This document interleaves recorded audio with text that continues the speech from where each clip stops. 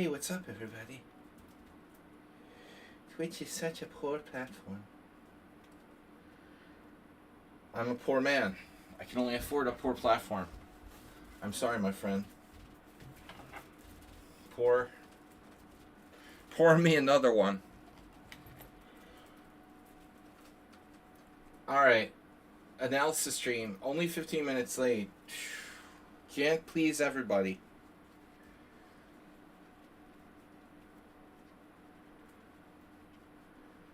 Acerbate. Wow. Congrats on being featured in Uber Driver's blog. No way. Feature. It's a bug. It's a bug, not a feature. Damn, my glasses don't fit. What the fuck?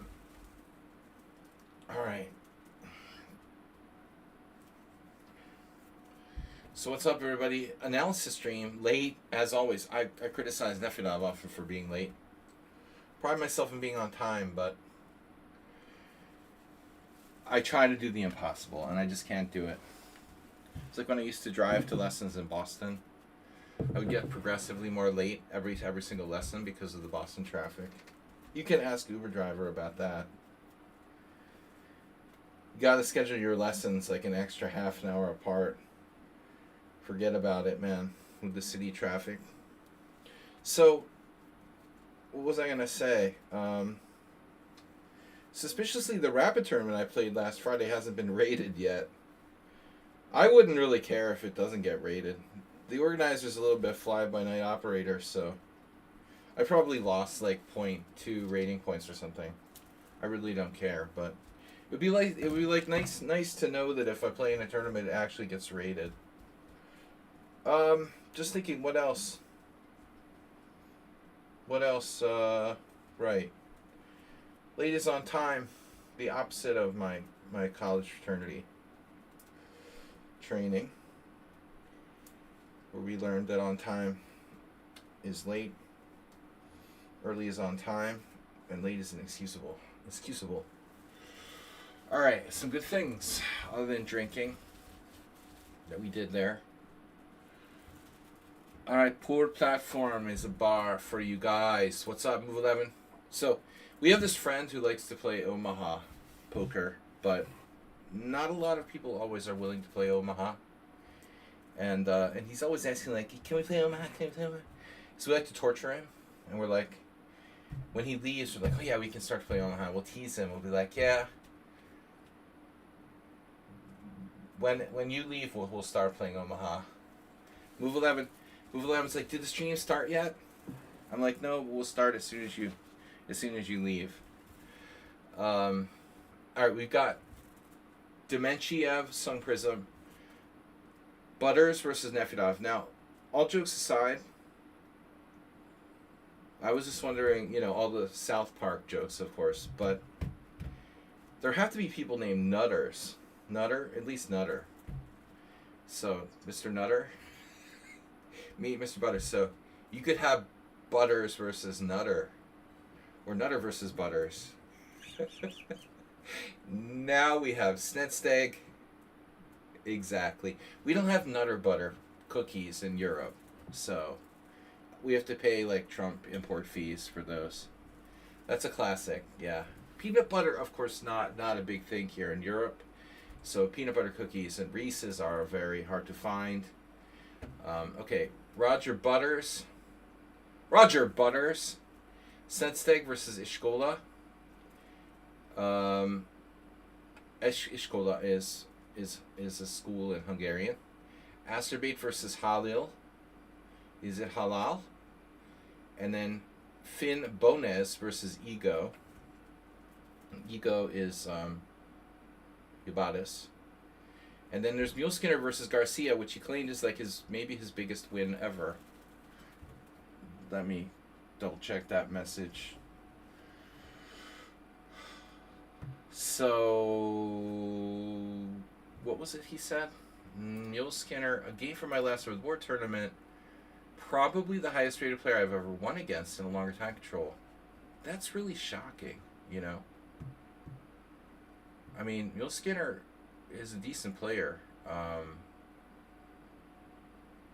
You know what, Mule Skinner, you're not playing in the right tournaments because with your skill set, I think you should occasionally knock off 2000s. The problem with Mule Skinner is that he's only playing people who are like 15, 16, 1700 all the time.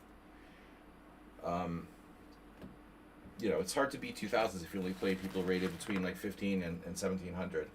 Usually they're kids. So, honestly, Mule Skinner should be able to occasionally knock off 2000s. But he's been this good for a while, so he's never got enough opportunity, I think. All right, so that's what we've got so far. 6 games for a serious analysis today. Now, good evening, gentlemen. The European Banking Championship is taking place now in Hungary. And I think like Henry Lee, who used to play on my stream from Ireland, Yellow Dragoon is like the highest seed, representing the Bank of England. It's like European Bankers League. Oddly, I think the tournament is in Budapest, which is like most disrespectful banks. I was just complaining about my bank yesterday, man. Hungarian banks are terrible. They shouldn't be allowed to play with other European banks in the same league. They charged me $8 yesterday in Hungarian forints. $8 worth of Hungarian forints to email me a copy of my bank statement. Now, this is criminal. Hungarian banks make Bank of America, which is awful. American, like shitty American banks, like Bank of America, Wells Fargo. The banks here that are left in Hungary are basically, they make them look good.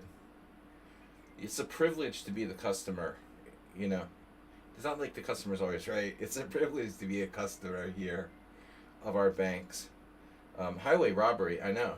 And it's like, to be a resident, I have to have a Hungarian bank account. I mean, I have to have a bank account with a bank that is registered here in Hungary, showing I have money. And it's just criminal. Like, there used to be some Western banks, like Citibank left 5-7 years ago. Orban, I'm sure, resolved that. We have some pseudo foreign banks, like Austrian ones, and the one that I have, which is connected to some Italian bank. But they're like pseudo foreign. They're sort of Hungarian subsidiaries of banks. There are no good private banks left here. Anyway, it's all good.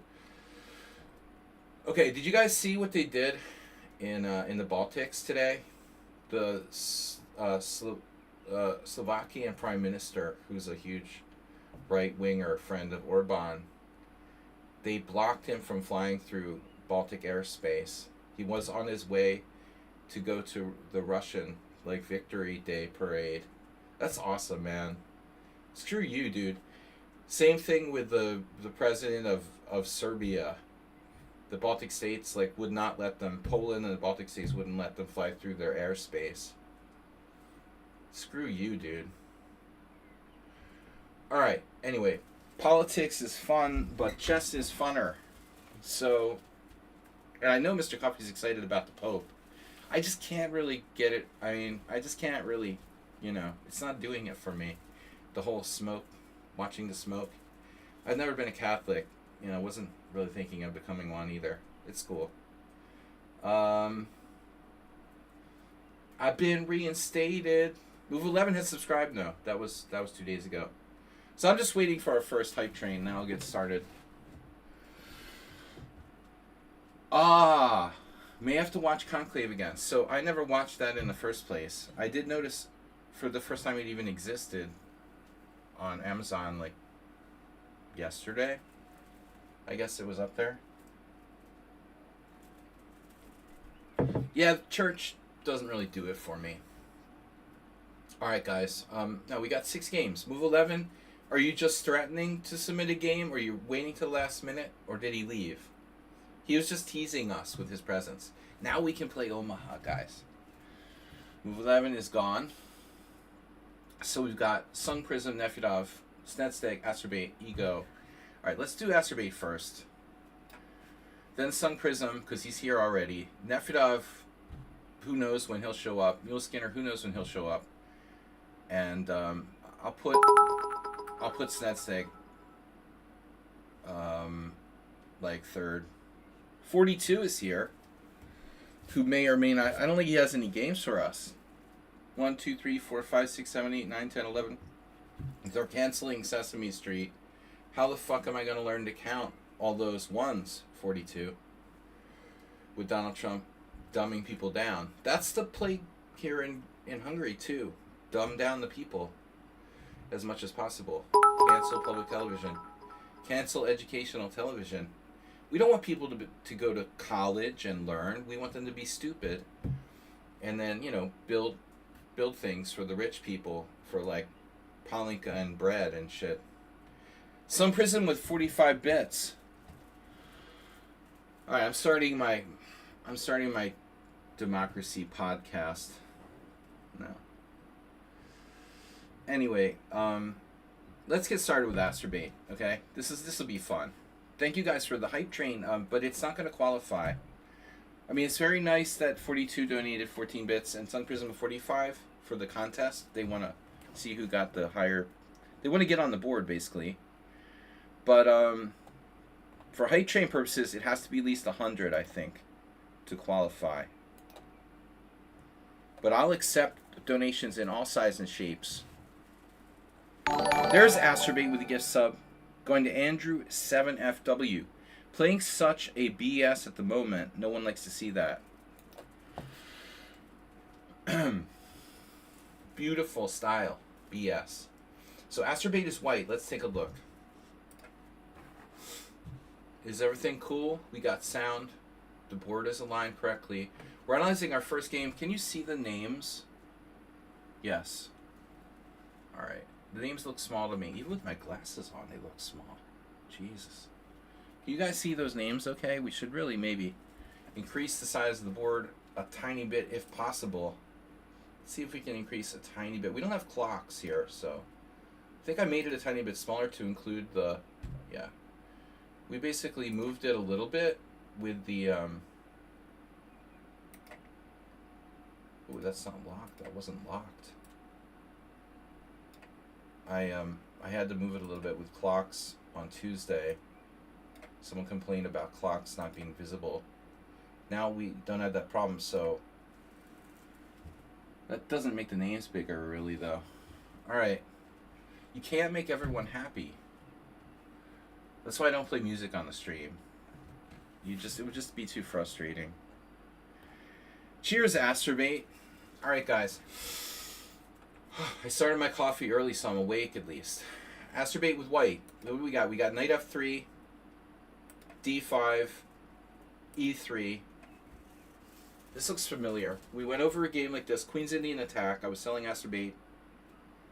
When I was a kid, I bought this RHM press book on the Queen's Indian by Andras Shadorian and Dori Yeno. And who would have thought I would have grown up and 30 plus years later I would be like playing on the same team with international master Dori Yeno in Budapest. It's weird how stuff like that happens. But Dorian called this the Queen's Indian attack. So we'll call it the Queen's Indian attack. Zucker turret opening is technically, I don't know, knight f3 on first move. That's totally arbitrary. All right. Anyway, knight f6, call Zucker turret. That's another thing. So knight f6 b3. Now we transpose to Nimzovich, and I'm reappreciating Nimzovich. I'm actually doing I'm doing some videos for chesslecture.com now, reevaluating or reanalyzing some Nimzovich games that maybe weren't his most famous. What a great player, though. So the hypermodern school of chess here, b3, and this move always frustrates me when I'm white. I hate the Slav in general, but c6 reinforcing d5, so it's like taking the steam out of c4 before it even hits you. It's so solid for black. So we're either going to see a Slav type setup with bishop f5, like a London, or maybe black will still play g6. That's what I would expect. Astrobate plays the most dynamic move, c4, hitting the center. Now, there are 4 possibilities, if not more, actually. a6 is 5. So you've got g6, bishop f5, bishop g4, and e6. Those are the main moves. I played against them all. Sometimes people have even played knight on bd7 against me, although I never really quite got that. So e6 semi-Slav. So we got a neo-semi-Slav, which I love playing with white. Astrobate plays knight to c3. This is the most dynamic move, putting maximum pressure on the center. The key here is that we haven't committed to d4, and so black can't just pretend it's just the normal semi-Slav necessarily. We haven't played d4, and we're not obliged to play d4 necessarily. It depends on what happens. So normally black now will play, like Rapport played against me, bishop d6. My win against Rapport, which all of you know, of course. Not. What else? Bishop e7, that was played against me in the World Senior 3 years ago by that Danish guy, where I g4'd him. Bishop d6, knight bd7. Knight bd7 is standard. Now black plays a6. This is a little bit unusual. So generally, if black was going to play a6, they would probably play it on the previous move before e6. Most people who play a6, they want to play a6, and they want to probably bring this bishop out to g4. So it's not common to see a6 with e6 necessarily, though I think it's not so bad. Now Astrobate reacted with the bad move. Black might oftentimes play b5. And, it's not easy to say how white should, deal with that. So, if you play d4, you're going to transpose straight up to an a6 Slav. The question is, what about other moves? Queen c2, bishop e2, bishop b2. Even a4 needs to be considered. a4 restricting b5. It's not a stupid idea, but it would dramatically weaken our b4 square. So what Astrobate did here with a3 is typical for him, but it doesn't really make tons of sense in this exact position. I mean, the only piece that's threatening to come to b4 here is the bishop, and if the bishop comes to b4, we really don't mind. If he wants to trade his dark square bishop for a knight on c3, that's fine by us. He has almost all of his pawns on white squares. So any kind of bishop e4 Nimzo type of thing is sort of illogical. Basically, I don't think you play the Nimzo with all your pawns on white squares. So Astrobate, I don't see any reason to play a6 here. He's not threatening knight a6, knight b4. He's not coming knight c6, knight b4. He's unlikely playing bishop e4, which leaves us with the conclusion as to why are you playing a3. Nefirov with 5 gifted subs. 2, Amy Michelle, the atheologist, anonymous player. Nice to see you, anonymous. The anonymous, Reno 72, and Jim Lingu 02. So interesting stuff here. Anatoly Karpov with white against Marie Sivak.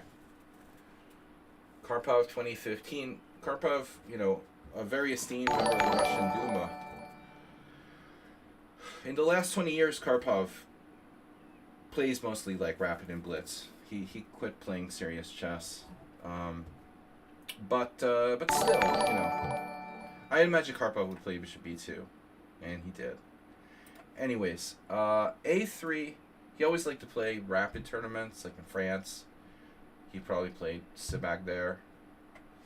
So a3, a waste of time. Not a terrible move. Now b5. Now the good thing about a3, Astrobate, is that you took a little bit of, you took away one of black's options to play b4, kicking your knight off of c3.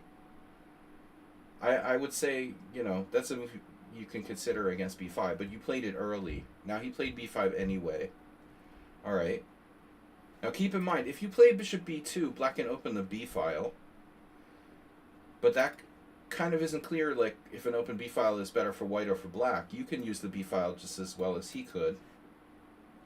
So I would anticipate bishop b2 anyway, and perhaps queen c2 for you. But instead you played this. Guys, thanks for the gift subs from Nevyov. Now we're close to a hype train. Only 4 more donations necessary. Alright, we got a gift sub, a sub, or 100 bits or more.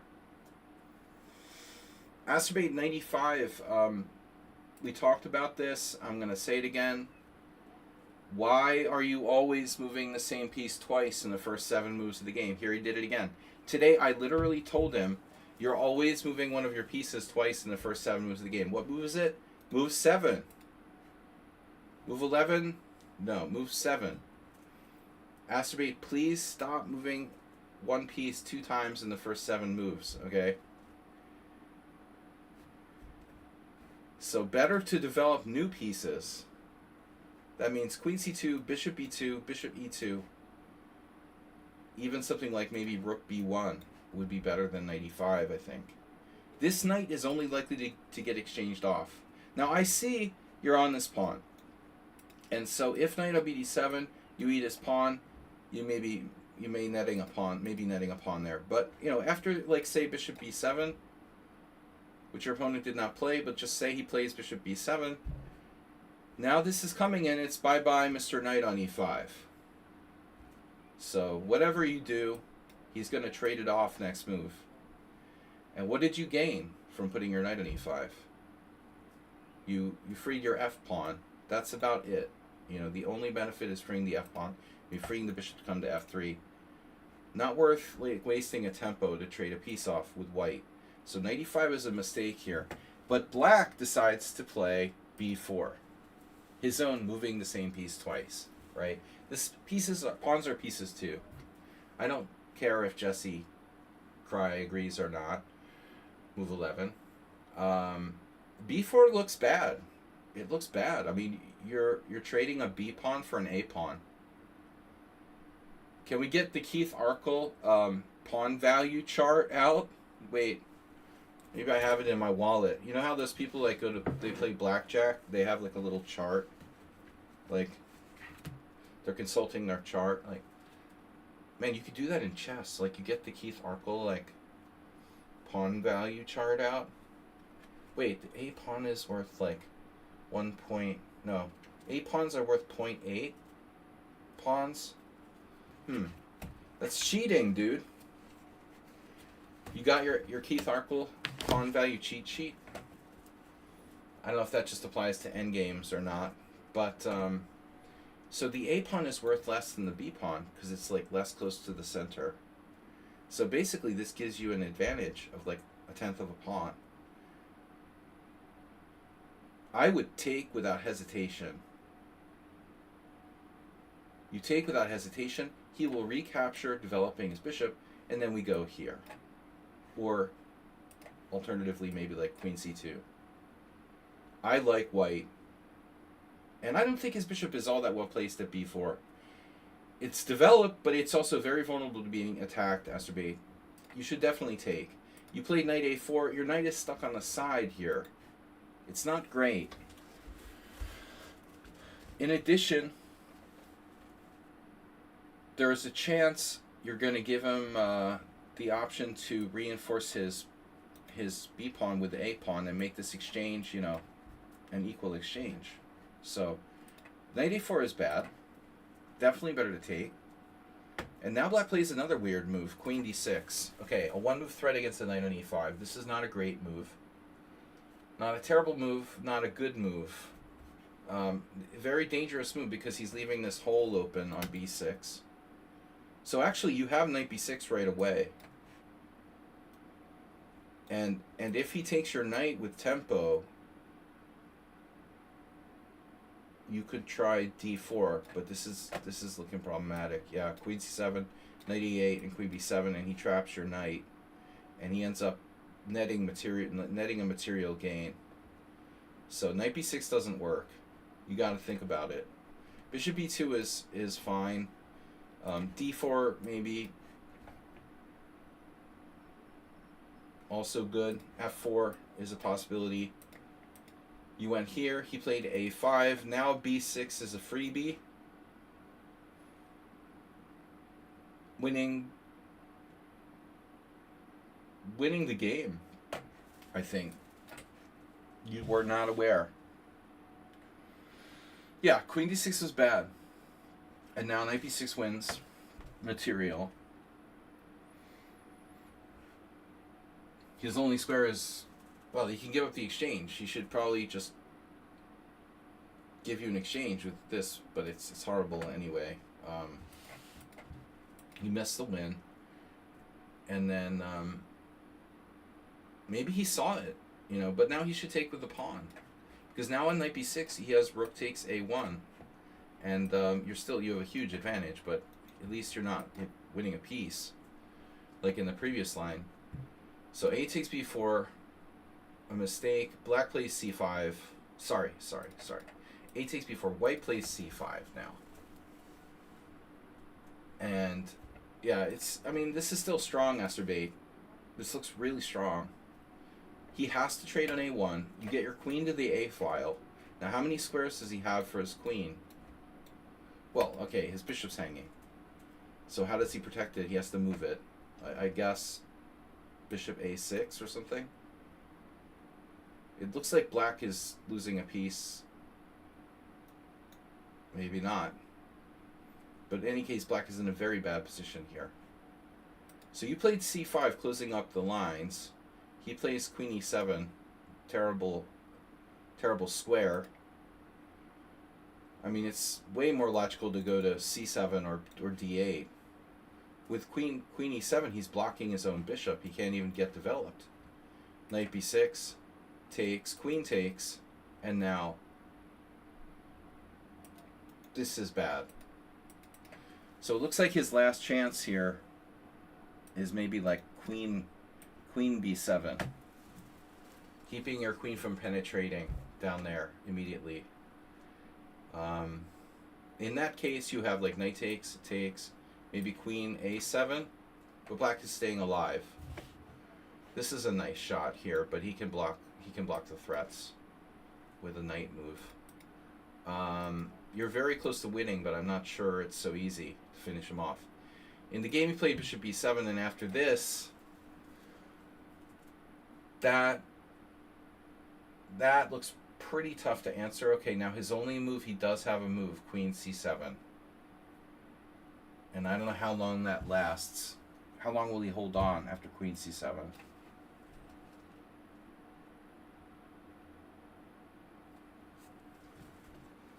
You have some pretty nasty threats here.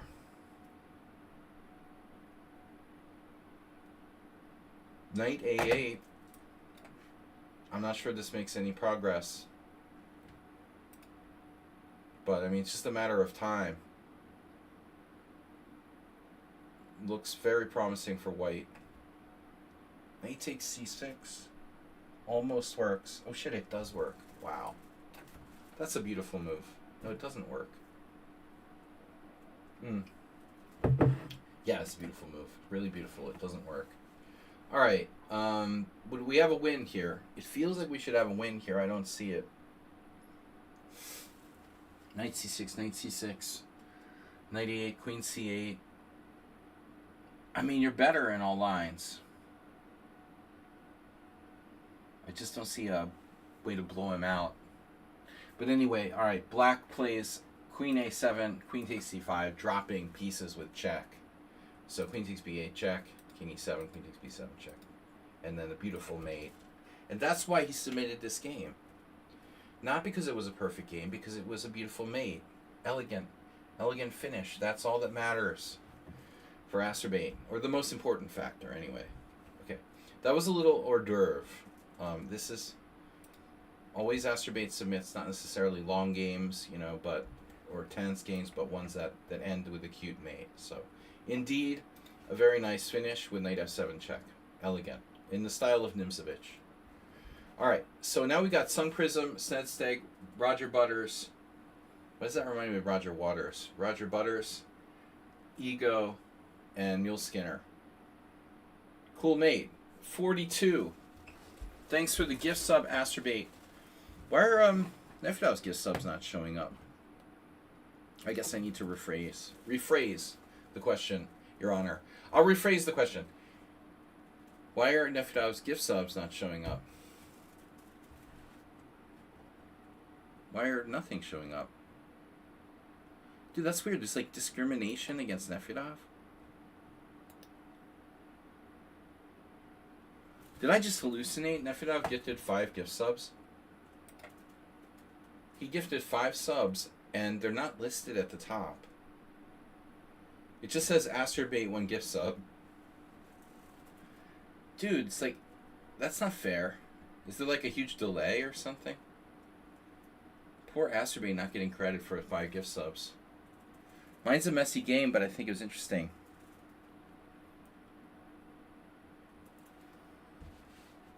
I don't know why it doesn't update the 5 gift subs from Nefdov. Weird. Maybe it's just really slow.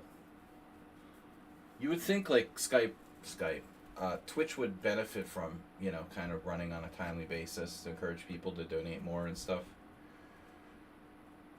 Nefdov's gift subs just disappeared. Alright, Sun Prism's up next. So we're black. He's black. It's the French defense. Yikes. Alright, e4. Yeah, French defense is always one of those openings that I kind of wanted to try, but I never really...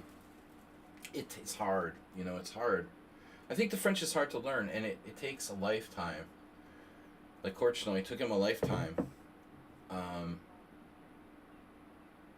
It's not as bad as the Dutch. Like Asterbait started trying to play the Dutch. French and Dutch are both hard to learn. Alright, anyway. So, takes a commitment to learn the French. Anyway, d5, knight c3, knight f6. I think this is much more stable than the winnower. I mean, it seems like if you want more complications, then you should play bishop b4. You know, if you want a solid game, then knight f6 is better. You know, I don't like the Rubinstein at all. So knight f6, probably best practical choice. e5, knight here. You know, very rarely I've seen games where people played knight e4. It's some sort of dubious sideline. Knight fd7, and then, okay, so this is the classical variation, f4. Classical Steinitz. So classical is knight f6. This is Steinitz. Okay, f4, correct. And then black usually plays c5. You know, there's really nothing else. It's funny though how little room there is for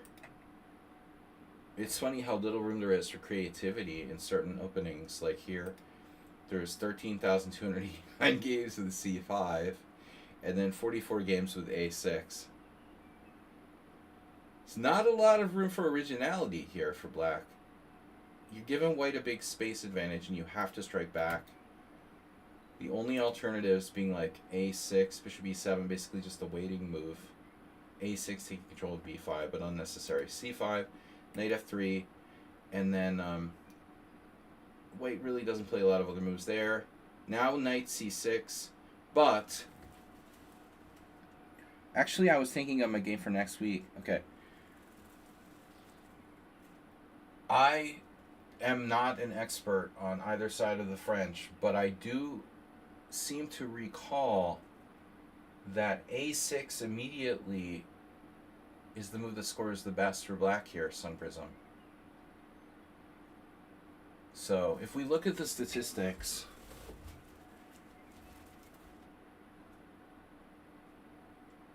it's a tie between a6 and queen b6. Okay, queen b6, I know nothing about that. But normally, you know, black's doing like knight c6 followed by a6. This is the kind of standard way, modern way of playing it. You're playing knight c6 followed by a6 and usually b5. But I noticed that there are players who will play a6 immediately. There shouldn't be a problem with that, right? Like, because you're going to do knight c6, a6, b5 anyway. Is there a disadvantage in playing a6 first? I mean, maybe white plays knight e2. Anyway, white can play knight e2. Like, on knight c6, knight e2 is the major, like, second major variation for white. So just something to think about. I don't know, but I mean, I know some strong players will do a6 first. Maybe it's a thought to kind of take players a little bit out of their normal move order. You don't have to commit to knight c6 immediately. I'm not a huge fan of bishop e7, but it's a move apparently. Here, knight c6, main line, and then you played c takes d4. So this is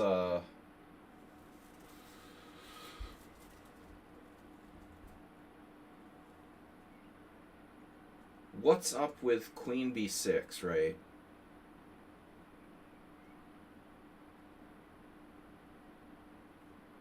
Queen b6 is the poison pawn variation. Someone mentioned poison pawn variation. I never played the classical French for black. This, though, this is a line, knight a4, queen a5 check. So this line is not considered... Yeah, this is the old line. Okay, this is the old line.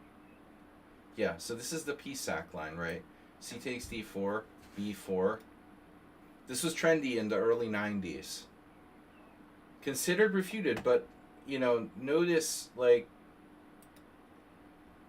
Duda.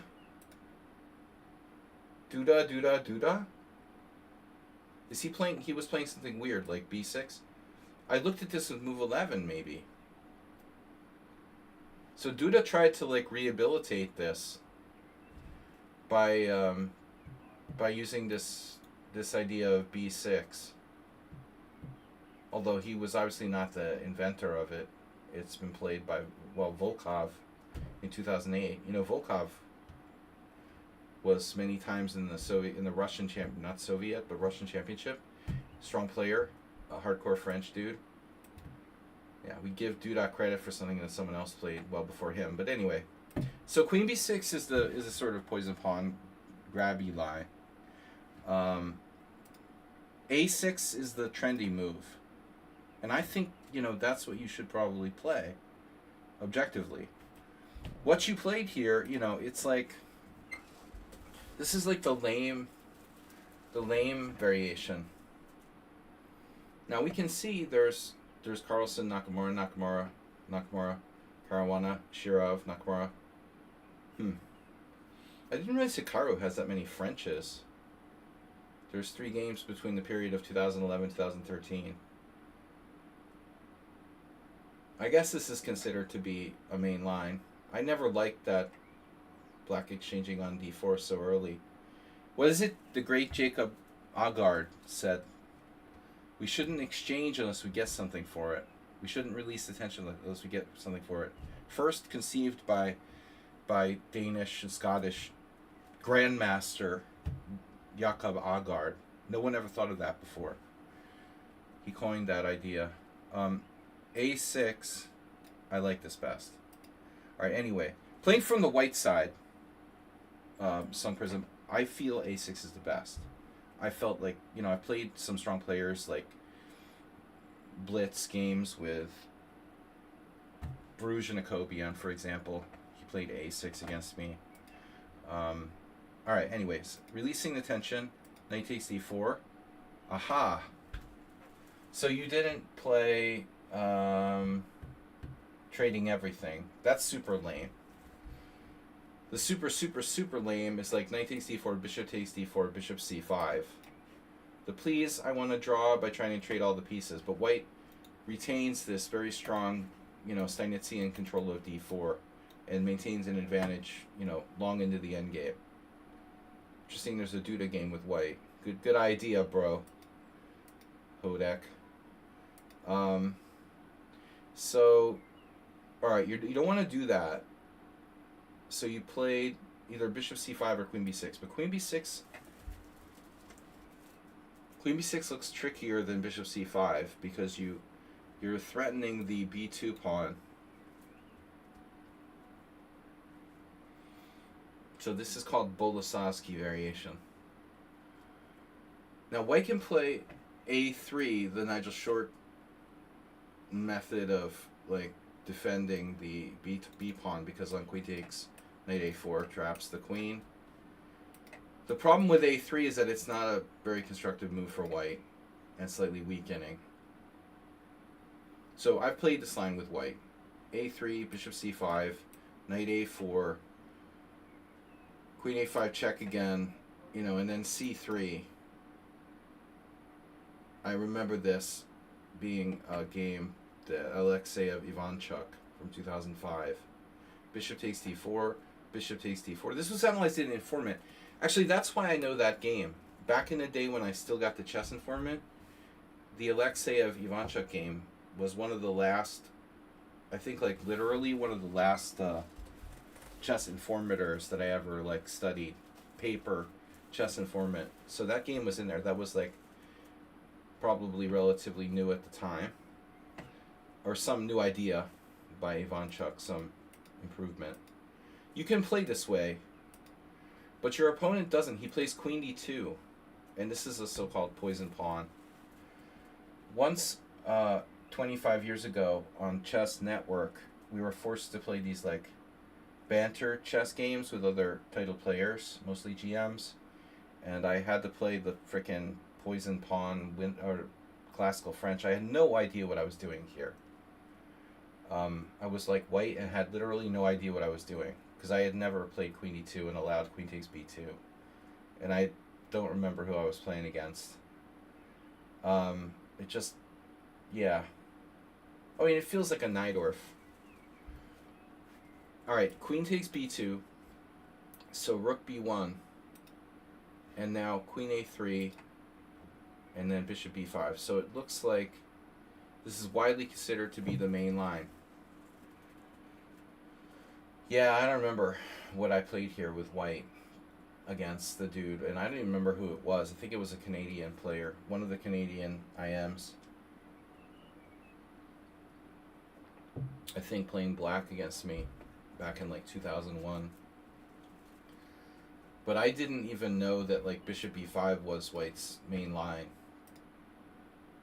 Not a lot of people play this line with black, and I'm not really an e4 player anyway.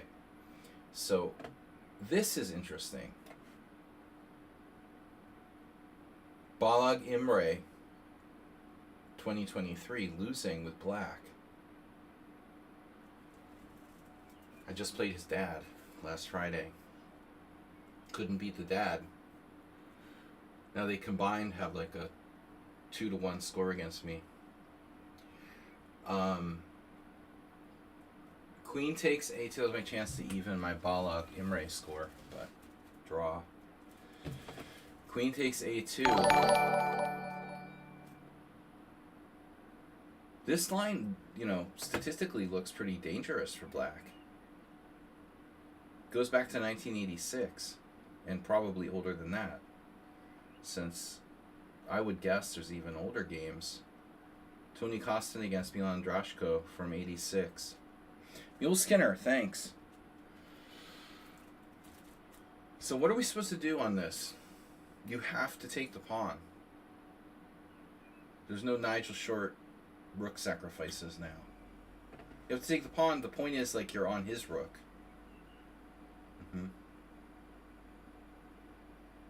So what's the computer say? It's zeros. It's zeros. Rook b3.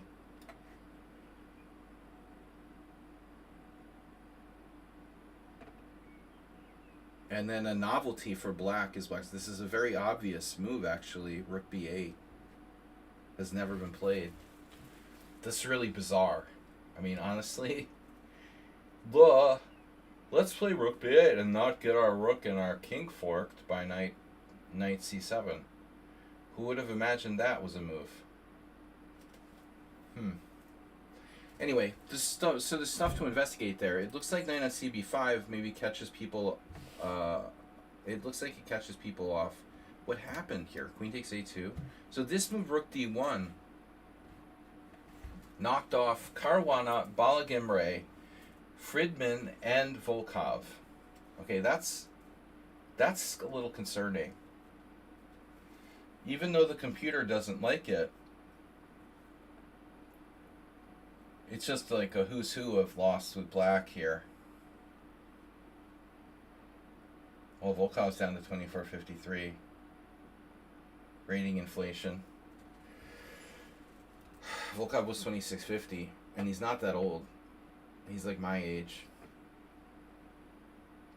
Well, he was probably even higher than 26.50.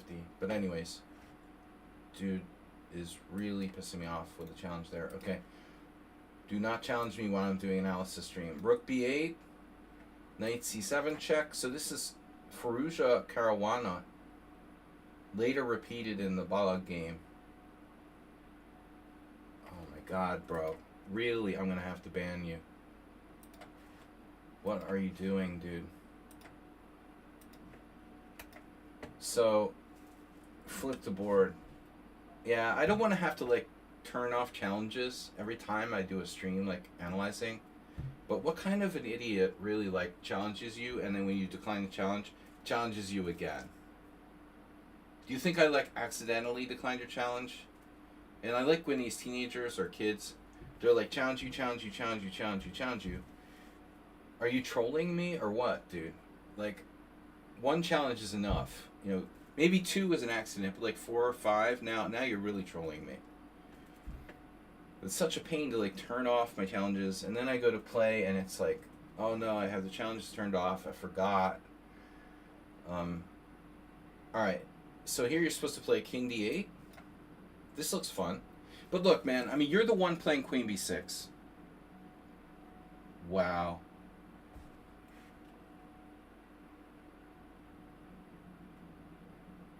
That's impossible. That's a different player. You guys see that? In the upper right hand corner, I got another challenge. Another player to ban.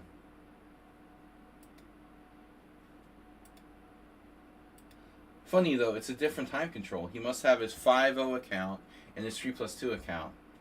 And he challenged me on the other one. What a jerk. Okay. So, you know what, Sun Prism? This is a dangerous line. But it's dangerous for both sides. Very interesting. Alright, anyway, we're way afield. So, you know, he played the main line. If you're going to play queen b6, grab pawns on b2, you've got to know what you're doing. Anyway, the opponent didn't go into that knight b5. Looks like the rook d1 is a new idea. Relatively new. Okay, now knight takes d4, bishop takes d4. I remembered this a little bit. a6, here, and now here. So what's wrong with queen a5? Okay, the point is, like, bishop takes d7 check. But I just want to check this. Because, you know, you should not take anything for granted. Queen a5 would allow our queen to come to c7. The problem is bishop takes d7 check. Bishop takes d7. Oh shit. George. My old friend George lost. Jorge. Lost in 1995. Oh my god. Wow. Bishop e6. Oh, that's a disaster. Probably an online blitz game or something. He wouldn't have let that happen over the board. Jorge was a great blitz player. It had to have happened in a blitz game. But what I was wondering was, if queen a5, yeah, your queen gets trapped. Alright, answer is that question. So you have to come back to e7. And now bishop takes d7 check looks like it's a mistake. So you take with the queen. Your queen's never getting trapped. How's your development doing? You may have to sit down. Well, you shouldn't be playing this variation if you don't want to sit down and learn theory. This is clearly extremely theoretical. You're behind in development in a dangerous position, grabbing a pawn with your king in the center. Maybe you can win, but you better know what you're doing. You need to contact Twitch or something. No actual gift subs were made.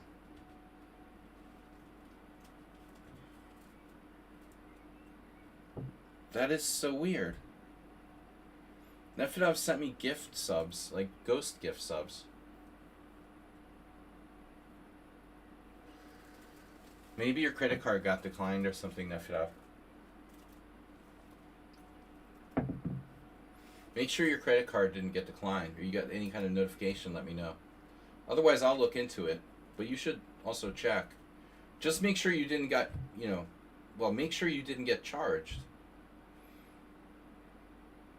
Or can you tell if you got charged? We should both make sure. But I appreciate it's the thought that counts, Pavel. Of course they appeared in the chat. They appeared in my my Streamlabs. You have a very good credit rating. And you was charged. Oof.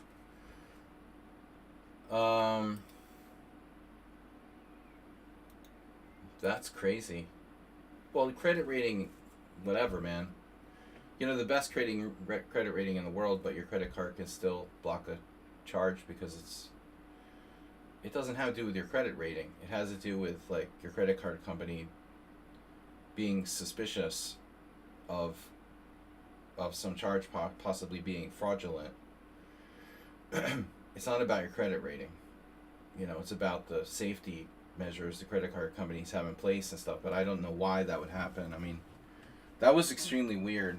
It was there and then it was gone. We will investigate. So bishop takes d7 check. Bad move. White's supposed to play bishop a4, apparently. And so now we follow these games. Actually, original game, Topalov Nakamura, 2011. Black could play b5. You're begging for a piece sacrifice. Wow, Hikaru lost like this against Nakamura. Very dangerous. So obviously, if b5 is not a threat, then bishop a4 is a good move. Your opponent didn't know that, so he plays bishop d7. But this gives away all of White's initiative. The young Abdumalik played it. Bishop takes d7. Okay, so the idea is White sees... What is the idea of it, actually? Okay, I'm a little confused now, if I'm going to be perfectly honest. Both players here played bishop takes d7. What do you think? a4, a5? Streamlabs is always under investigation, but it's not about Streamlabs. I mean, these are Twitch donations. These were live donations on Twitch. Nefedov has been flagged as a terrorist organization, apparently. Bishop takes d7. Queen takes d7. So why isn't this an option for black? Getting out of the way of our bishop to develop, stopping knight a4. The only thing I can think of is that maybe white plays like a4, trying to play a5 or something. I mean, what's the problem with queen takes? What am I missing here? I mean, it may be that bishop takes is okay, but damn. So that transposes back into the other variation somehow. But can someone explain to me why this is bad? I mean, it's going to take us time to get our bishop out, but we also have b5. What can white do? Like queen e3, bishop c5. We have queen c6. Okay, rook b6 there, maybe. It still looks playable. Yeah, dude. It's actually the best move. So how weird is that? Like, queen takes d7 is the best move, yet random 2200s played the wrong move. So why? I blame Chessable. Now, what the coincidence is? Look, this is the better move according to Stockfish, and also logic, in my opinion.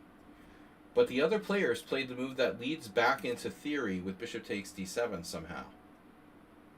So, like, they only remembered the theoretical variation. They can't think for themselves. This is better. It makes complete sense. Of course I would play queen takes. And you're fine after that. Why did you take with the bishop? The same thing? Like you remembered it as something?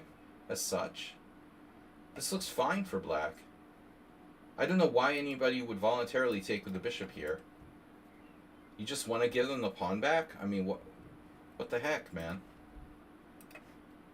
It doesn't even make sense.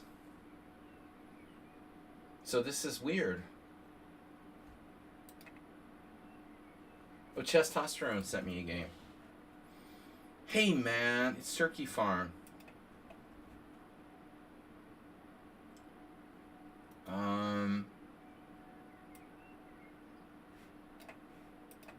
Will analysis board work? Yeah. Hey, Turkey Farm. Can anyone not donate 5 gift subs? You know what it is? I figured out what it is. Nephiudob's always late. It's not that his gift subs didn't go through, they're just late. Alright. Let's go back. So, Sun Prism, I think it's funny that you took with the bishop. With the tournament players, and you're like, oh, I should sit down and learn some theory. Why would you take with the bishop? Or maybe the better way of phrasing the question is, why wouldn't you take with the queen? Everything's better about taking with the queen. You free up your dark square bishop. You can castle kingside with bishop e7, castle kingside. Okay, if I wasn't losing my b7 pawn, I wouldn't mind taking with the bishop. But that's weird, man. Queen takes is better. You and the other 2 players didn't do it. And now white transposes back to theory with rook takes b7. So is it chessable? Are you guilty of like memorizing chessable lines? Now queen d8, 117 moves where this position has been played. 117 games. Oh my god, they're all draws, dude. Castles, queen c8. So structurally black is a little better. You're obviously behind in development. You have a solid bad bishop here.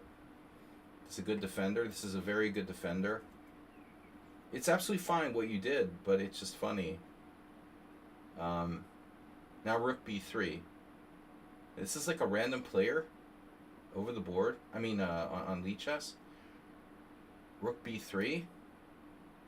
And now bishop c5. And this is controversial because you're trading a good bishop for a bad bishop. Well, active bad bishop on d4. But you have the better structure. And I can't underestimate, how strong this pawn is on d5.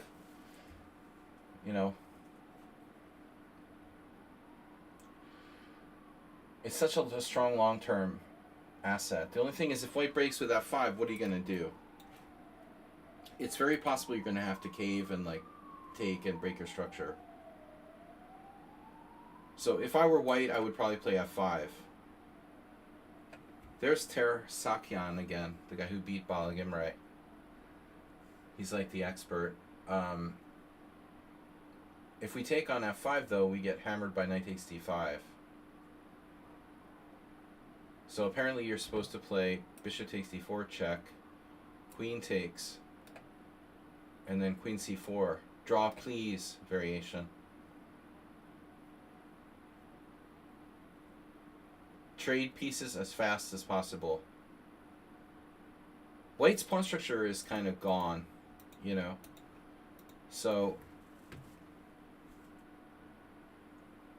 it's not clear that the knight is almost that much better than the bishop, because the structure is not fixed anymore. He doesn't have d4 e5 pawns, or he doesn't have a total lockdown on these squares for long. Your bishop on d7 isn't necessarily going to be bad. as more pawns start to evaporate from the position. So that seems best. Bishop c5, and now white with the TN here, king h1. Slow but very logical move. So you trade, and then according to theory, you're supposed to go queen c4 and offer a draw. No, I mean according to the history of this variation, that's the idea. So you did trade, but you didn't play queen c4. Okay, fine. The only thing is f5, you're going to have to react quickly. Good thing about queen c4 is it also reinforces d5. It hits his rook on f1. It threatens a trade of queens. Trade of queens is probably okay for you. Trade of queens is okay for you. Okay, you've got to watch this, but look at his pawn structure. I suppose you're going to have to sacrifice the c4 pawn. For example, rook b4. What's a disaster? This gets in here, and we're worse. So I think your priority here is just not to let the knight get to e4. So you have two moves. Bishop b5, inducing a4, or just like bishop c6 directly. At least two moves. You should be fine here. My computer doesn't like either of my two moves. Alright. It wants to go another way. How bad is this? Bishop c6, rook takes c4. Ah, that's the point. So bishop c6, rook d1 is better. And now he's getting in here. He doesn't have to rush to take the pawn. So it looks like what you have to do is castle. That's what you did. How did you know that? Not to play queen c4. And now f5, and now queen c4 is good. That's good to remember. So the queen c4 isn't so good until he plays f5.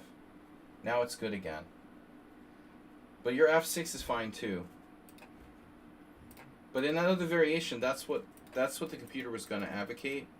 After bishop takes d4, queen takes d4. If you don't play queen c4, you can castle. And the plan is f6. Which is fine. You know, it's a very standard plan.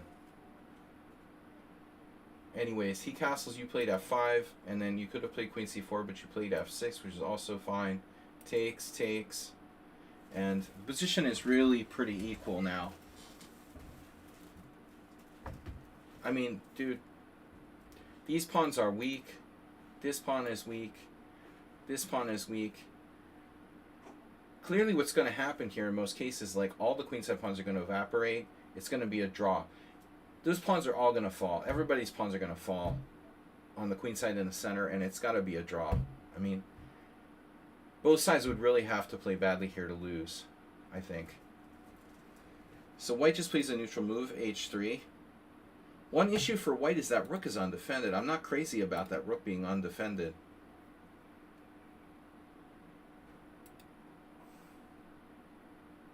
Maybe he couldn't move the rook because you're threatening rook takes f5. Like, he could move the rook like this. That's a move, right? We're all afraid of ghosts on the back rank. Ooh, the ghost is going to checkmate you on the back rank. Ooh, queen c1. Yeah, well, ghosts aren't real. There's no back rank mate. The problem with his move is at least his rook's still unprotected, so he still can't release the tension here. Now you played queen c4. So he takes. He goes there, because I expected like rook b4. And then, yeah, you played the weird bishop e5. Not so weird, but I mean, he has a4. Oh, you didn't play bishop e5. Alright, I played the weird bishop e5. No, okay. This is logical. You could play bishop e5, and it's probably a draw, but don't give him a4 for free. So this is fine. Now your bishop's clearly better than his knight. And you're threatening pawn takes f5. Whoops. We have a problem here. That's not good, dude. What he just did is not good. So, he doesn't have to trade queens. Maybe he can avoid trading queens somehow. But, yeah, it looks like the last move, the h3, was really a big problem. So, take, rook b4. Now what do you do?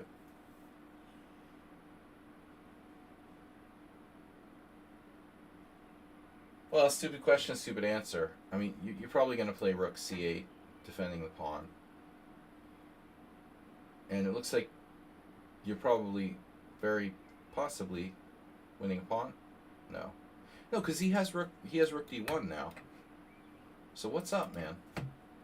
Maybe you should just take the pawn. You'll just have to take the pawn. You do have to watch knight d5. So, like, okay, rook f5, pawn f5, rook takes c4 now. Who's better? Only black can be better. With a better structure and bishop versus knight. It's probably still a draw, but white's going to have to defend really well. Yeah, that's amazing how bad h3 was. So rook b7, bishop c6, and now he's like losing his f-pawn for nothing. Jeez. That's not good. Rook f4.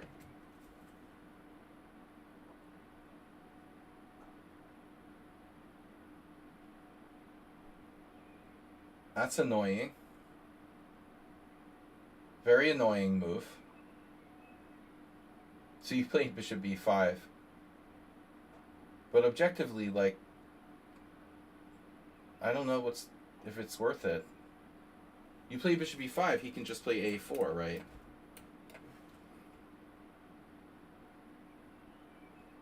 This doesn't really do anything. So, what should you do?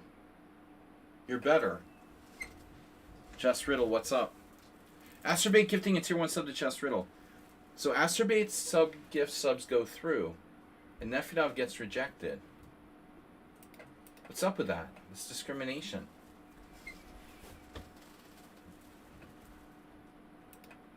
It's just some kind of weird... It must have been some kind of weird transaction thing, Nefedov. Just send me another 5. Just send me another 5. And we'll see if it works.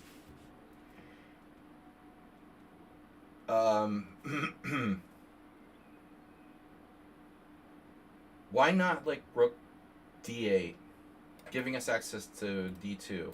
Whoops. Whoa, what happened here? Giving us access to d2. Okay, so rook d8, rook takes c4, and then the wonderful world of rook d6. What else? You have f4, f3. He is better. Winning, maybe not. You're better. Unfortunately, it's not that much. So this is funny. White, like, didn't see a4 or something, first off. He goes knight d5. Maybe knight d5 is fine, actually. You played rook d6. I mean, it's more dangerous than playing a4, going after the c-pawn. So he plays rook takes, and then rook d8. Objectively, it's a draw. And now knight e7 check. Only move. So, okay. What did he gain? He got his pawn back, but now he has no back rank threats. His knight has no squares to move to. Literally. Check it out. Okay, he has d5. White's best move. Knight d5 fails to g6. Or is that a perpetual? Can I play this? Oh, man. That's nasty.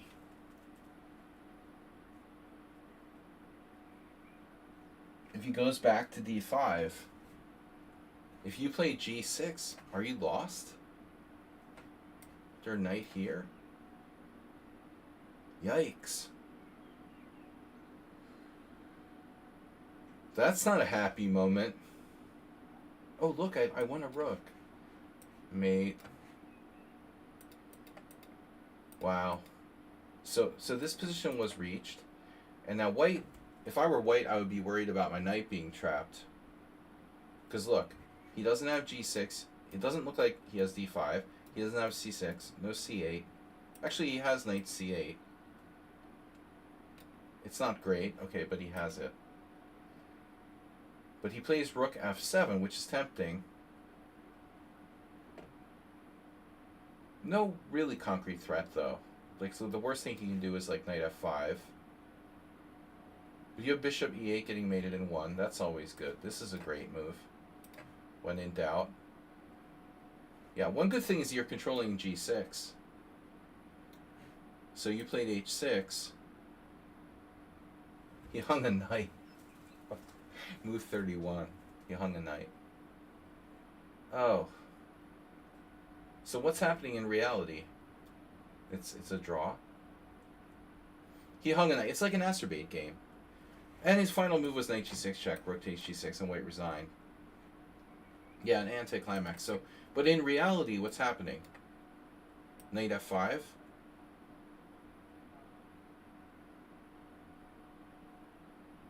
Bro, this sucks because rook f6 is mate. Here. That's not mate. What am I talking about? Rook f6, you have that.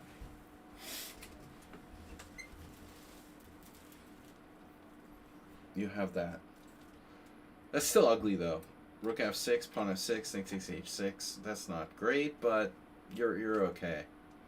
You're not getting you know, Arabian mated. You're probably better here. You're not better. Oh my god, you are getting Arabian mated. Shit. He has knight g4, knight f6. Damn, you're losing this position. Wow. So do you have a defense? Okay. Rook f6 doesn't work. Rook g6 doesn't work. So the computer says, yeah, you had this. Yeah, very anticlimactic.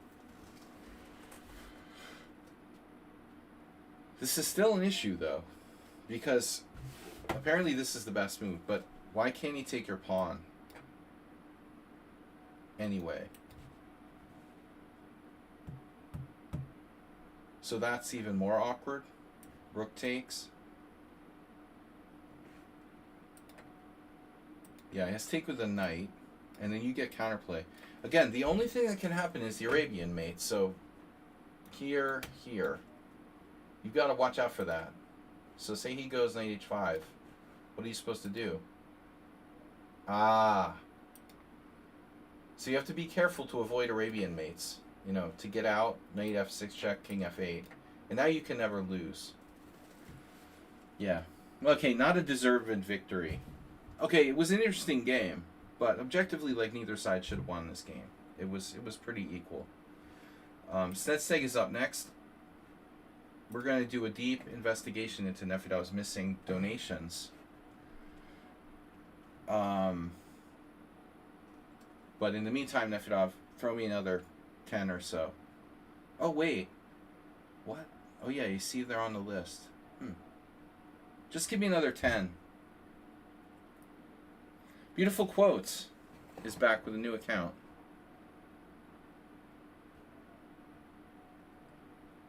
Are you trolling me? Mr. Coffee's following. Mr. I'm not Catholic.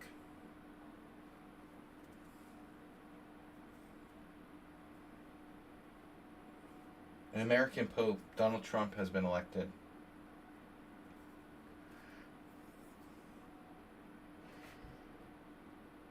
All right. So we've got SLADGIE against Escola.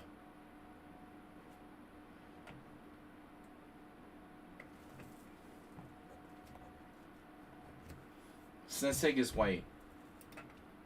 Yeah, another French, as you said. But this one's a winnower. Okay, d4, d5, knight c3, bishop b4. So SLADGIE, is this OTB? Why is your Game not in my messages. Here, game submitted. Yeah, Swedish District League, which I assume is live. Right. It's not Memorex. Swedish District League. Oh, weird. There's a voice chat option in. Is that always there?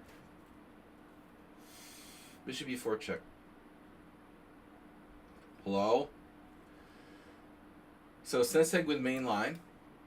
Black plays c5, also main line, a3. And now the old classical main line, bishop takes c3. Because people play bishop a5, you know. This is considered bad. Although I think that Yul Skinner is guilty of having played this against me at some point in the distant past. Bishop a5 too. Bishop a5 seems to be okay. C takes d4 is not. This is main line. Takes. And now black has, you know, different moves. So knight e7 is the main line. Botvinnik like queen c7. Queen c7 has the highest winning percentage for both sides. Whenever black plays queen c7, you know, there's the idea of like defending the g7 pawn laterally. Not just Botvinnik, I mean, or Botvinnik. Sorry, Nefedov. I know how sensitive you are about my Russian pronunciation. Botvinnik. So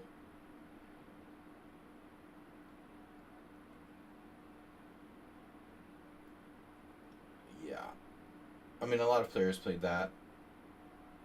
There's also queen a5, where black sometimes places the queen on like a4. Alright, so Yul Skinner has switched to the classical. Well, I think your best bet is to play both and keep people off. You don't want, you know, those 1,500 Spanish kids to like know what's coming. Never say never. Like you said, I just play knight f6. You should play both. I think the bishop a5 was okay. You know, never give it up completely. Keep it in the, you know, as a backup. You don't want to be completely predictable. Nefedov with the Schliemann, there's like 12-year-olds in the local league who now know like 35 moves of Schliemann theory because Nefedov plays that. Got to be careful. But anyway, okay, knight e7, and now, as you guys know, there's queen g4, a4, quiet move knight f3, and then the modern sort of h4. So we have here, you know, 4 major variations. I've always been more of a knight f3, a4 player. h4 is the newer line, and queen g4 is the sharpest, and it takes... The problem is, Chess Riddler, that, you know, you have to spend a lot of time on this. You know, probably takes lifetimes to learn the theory of queen g4. So, I never had, you know, enough time to study that, as I'm not really an e4 player. Knight f3 is more positional. Queen a5, bishop d2, and there's also, you know, there's also queen d2 that Smyslov famously played. No, it wasn't Smyslov. It was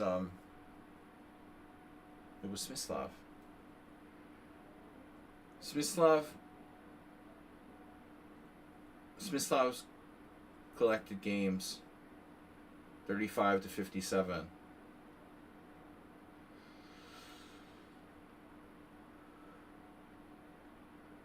Yul Skinner, I mean, the theory of those lines is so complex, like, I don't even know, you know. I wouldn't even dare to play it with white, because black has to know exactly what they're doing. If they didn't, they wouldn't be playing this opening, hopefully. Black has to know even more than white, but white has to know what he's doing too. No, queen d2 is considered quiet. You know, bishop d2 is more aggressive. I am very surprised here, though, that black has a plus score. Now he doesn't.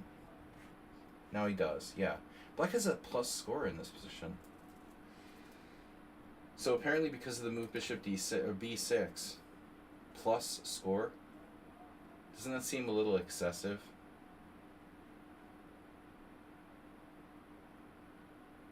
Black has a plus score. All these games start like white losing at the lower games. Alex Dunn lost in the World Open to Julio Astos.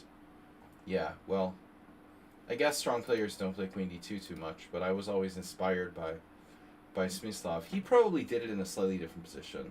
You know, I think when Smyslov played it, it was like Knight C6, A4, Queen A5, Queen D2. See, this is very slightly different. Now it's better than in the other variation. What's the difference, really?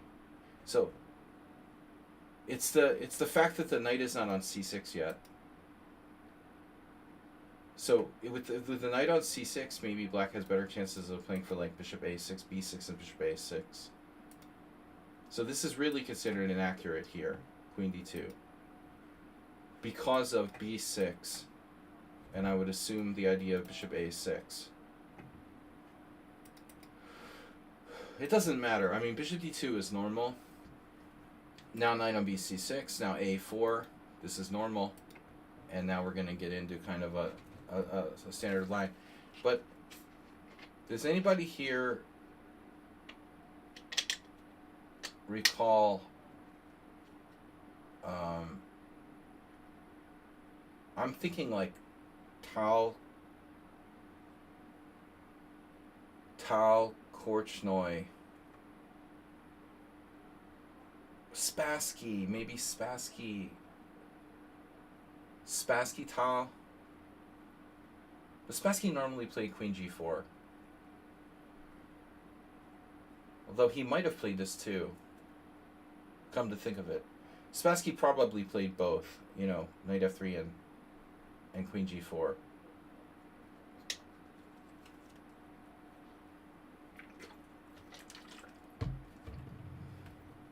But I just remember, like Spassky taking on c5, which is, it's, let's say on the next move, bishop d7.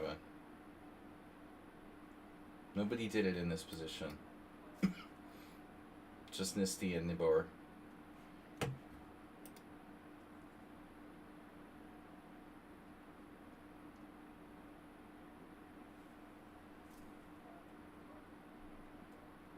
Maybe a move later. Let's say like bishop e2, f6. We play c4. Okay, what about queen c7? Still, there's no examples of taking on c5. The thing about taking on c5, while it seems like a bad idea, it might not be such a bad idea in all positions, because the bishops really kind of open up. I don't remember the exact position where Spassky did it, and I don't remember if it was against Tal.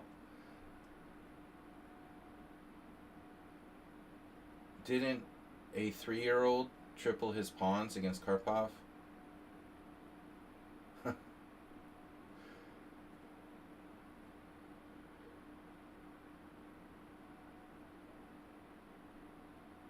Spassky Korchnoi is the top game in the list right now. So let's see how that went.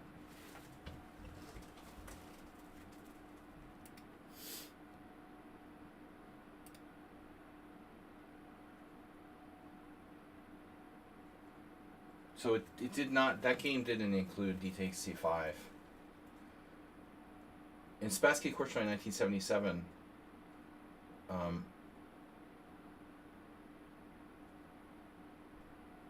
this was candidates match for the World Championship. f6, c4, queen c7, e takes f6, g takes f6, cd5, knight e5. So that's, yeah, now there's some games with d takes c5, but it's Leon Letterman versus Korchnoi 1978. That dude was playing in the World Senior 65 plus. No, different position I was thinking of. But I just want everyone to understand, okay, general principle here. Of course, we're looking for c4 with the queen on a5. But there are positions where white will anti-positionally take on c5 to just kind of generally open up the two bishops. Anyway, this is a mainline position, a4. Black plays bishop d7, and now you played c4. So it looks like this move is rarely played. And there's Faro do Shandor versus Eric Cook. They're here right now at the recent tournament for Saturday, April. So 2000. Yeah. But it looks like c4 is incorrect. You're not supposed to play it that early. It's probably okay. So I keep thinking this is Muleskinner's game. It's not. It's Nesteg against Eshkola. So c4 is early. It's a logical move.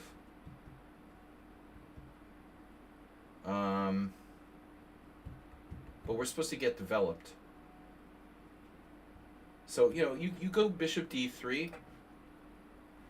By the way, you can do this. And if c4, it's fine. You go back. Smyslov even had a game where he went back to f1 and then redeployed the bishop out to h3. And like, just to emphasize, for example, there's Emanuel Berg versus Akison from Swedish Championship 2004. By the way, Emanuel Berg is a French player. Just saying. He would understand how to play with white, but it still looks like bishop e2 is kind of the standard move. Don't be afraid of c4 necessarily, is all I'm saying.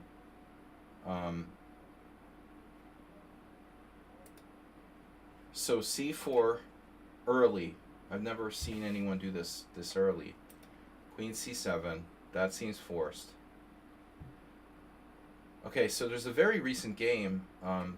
The Dutch girl, Eline Roberts, lost to a low-rated player in 2024. And Eric Cook, who's a longtime Winnower player, he wasn't a very strong player, but he did beat me at least twice. Cookie Monster lost against Faro do Shandor with black here. I don't think there's anything better than queen c7.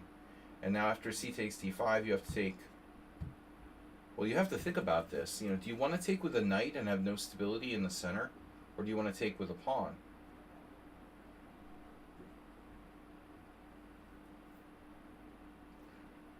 I'm kind of like leaning toward taking with the pawn. 3 out of 4 moms took with the knight, but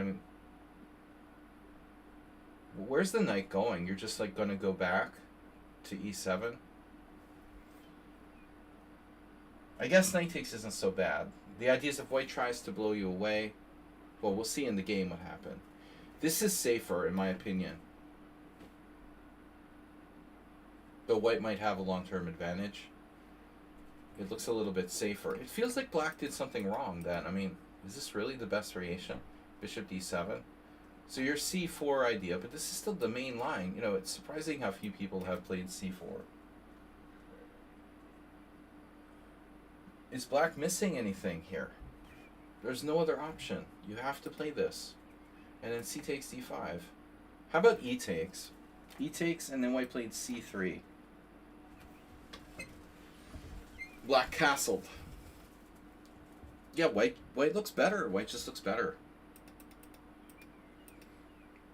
It begs the question, like, how bad is Snetseg's move? If c4 is good, then why don't more people play it?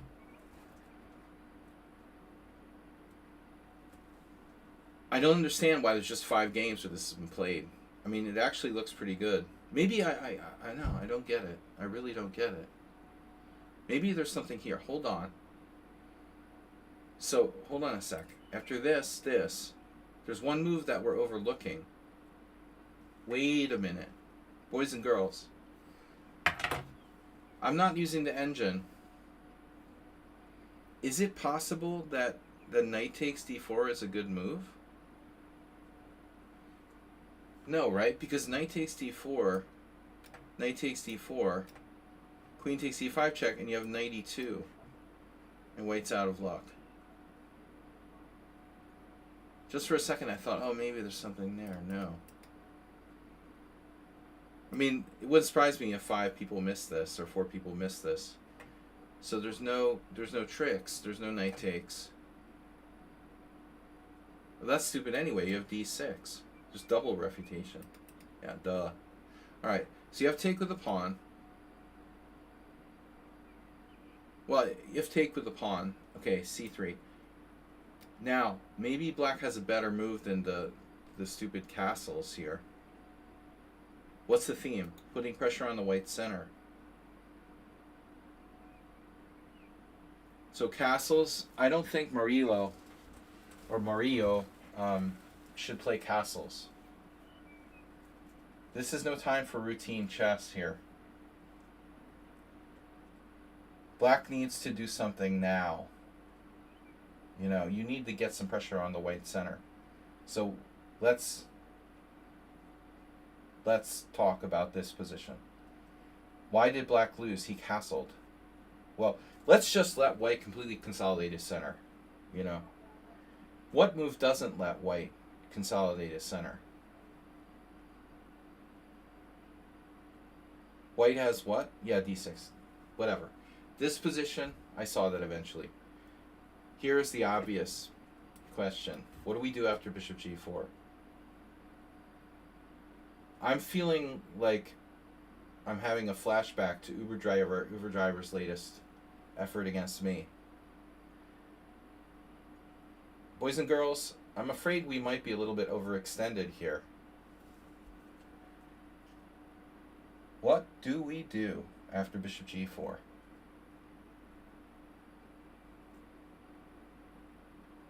This seems like a legitimate problem. Does anybody in the peanut gallery have a suggestion? Because, like, either you get it down the c file, the d4 pawn is hard to protect. You know, bishop e5 is just a stopgap. It's going to be hanging next move after castles, then you castle. So rook c1, interesting suggestion from Sensdag. No using the computer. Okay, rook c1, another stopgap solution. A good idea, but only temporary. So I think that now black, there's some drawbacks to rook c1. What if I play queen d7? You think here, for example. Kick it. Kick it! Tribe Called Quest. So, yeah, I agree. Rook c1 may be a good try. There could be some problems, like a4 is weak or whatever. But clearly this is better than what the dude did. I mean, there's no way in a million years that castles is better than bishop g4. But it's only 0.1. It's actually so close, you can only separate it with like a stick of butter. Damn, it's so close that bishop g4 is just fractionally better than castles. It's 0.0, and castles is 0.1 advantage to white. But I think that the point is, the bigger point is that we're right. You know, we are right that taking with the pawn is better than taking with the knight. I can't emphasize enough how important it is to have a strong pawn in the center. And, you know, Eileen Robers and Murillo and all these, and Eric Cook. Eric Cook played the freaking, it's unbelievable. He played the winner his whole life, and he takes with the knight here, you know. not as stable as pawn takes. People are way too afraid of like isolated pawns. You know, I would definitely play e takes. So anyway, the interesting thing is after your knight takes now, everyone else played c3. And that's fine. Honestly, the opponent of Robert's, another player Vujovic and Faragoshani, they all played c3, which is fine. I mean, white has a strong center and the two bishops, and white is a little bit better. That's enough reason for me. You went for more. You tried to kind of blow this guy away. But I don't know if this is sound or not. Now you're playing the three pawns. Now it's the Allied King's defense, right? Knight on d to e7. Your move is interesting and dynamic, though.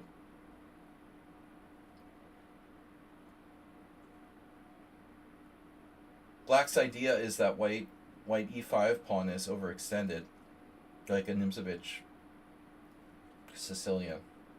Clearly c3 was fine. The question is c4. Is it any good? Is it better? Or is it worse? So you decided to just, you know, let the e5 go. And, well, obviously it's not forced, but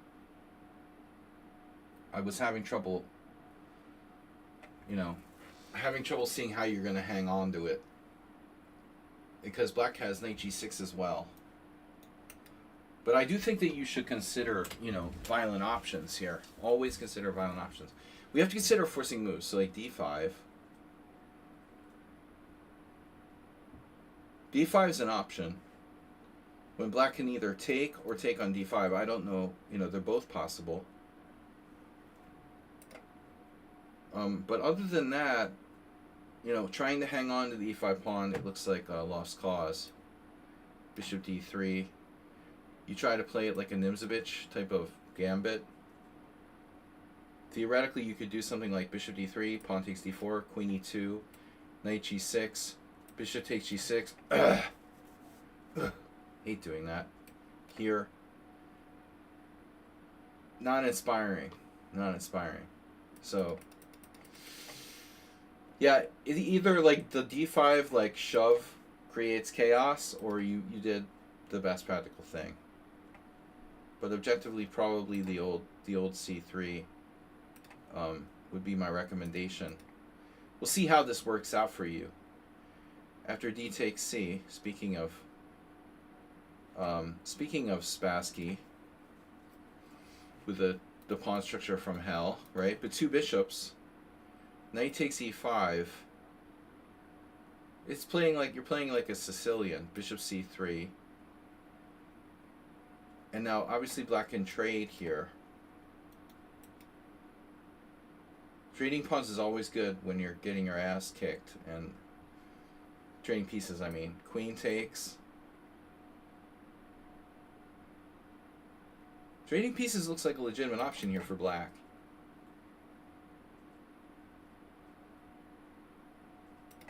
My first instinct is to trade.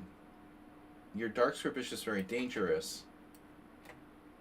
But, I mean, what happens, like, after f6, obviously? You have check. See, the thing is, it's like there's dead ends all over the place for these bishops. Now, obviously, black can castle either way, depending on what happens. So he decides to play knight on 7 g6. I guess it's okay. You take, he takes. Oh, you went into queen d6, but I feel like this is actually a little bit like safe. I was expecting you to play something more aggressive. Continue, you know, just attacking without trading anything. Of course, fixing your pawns is nice, but you can force them to fix your pawns. That's your basic idea here. It's probably okay. My gut instinct is that black has a pretty strong blockade. And he's possibly okay. But all right, I don't know that you have anything better. I mean, you can try to go for like queen h5, right?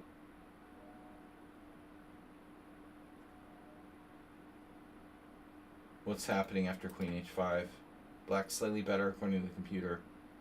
Well, okay, knight g6. You have to get your king out of the center. So let's say, I don't know where to go.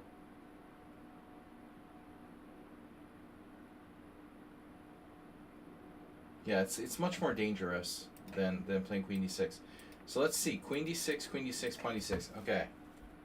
It looks like an endgame that arose from like an Alekhine defense. We've got 6 pawns each. You have the 2 bishops, but he has a really solid-looking blockade. Does he have to play f6? And it looks like the answer is yes. He has to play f6.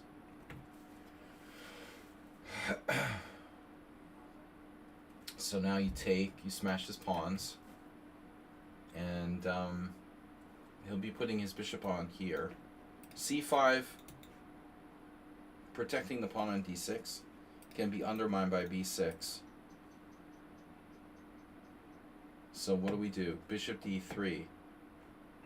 You played bishop d3. You have to get your pieces developed, and g3 is not better. So here's the question. Why did black not play bishop c6 now? I guess maybe he didn't want to block his bishop is blockading. It's true. So he goes rook c8. You castled. He went rook c5, preemptively defending his pawn. You played rook fe1. He plays castles. See, I'm a little bit suspicious of this. You know, it's nice. It's nice to have this blockade with the bishop on d7, but I mean, maybe he should think about this and like king on d7. I guess the e5 pawn just falls. But you're threatening the d6 pawn. It's not so simple. You know, you've got to... What are you going to do? It's not so simple.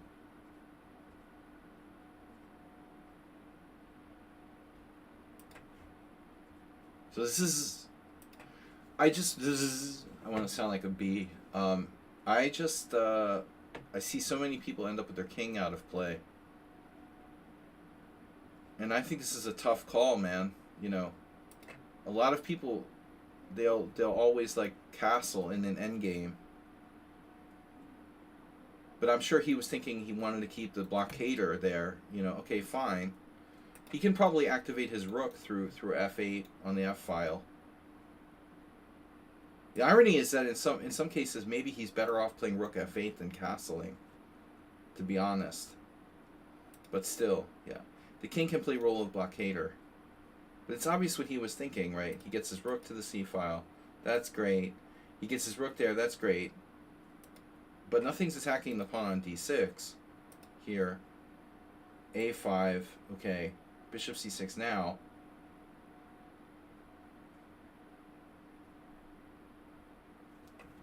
Now he's threatening rook. Well, rook d8 can be answered by rook d1. His king is out of play, as is yours. And yours can approach the center pretty quickly. So you played a6 here, just, I guess, so your pawn wouldn't be hanging so you can move your rook. Not ideal, though. You know, your pawn is going to be, like, fixed on a light square. So that's going to be a liability. Although you do have a passed pawn. And if the bishops get traded, you know, maybe it doesn't matter. So rook ad1, rook d8, and now really scary move, f4. Wow. He can't take on d6 because the bishop takes h7 check, unless he wants to sack the exchange, which is not out of the realm of possibility. But again, I think he made a big mistake castling. f4. If I take this, you take check, king takes, king way out of play, rook takes c4, threatening rook c2, probably not enough for us, for black. Yeah, it's lost. So I think I criticize him for castling. But f4, really nice idea. Now he plays e4, okay. That's maybe best. Takes.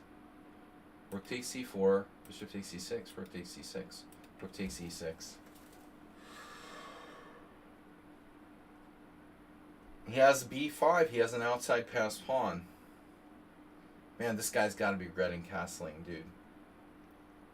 And now rook d7. Oh no, you played f5. Okay. Oh no. But is f5 enough?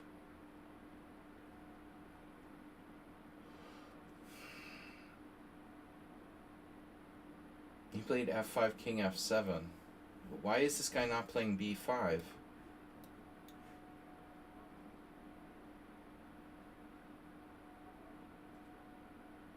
Here, I mean, this is his last chance. He's tied down.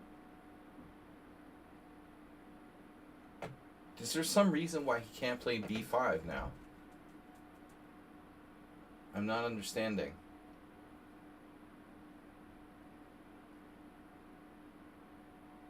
If b5,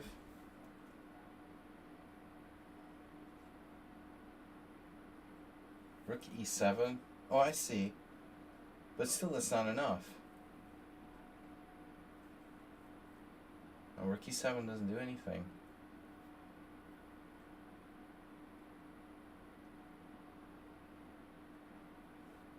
Looks like b5 is okay. b5 was okay. He has to. I mean, he has to get counterplay. Come on, man. King f7. Okay.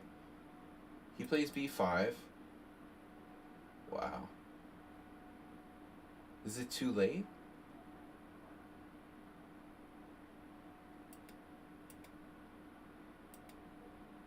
So b5, you're going to do g4 anyway? Is this what you're saying? Like in the game?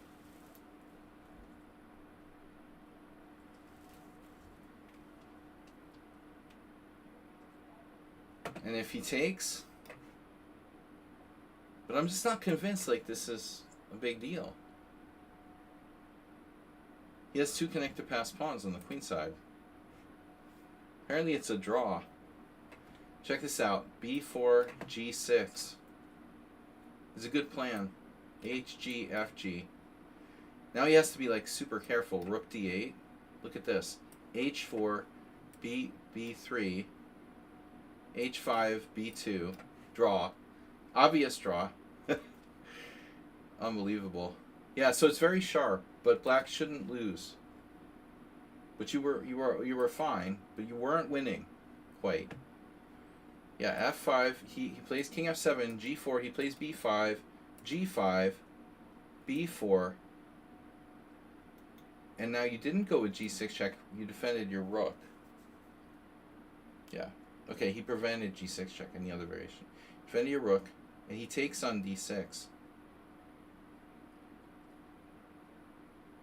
Oh, God. He got mated.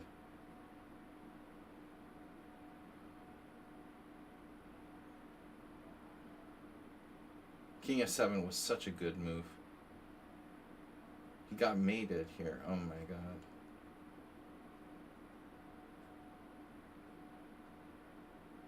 So, is there any hope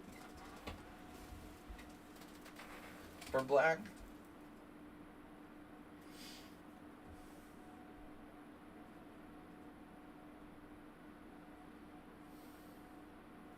Damn. What am I gonna do? G6? Check.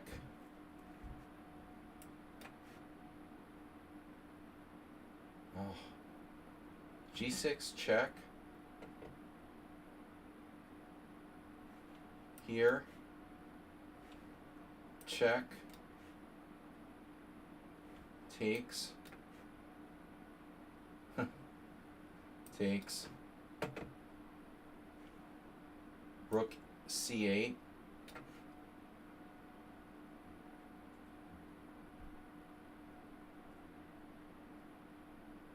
shit,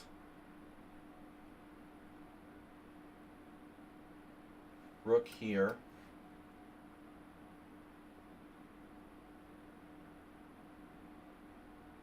king f7.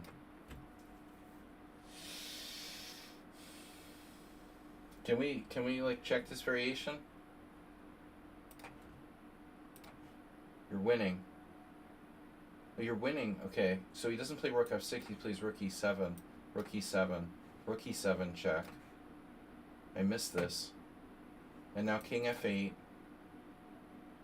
Wow. Holy shit. Rook takes a7, and if rook takes d6, you're gonna queen.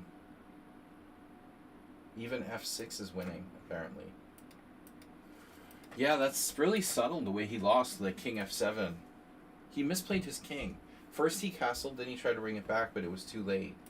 It's odd that his king would have been better off on g8. You know, he would have been, strangely enough, safer on g8.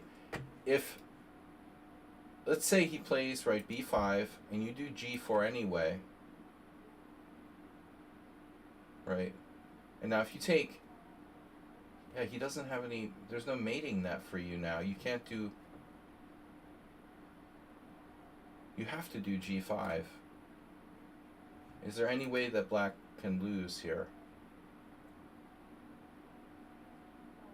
It's kind of forced that you play, it looks like that you play g6.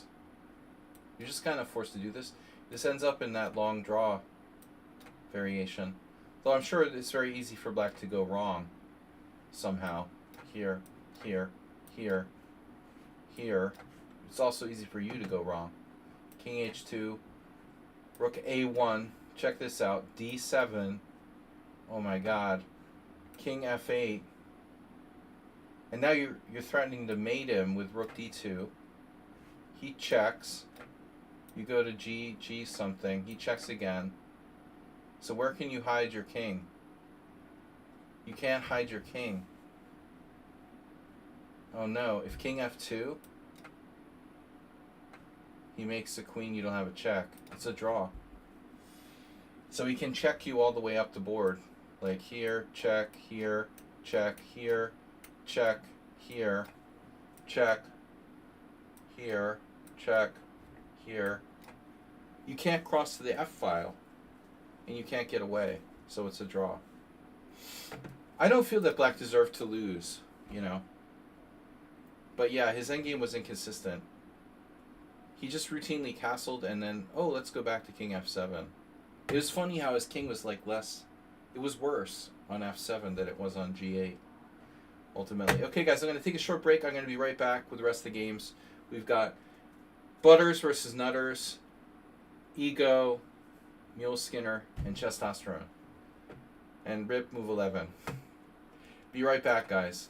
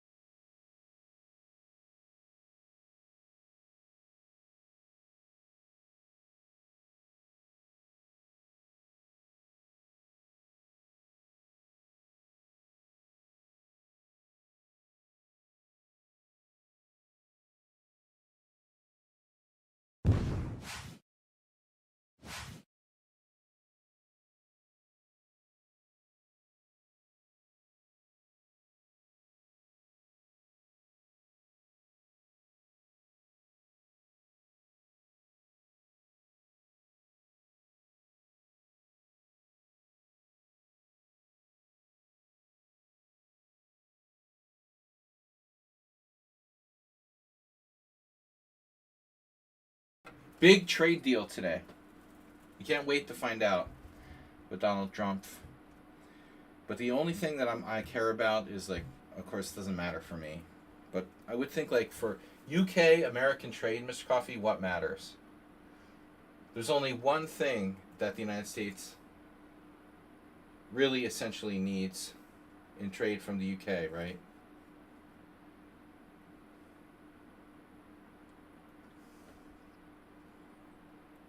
Non-chlorinated chicken. No. Yeah, whiskey is the only thing, man. It's the only thing.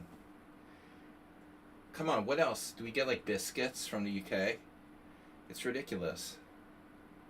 No disrespect to the UK. You know, they have a lot of great products, I'm sure, but not worth, like, exporting over the Pacific, over the whatever, Pacific Ocean, yeah, the Atlantic Ocean. I mean, whiskey is critical. But other than that, yeah, English muffins. Other than whiskey, I mean, what are you going to do, you know? Oh, a big trade deal with the UK. All right, yeah, whatever, dude.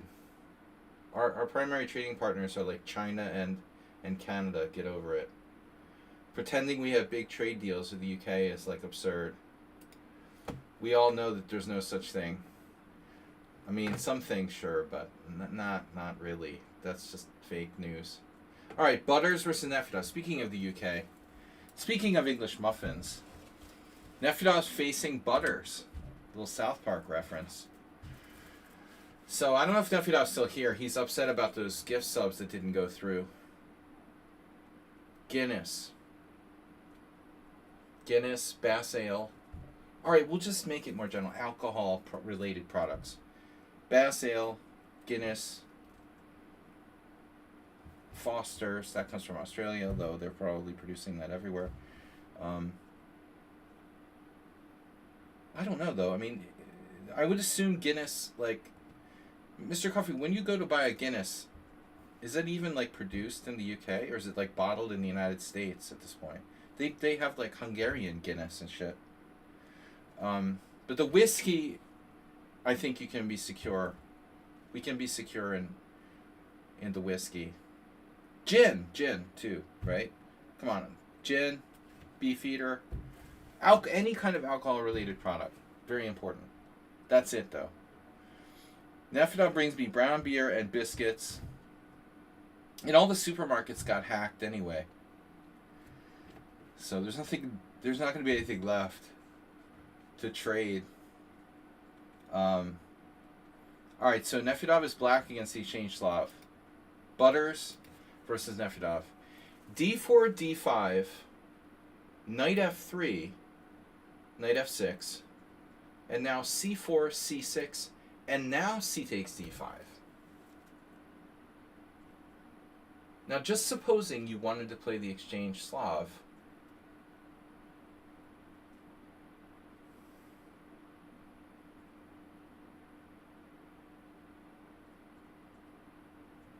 is it beneficial to do so with the knight already on the knight's already on F3? Probably not. Takes me to expensive places. He took me, yeah. I took you to a bad restaurant last time, man. I took you to a bad restaurant. I feel very bad about that. I should have taken you to a better restaurant. It used to be good, but it went downhill. I made a bad call on the restaurant last time. I'm sorry about that. It was a bad call. I could do better. Next time I'll do better. You just keep the biscuits and brown beer coming. As long as, you know, H&M doesn't get hacked or whatever. Alright, so we got C takes D5, C takes D5, Knight C3. Now you can play A6, Neffy.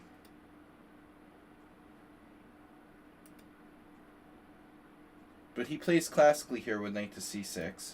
I mean, the one good thing for White, you know, his move order prevents any kind of that nonsense where Black does like E5 or something crazy, you know. Now Bishop F4.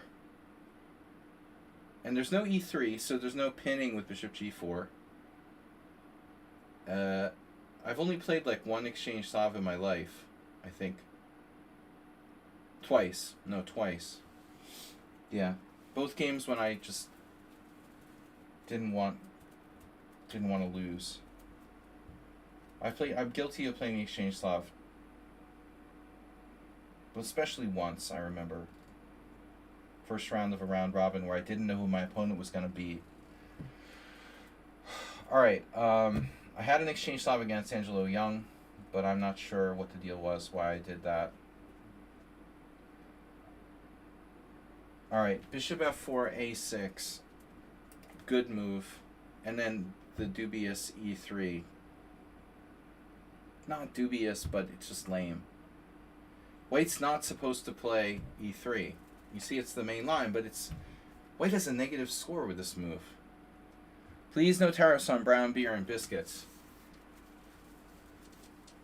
Now, thank God you're not visiting me in the United States, Nefedov.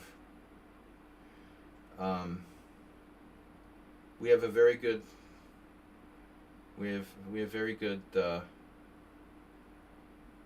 pastries and beer here. Alright, e3. Yeah, so he's supposed to play like rook c1. It's better. This is lame because of bishop g4. And this has been known to equalize forever. But Butters is happy to equalize because he's lower rated than Nefedov. So now the problem arises, like, how do you play for a win on the black side of the Exchange Slav? You've equalized, now what do you do? So an alternative possibility here for black, which I've seen even some reasonable players do, is the grotesque e6.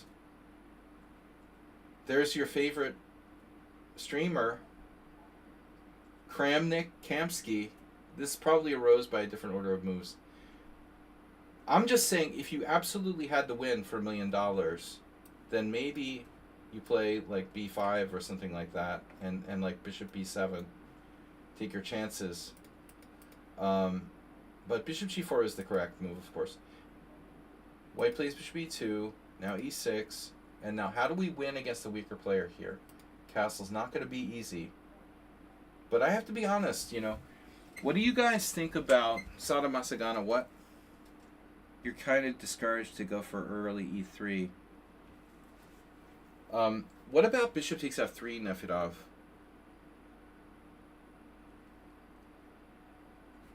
Look at the statistics. White has like 1 win in 30 games, and black has like 3 or 4. Bishop takes f3. The idea is it's a closed structure, and you have 2 knights versus 2 bishops and knight. Like the bishops, the only way he can open the position is with e4, and that's going to leave him with an IQP. Okay, still most of the games are draws, but you see Kobalia won a game. You know, someone else won a game. 2 people have won games in this position. It's a pretty impressive score. I'm not sure it's such a stupid idea. You know, the other thing you do when you play bishop takes f3, as stupid as it sounds, you create imbalance in the position against a weaker player. In this case, you have 2 knights and he has 2 bishops. It's a form of imbalance. You could end up in a good knight versus bad bishop type of ending, for example. Like a knight against a dark square bishop, where all his pawns are on dark squares. Nevertheless, you don't have to play bishop takes f3. This is fine. You're trading pieces, though, you know. So I think this move may be not my favorite choice against a weaker player. I say you go for that's the one piece I'd like to see stay on the board basically forever. The bishop on f4. He let you double his pawns, but I think that's pretty weird, to be honest. Pretty unbelievable for white to let you double his pawns. I mean, I'm expecting 100% exchanges. Why is a lower rated player like letting you do bishop takes f4 here? So you should probably play bishop e7 if you want to win. Look at the difference in the scores. With bishop d6, 10% wins for both sides. With bishop e7, it's like a total of 35% decisive games. 20% versus 35. If you go here, you're not trading your good bishop off. You might even have threats of like knight h5, going for his bishop with a knight. I think that bishop d6 is the move you play against a strong player. I don't think it's a good move against the weaker player. Just play bishop e7, rook c8, bishop takes f3, anything but this move. But you got lucky here. You know, why would the guy do, like, I mean, I don't know, bishop g5 even, or bishop takes d6, obviously. But this is like, I'd have to pay someone to let me play bishop takes f4 here. Are you serious?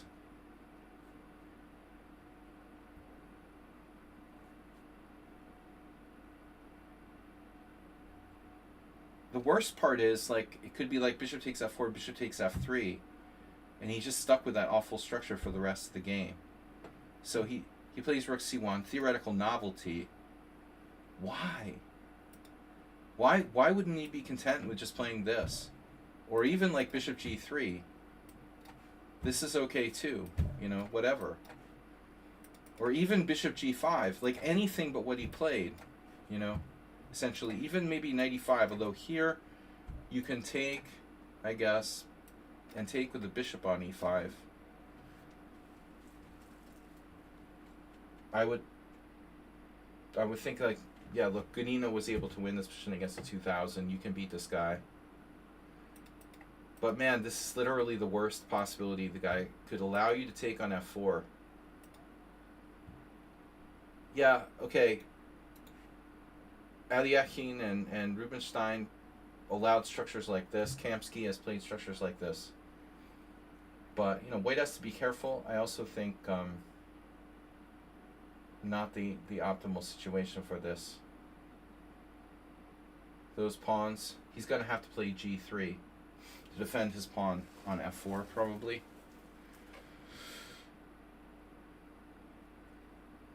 Castle.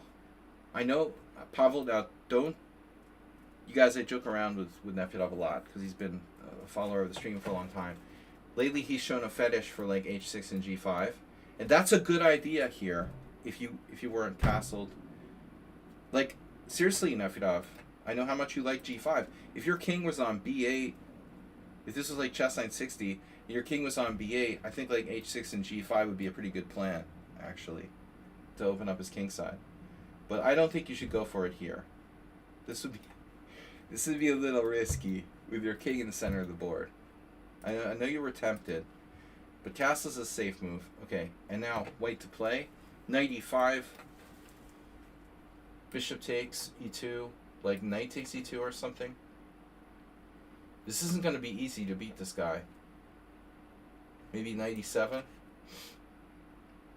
Try to pull your knight back and play f6 and kick his knight off of e5. Very tough game, though. But he plays this. Awful move. Just horrendous. Begging you to take on f3. Which is what I would do, for sure. So now you have imbalance. But it's worse than that. It's material, isn't it? I don't know. And I think Nefedov did this already to someone else. Yeah, I didn't even realize. So he's just going to fall for queen b6. Rip. Yeah, it's a pawn.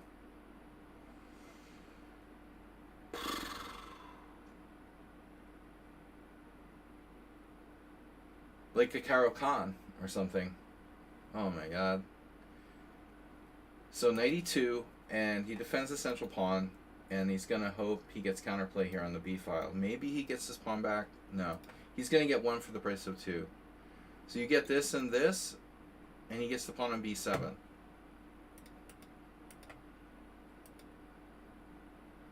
You have extra pawn on the queen side, plus his pawns are shaky. Yeah.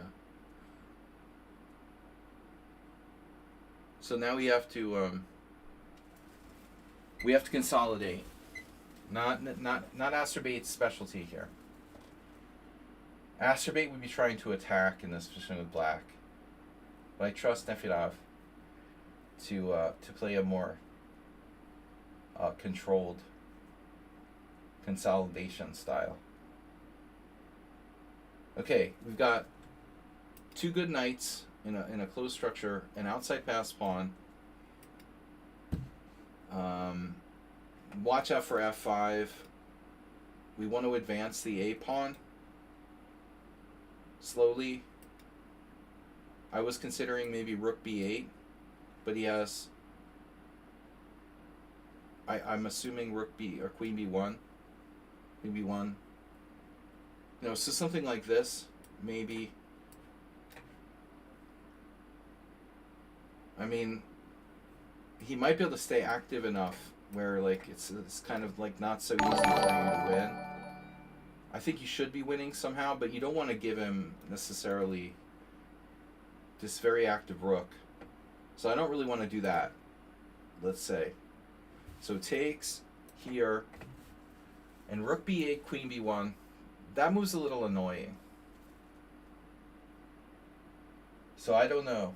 You know, you might want to keep him tied down to the d4 pawn. The other thing here I was thinking, okay, your knight is not protected.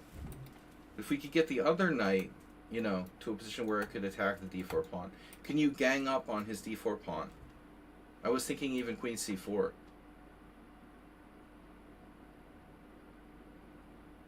Because queen c4 can get pinned. Not a big deal though. You could just like go here.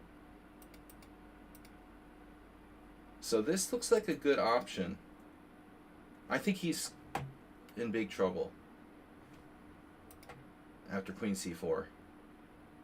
See, your move is a little riskier. You take your knight off to the side, hit his rook, but you're not focusing on that d4 pawn. So queen b1. This way, though, it's fine. He has to take with the 7th rank rook, retreating back, and you're still clearly better. I don't mind trading queens, but again, you have no pressure on this. Knight c4 is a good move. You're threatening knight d2 now. So now he's like screwed in a different way.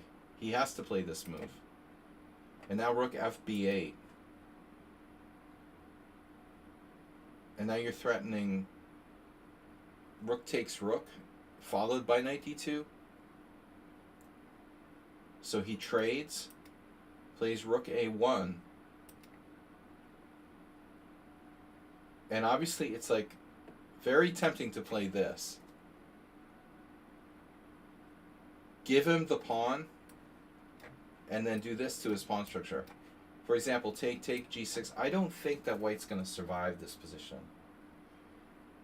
But who knows? I mean, maybe there's a way he could survive. I really seriously doubt it.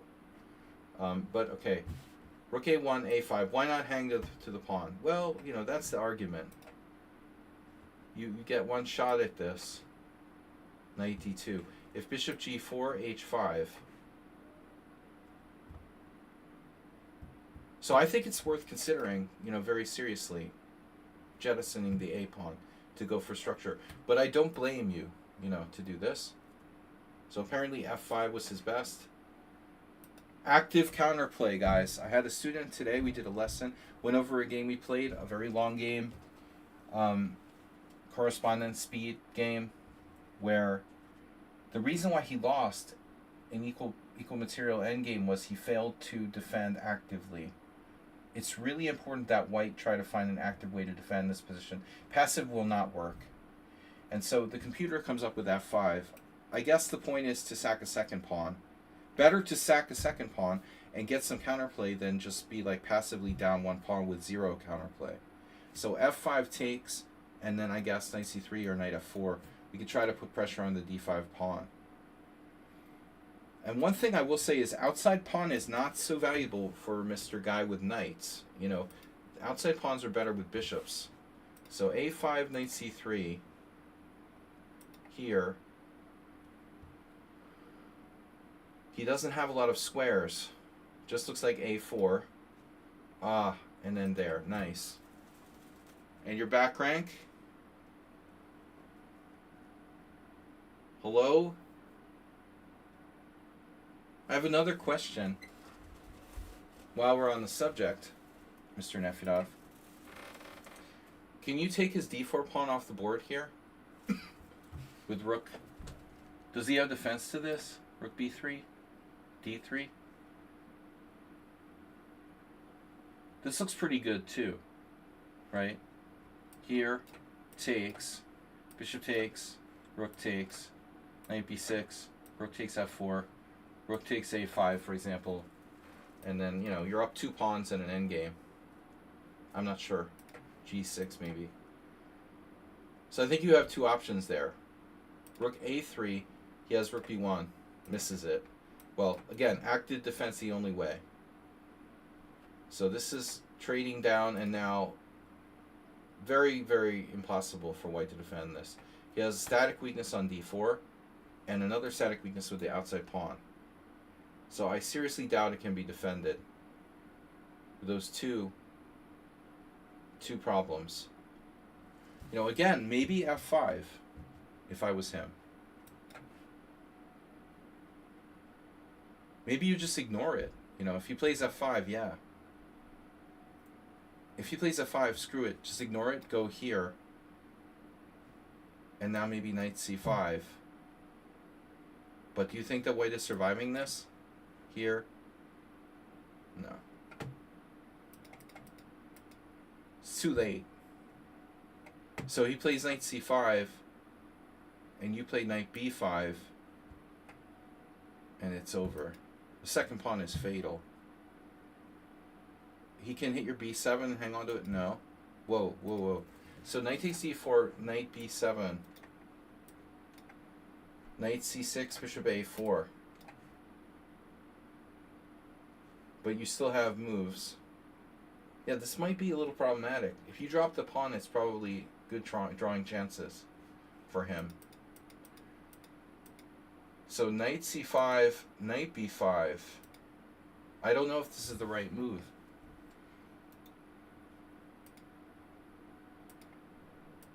Bishop d1, not a bad move.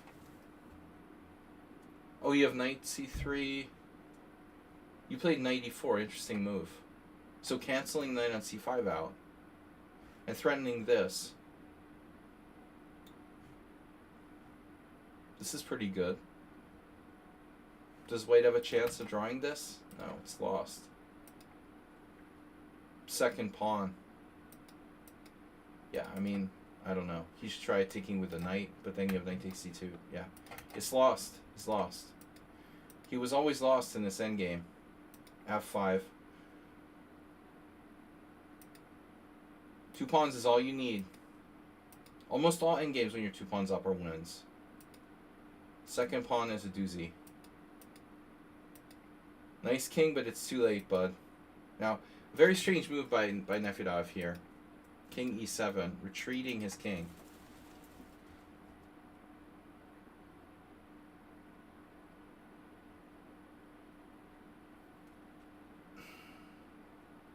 It's hard for me to believe that that's the best move, but you're avoiding the threat of knight b7. So what about e5?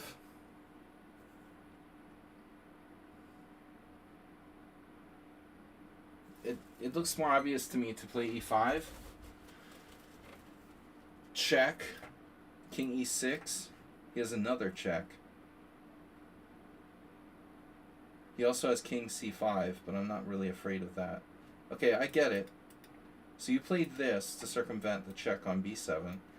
Plays h4, and now you play h5. This is a very strange move, h5.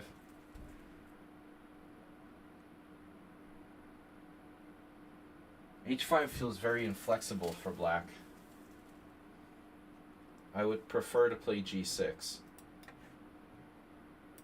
If it's about tempi, this is kind of committal. Now knight b7, a4.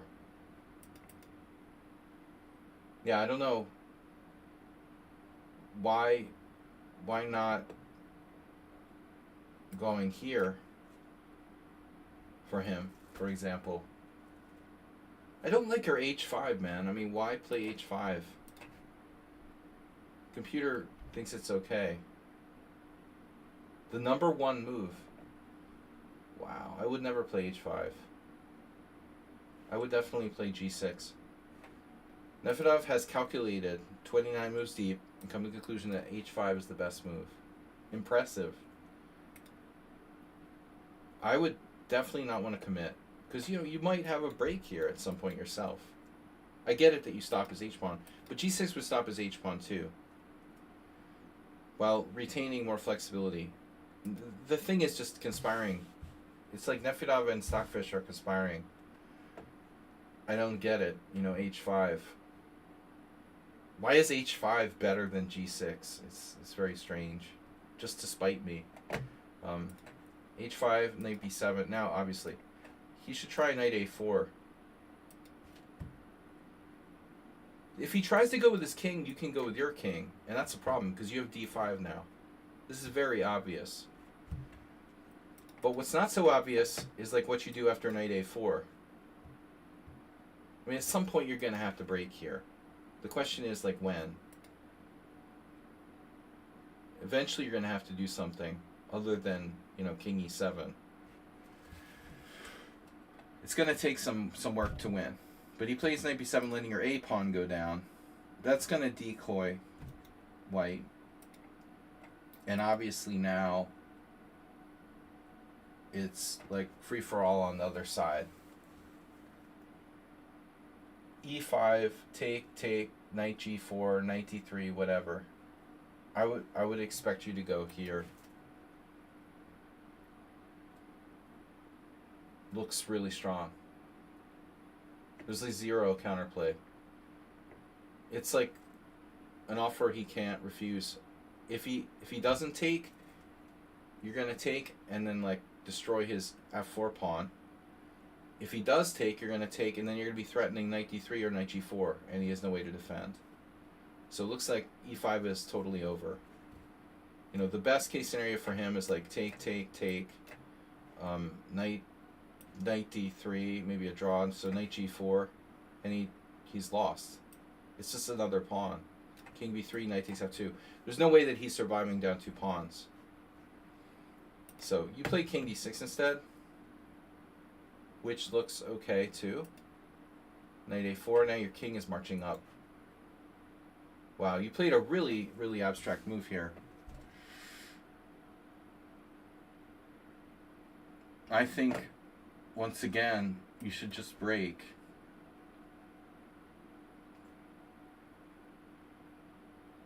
Again, he has to take. You take back with a knight. And whatever he does. I mean, here maybe he has time. Like, here. And try to play knight d1. But if this isn't Zozwang, I don't know what is. You know, knight g4, knight d1, king d5, king takes a3, king d4. I think that white is kind of lost here. That's a bad knight endgame. Anyway, knight b4, fancy move. Here, then knight d3. This is good too. Nefedov's still 2 pawns up. Make sure you get your knight to a good position before you start improving your king. And now e3, unfortunately, doesn't work. You know what's interesting? Nefedov like refuses to ever use his e5 pawn. I don't know why. He never was willing to play e5. You never use that break. It's almost like you didn't want to for some concrete reason I don't understand. He just likes having doubled pawns. Now the guy, he played knight takes f3 check. Ooh, I got a free pawn. I bet he's going to play e5 at some point. Nefedov, are you going to risk e5?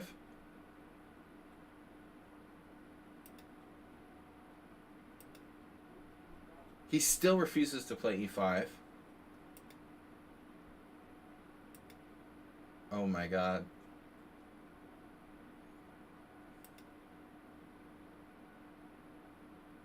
No way. So not playing e5. I can't believe white can draw this game. The refusal, just total refusal to play e5 for the last 20 moves. I wonder why. Why he doesn't like e5. So Nefedov plays knight f3. Probably time pressure, but still, it's a win. Take. You got Tempe. You've got Tempe.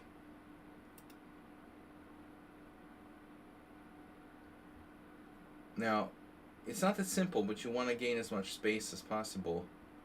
So king e4.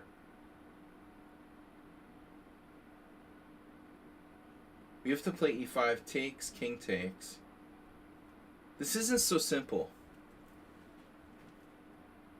Nefedov may have already believed the position is a draw. This obviously was reckless. So there's no need for you to do this. You could have just brought your knight back to g4. So fancy move syndrome, knight f3. Assuming it's a win, takes. Now e5 here, takes, king takes, king e3, g6, king f3, f4. That's the only win. So Nefedov was probably freaking out, thinking that there was no win left. It didn't matter if he played like g6 or e5, but it does. So this is a win. Takes in here. It's easy to miss that in time pressure. But you let this get way too close. You're two clear pawns up. And then on knight here is a bad move. After this, you're 2 pawns up in a knight game. There's no way this guy's surviving. Unbelievable. 9 seconds on the clock. Well, I hope you had increment. But it's funny, after this, anybody could have messed this up. I would start to believe it wasn't a win anymore, you know. Apparently king d4 is okay. Here. King e4 is okay.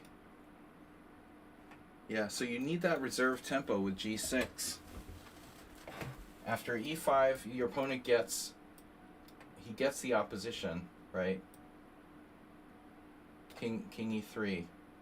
So even this is winning. Here, takes, king f5, king f3, and then g6. Yeah, I don't know how many brown beers I would drink after that, man. The guy played horribly. I wonder where you know used too much time at some point. Very disappointed. Sorry, man. Next is Yubatis, who's not here. Thanks, Nefedov, for not donating 5 gift subs. For the 5 gift sub take back. If anybody would please donate, 5 gift subs, like real gift subs, it would make up for the 5 we had removed. Twitch removed Nefedov's gift subs for that bad endgame letdown. So this is Yubatis, who hasn't been here in a long time. He's not gracing us with his presence. He's black. He's still a subscriber, I hope. Turkey Farm, what? Interesting game. Yeah, well, for an exchange Slav, yeah. As far as exchange Slavs go, not quite as interesting as that Poison Pawn French. So we're Yubatis here with black, and this is from an over-the-board game. So Yubatis, otherwise known as Spectacular Camel, on the stream. He's helped me in the past with the games for the analysis stream, but he hasn't been here lately. I think he's video gaming. So d4, e6, g3, d5, bishop g2, knight f6.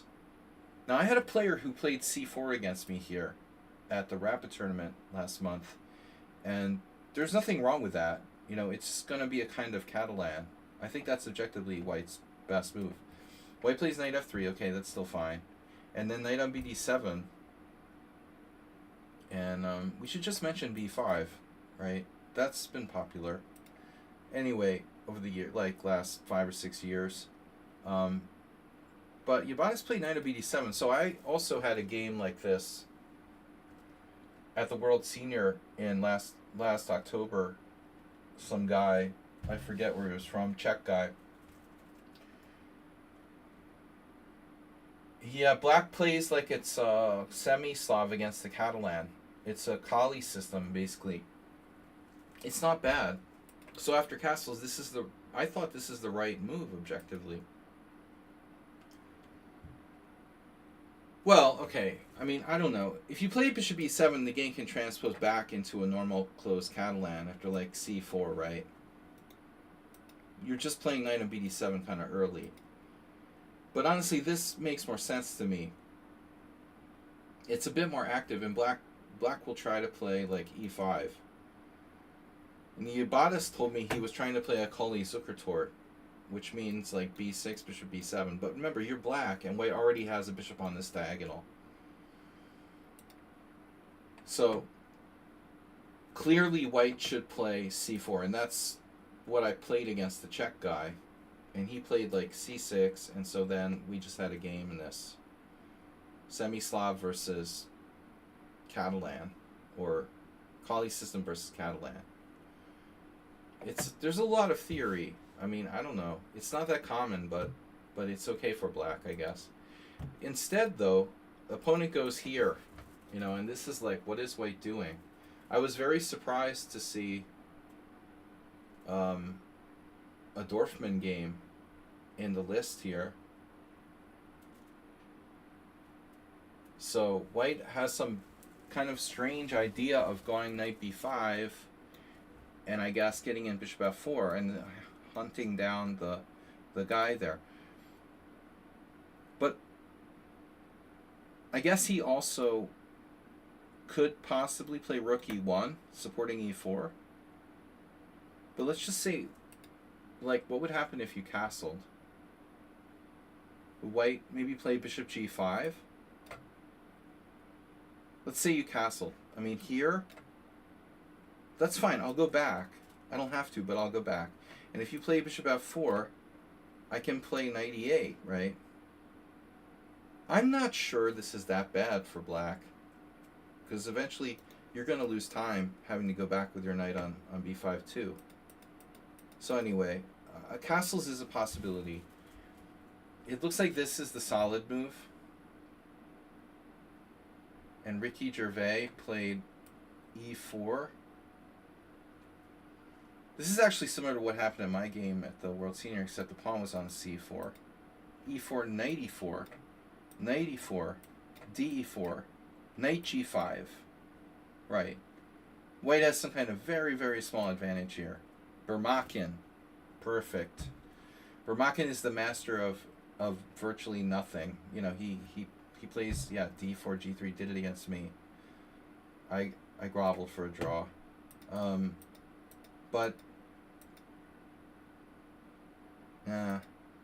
So knight c3, a6. Interestingly, Ibarra stumbled upon the move that Dorfman's opponent played back in 1998. And the idea makes sense. He wants to play c5 without the knight coming here. He has c6 or c5. But the million-dollar question is, like, e4. So Dorfman played e4, but I have a couple of questions here. So if bishop b4, knight e2, or e5, could you go here? I guess this is just bad. This is no good. So Dorfman played e4, his opponent took with the knight, and we got something like that other game. Knight e4, d4, knight g5, same thing. Wow. This is very similar to what happens in this game. Dorfman's opponent played f5. Oh man, I was asking Ubatis about this. What would happen if white played f3? Check it out. That's what Jozef did. f3, breaking up white's pawn chain. E takes f, and now he took on e6. Unbelievable. And now there's an open file here. So just check this out and compare it to what happened in the game, right? Watch and wait and see what happens in this game here. White wastes time with a3. And now black should probably play c5, circumventing any kind of threats in the center. Instead, Ubatis goes b6. This is a bad timing.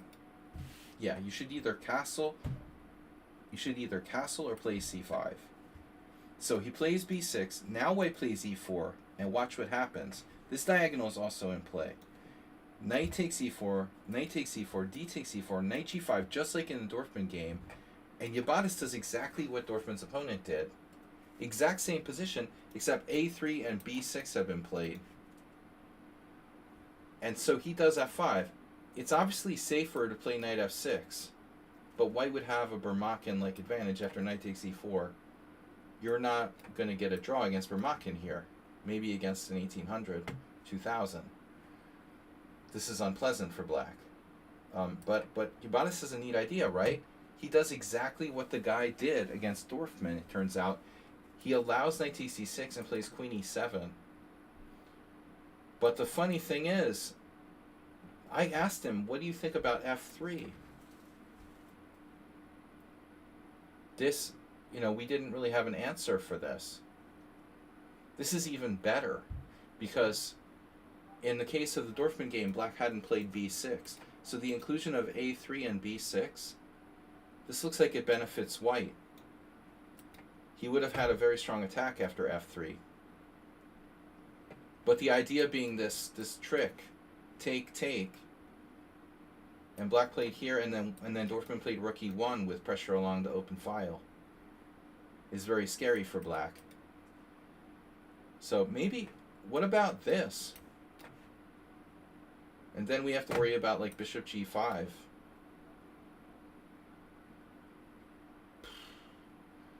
Scary. If we take, okay, we could take rook e1, try to stick a knight in the way. Maybe somehow black can survive this position. Doesn't look easy. So, looks like Ibanez was lucky. After queen e7, here we go. Wow. Yeah, okay, so knight takes c6 is a mistake. Yeah. The Dorfman idea wins. Well, almost wins. f3. This was an over-the-board game again. That's a lot to expect from like a class player to find this combo of moves. Knight g5, then f3. Not knight takes e6, but f3 immediately wins. And once he doesn't do that, black is okay. So here, here, here, and now black is okay. But still, it's a good game. Black has a strong center. The bishop on g2 shut down, but white strikes back with c4. What's up, Mr. Coffee? Did I say Ricky Gervais? Cat fans. So black wants to play c4, c5, but can't play it just yet. Well, you can play c4, c5, but I think black was reluctant to do this because of this very strong pawn on d5. So he plays castles, and then white plays b4, and he's trying to win a piece with c5. So you could again play c5, but like takes, protected passer. Do you want this protected passer? And no way to undermine it. Unless you can pick off the c4 pawn clean, which is almost impossible. Black is probably in trouble. So after b4, he has to get creative. Played this to stop the d file. Nice move. Okay, and now knight e2. Wait, never. He played b4, c4. He never played f3. f3 is risky now. But white hesitates now. I don't know. He's worried. I mean, probably like this, of course. Bishop takes f4. There's also g5. I mean, what are you going to do? If you go here, what if black starts going nuts on the king side with like g5 and f4? Not so easy for white. So he hesitates, brings his knight back, maybe bishop f4. Black plays this, attacking the pawn. Okay, now I'm officially confused. Right, c5 still doesn't work because of take. The queen, pawn pinned to the queen. White plays queen c2. Now he's renewed the threat of c5. So black plays c6. And we got a retreat square. Okay, so this position looked to me like pretty close, honestly. But still, that bishop on g2 is really sad. So watch what happens next. Bishop b2. And now black goes b5 like a Caro-Kann undermining of the white squares. And the poor guy, this is like a open tournament or club tournament.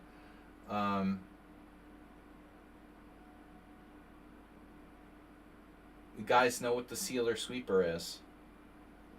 The term coined by Hans Kamak. Sealer sweeper, where you seal the pieces in and a sweep pass. So if I go d5, which the guy does, black's obligated to take this, and now everything's sealed in behind that pawn on d5.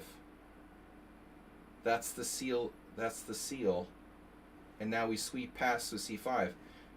This is a common theme in the Benoni, in the King's Indian, like Leonid Stein did with black, and like e5, f4, pawn takes f4. He would close up the center, sack a pawn, have a very strong attack and strong squares. But he does very strong squares here, plus protect the passed pawn. So it would have been huge compensation for the sacrificed pawn. But instead, white did this.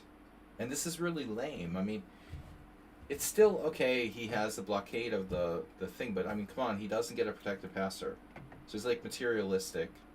Takes, and here, Yabata says he was pretty happy with the position. Well, I'm happy that white didn't play c5 there. I'm definitely happy white didn't play c5. White plays knight d4, hits the pawn, and now the problem is he's threatening knight c6. And so bishop d7, it's like, wait, it's not good enough, right? If we go here, we have to take or sack the exchange. But I was thinking maybe that's not very good. So basically, if we play bishop d7, we have to trade on c6, and white. I mean, I don't know. Maybe bishop e5. But now we're going to have to sack a pawn. Takes. It's okay. It's okay. I mean, we have a central pass pawns versus flank pass pawns. I don't know. You know, this looks pretty good, actually. We have f4 in some positions. It's unclear.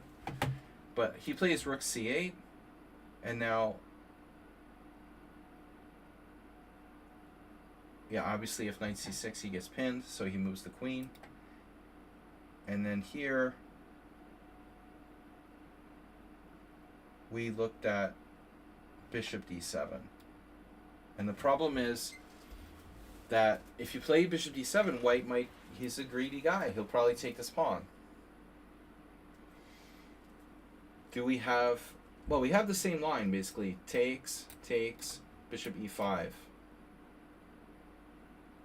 I think that's the best we can do. Give the pawn back. So in the game, he plays bishop e5 instead immediately. And this looks like it might be a blunder. No. Is it a blunder? Can I play knight c6? I don't think we looked at this. This looks strong. No, there's a problem. Wow. Rook takes c6, bishop takes e5, d4. Threatening bishop c4. And if queen takes b5, well, this is really shocking. It's really shocking. Apparently black is completely winning here. So rook c2, even though black is like up no material, white has the two bishops, these pawns are just too strong.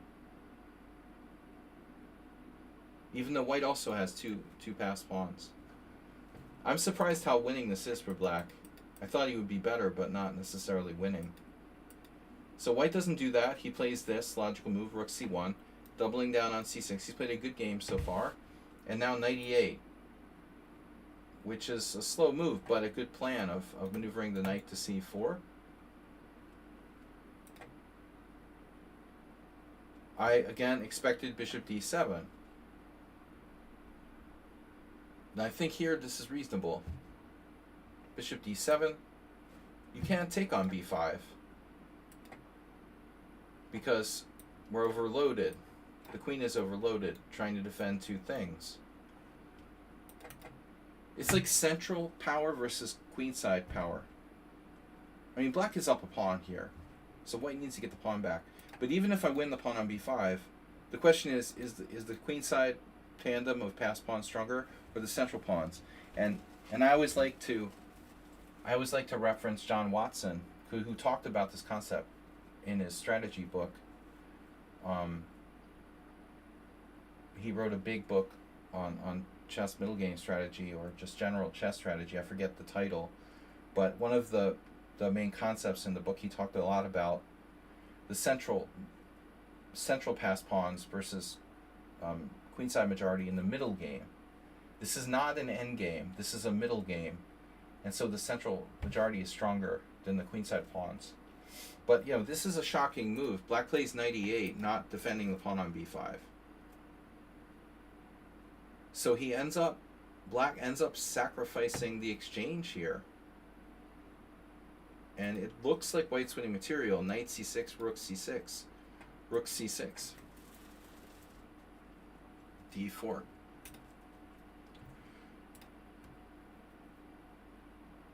And now we have the threat of bishop c4. There was a problem. There's a problem. And White didn't find it. So this was a miscalculation by Black. He shouldn't have played knight e8 and allowed knight c6. What he missed was rook takes, d4, queen takes, and then bishop d7, queen c4 check, getting out of the pin. And now Black is worse. Maybe lost. Okay, Black is not lost, but he's worse after king f8. Still, White has some compensation. But anyway, it was a good try by Ibanez, but miscalculated. But the amazing thing is White misses this, right? He just plays rook d1, and now, back a move. Rook takes c6, he just plays rook on cc1. So he's afraid to take the pawn. He has to take the pawn. This is not an option. This is forced. He has to take the pawn. He doesn't take the pawn, and now here, and now this position, even though Black only has one pawn for the exchange, it's apparently crushingly lost for White. Even I was a little surprised when I checked with Stockfish just how lost this is for White. -4, -3, totally lost. You can stick your bishop on c4, you can stick your knight on c4. The passed pawn is crushing, and anytime White tries to move his f pawn or up, it weakens his own king, and that's what ended up happening. He does this, knight c4. There's no quarter for White here. Material doesn't matter. It's about quality of the material. White's redundant rook not helping here. The rook doesn't help. I have a pawn. It's just smushing White with d3 now. So bishop a1. Now a3's hanging. White doesn't go for that. This is a very nice move. You could obviously play d3, but he piles up even more with queen f6. And this induces f4, which is not a problem. Not a problem. We just calmly retreat back with bishop c7. Now these pawns are just devastating. So it's a really nice win for Ibanez. He said he gained 5 FIDE rating points, getting closer to 1900 FIDE. King h1, bishop b6, a good exchange sack, a sophisticated exchange sack. Now White desperately tries to break out. This is kind of comical.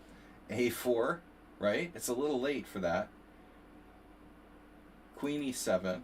Now we always have d3, and now White g4. So I think this is kind of funny.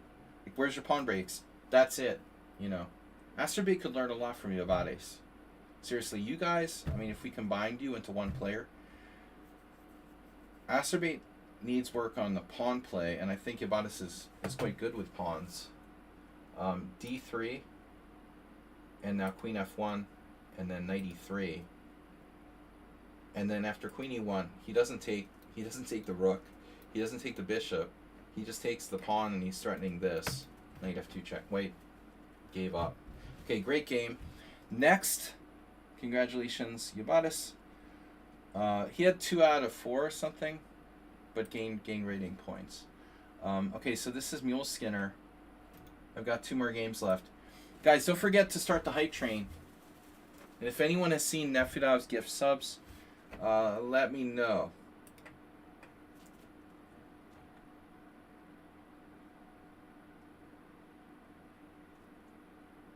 Surfs. Gift surfs. I'll take gift surfs too. If anybody wants to give me, you know, free assistance, otherwise known as surfs, they will be accepted along with Nefidov's gift surfs. Alright. Mule Skinner with white. E4. This is his biggest win. He claimed one of his biggest wins. And I said at the beginning of the stream, Mule Skinner has beaten me in numerous games. He's got skills. And I think his rating is like in the 1700s. FIDE. But honestly, you know, if you're only beating a 2000 for the first time, or rarely, you're not playing enough higher rated players. You're playing too many low rated players. You should easily knock off 2000s on a regular basis. This is E4 C5. This is his Mule Skinner's wheelhouse. After knight C3, knight C6. I don't remember if Mule Skinner used to play bishop E5. But this is his main line. Okay, Grand Prix attack. Now, I like E6 these days.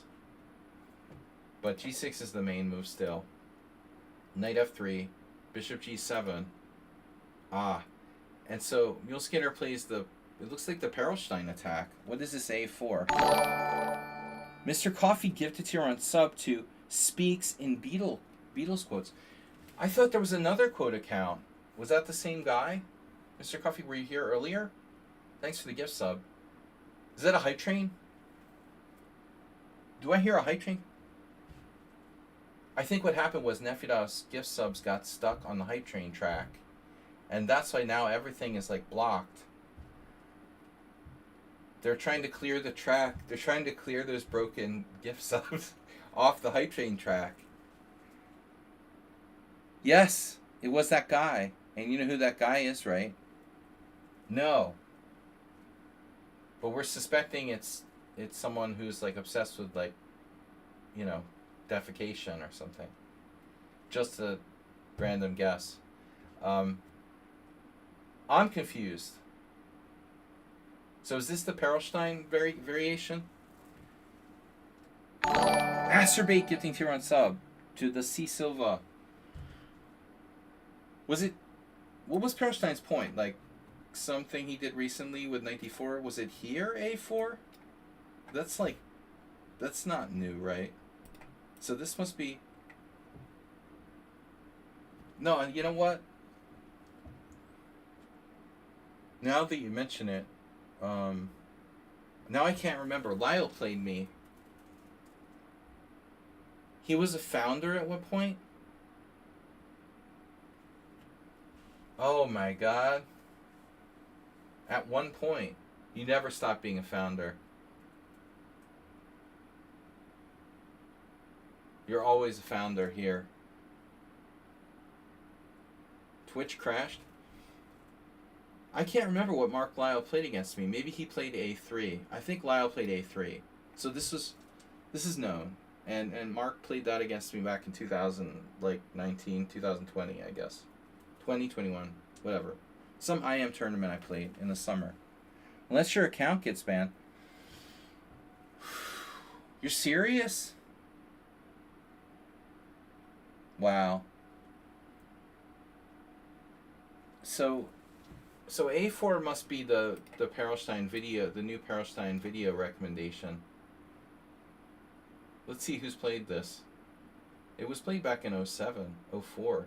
So this guy Udulchev had played it as far back as 04. The same guy played it 3 times. And it looks like Kodrich is playing it. But it's not a new move, apparently. I mean, A3 is more fluid.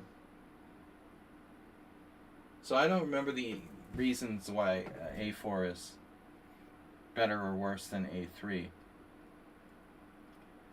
I can only say that it feels wrong, a4 somehow. But it does restrict b5. I mean, how bad can it be? They're tricks. Like it's the same with a3 though. Very similar to a3. You're trying to tempt black into playing e6. The thing about a3 that I like, honestly, with the a3 you have some of these wing gambit themes. Maybe they're not so useful though with the bishop on the long diagonal. It doesn't really play that much. Still, I like messed up against, yeah, apparently it's even good, this b4, I don't know. That's what happened to me against, let's see if the game's in there.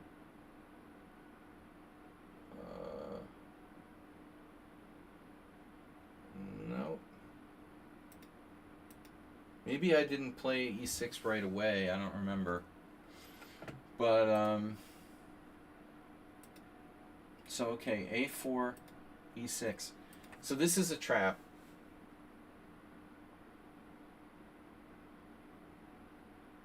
This is a trap.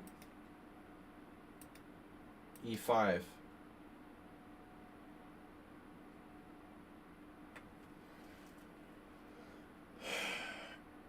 So instead of playing e6, black can do other things, right? Knight d4. Only one game where this was played. Knight h6 oddly hasn't been played. Though that looks interesting.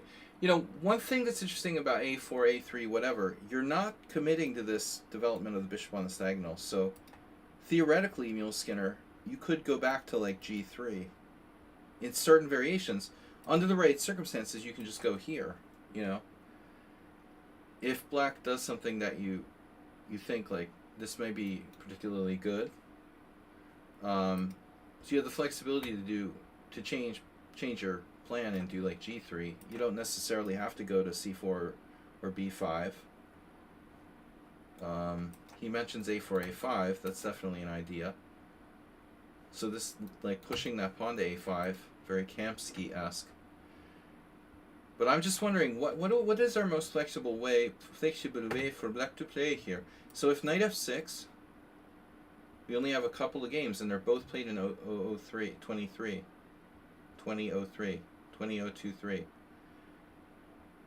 Knight f6. If e5, we play the Norwegian rat with knight h5. And it feels like possible that white is overextended. Although there's no going back to g7 here.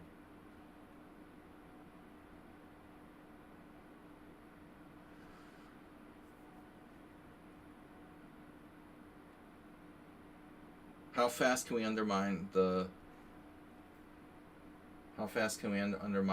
center? d3, d6, boom. Bishop e2. That doesn't look right. This doesn't look right. Takes, knight takes, Norwegian rat. F takes e5. And now black played queen d4. Oof, that's engine. That is engine. Queen d4. Number one move. Boom. Lawrence Borman. So let's check GMB.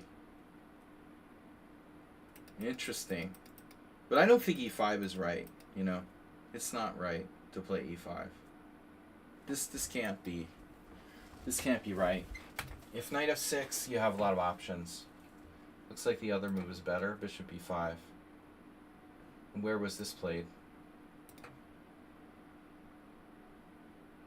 Where was this played? It doesn't say. Oh, yeah. Skopje. Alright. Anyways, so e6 is a mistake. e5. and now white is much better. Apparently black has to be very worried about knight e4, knight b5. Yeah, similar thing happened to me against Lyle, where I got a bad position in the opening. I ended up having to really fight for a draw. Yeah, now knight b5, knight e4 is not fast enough. So bishop b5. Now I was expecting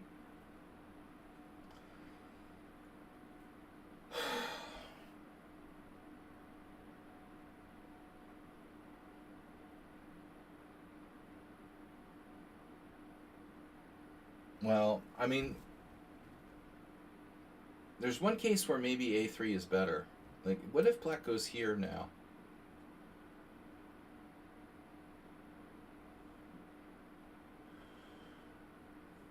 How bad is this for black? I mean, it's not great. But it may not be that bad. I'm almost thinking like that might be his best move. Dude, I mean, look at white's score after knight e7. Why is white's score so good? This is unbelievable. Okay, so knight e7, and now you played d4. But almost everyone else played knight e4. So this is even a game against Modiliev here. There's a Daniel Darda game with black. Modiliev beating like a random 2200, but it sounds Indian, so he's probably more like 2500. Modiliev with black. D takes e5. F takes e5. Castles. This looks scary for black. White is a little better. Knight f6 check. Chessable, of course. King h8. Random 2275. Man. A 2000 player against Daniel Darda 2600 got to this position. Yeah, this isn't great for black. But is your move even stronger? So I don't know. These are like completely different paths here for white. d4 and knight e4.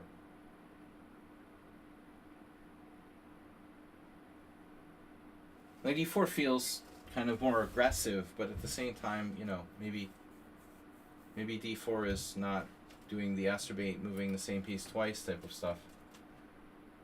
It's hard to say. So who played d4? That original guy. Oh, that's interesting. So this is the guy who invented the system, basically.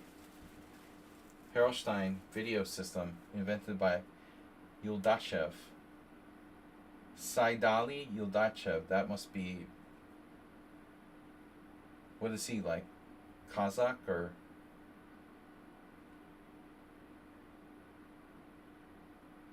We can ask Nefedov. Nefedov knows everything. Ask Nefedov anything about Kazakhstan. I don't know where this guy's from, but he was 2559 in 2004. Not bad. I recognize the name. Could be... It could even be Bulgarian. I don't know. Probably not. d4. So, your opponent made a new move here. Attacking the head of the pawn chain. Yeah. No, I mean, like, the other guys... Skuzin is a very well-known grandmaster. He's not Kazakh? Okay. He's got to be from another Eastern Republic. I don't think he's Russian. I mean, he could be. Kind of a weird name, though. So... But anyway, this is weird. He takes here. Why your opponent takes here? Taking here, breaking the pawn down at the chain. Way more makes sense.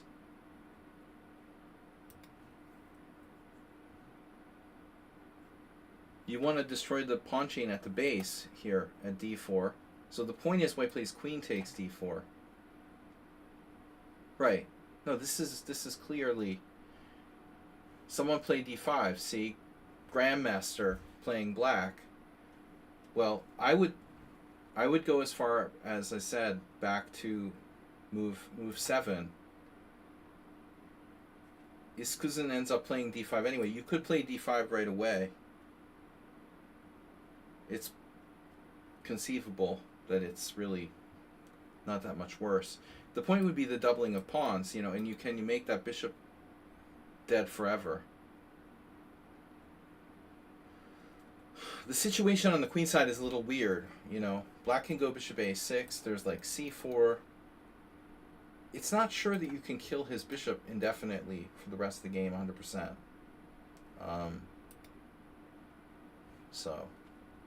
But anyways, all right. This is like a new move, and it's definitely not as good. That's it now. e5 is solid. So you allow trade of queens. You take with the king, so the knight has access to e4. This pawn is weak. d6 is weak. f6 is weak. Yeah, you're not going to attack him like in a Grand Prix. Main problem is knight e4 now. And that's a double threat. So black plays a6. But I think that black is all hands on deck here. He's in trouble. And you better act fast, because you're really... The fact that the white king is on d1 doesn't matter that much. White is just better. Big time better. This, c5 pawn. How do you protect everything? Your a5 move even kicks in, like after this here. You know, there's no time to play b6 even. Black plays a6. I hate a6. You know, a6 is horrible. It's slow, and it weakens squares. So black has to find a decent move here. I mean, I'm even like looking at f6. There's really no pressure though, you know, because this guy is pinned. You could even take. What is black supposed to do in this position?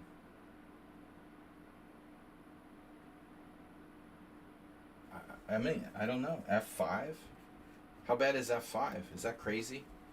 Consider f5 to stop you from playing knight e4.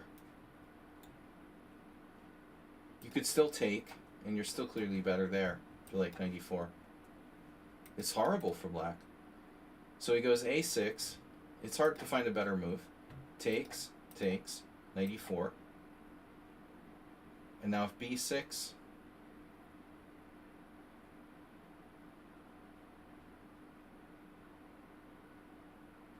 b6, a5, anyone? Do I hear a5? This is a little bit too much. If only white had a little bit more development, you know, like you could probably sack the exchange. If only your bishop was on e3. You need one more tempo for that kind of thing to work objectively. This is probably unclear. You could play knight takes, but this is nothing special. I think black is probably okay here. You think with bishop f8 he must have underestimated you. Well, I mean, yeah, the guy's got problems. But maybe he should just give you the pawn on c5. I mean, I would seriously consider castles. But you don't have to even take the pawn on c5. For example, you could play a5 just sitting on him. Extremely unpleasant position for black. If you don't rush here, you don't have to rush. If you take the pawn, maybe he kicks you out like this and tries to get his bishop long diagonal. I don't know. You know, maybe he can give up a pawn and it's not so bad. You could sit on him with a5. I don't like this move either. This is like, what's going on with knight f6 check?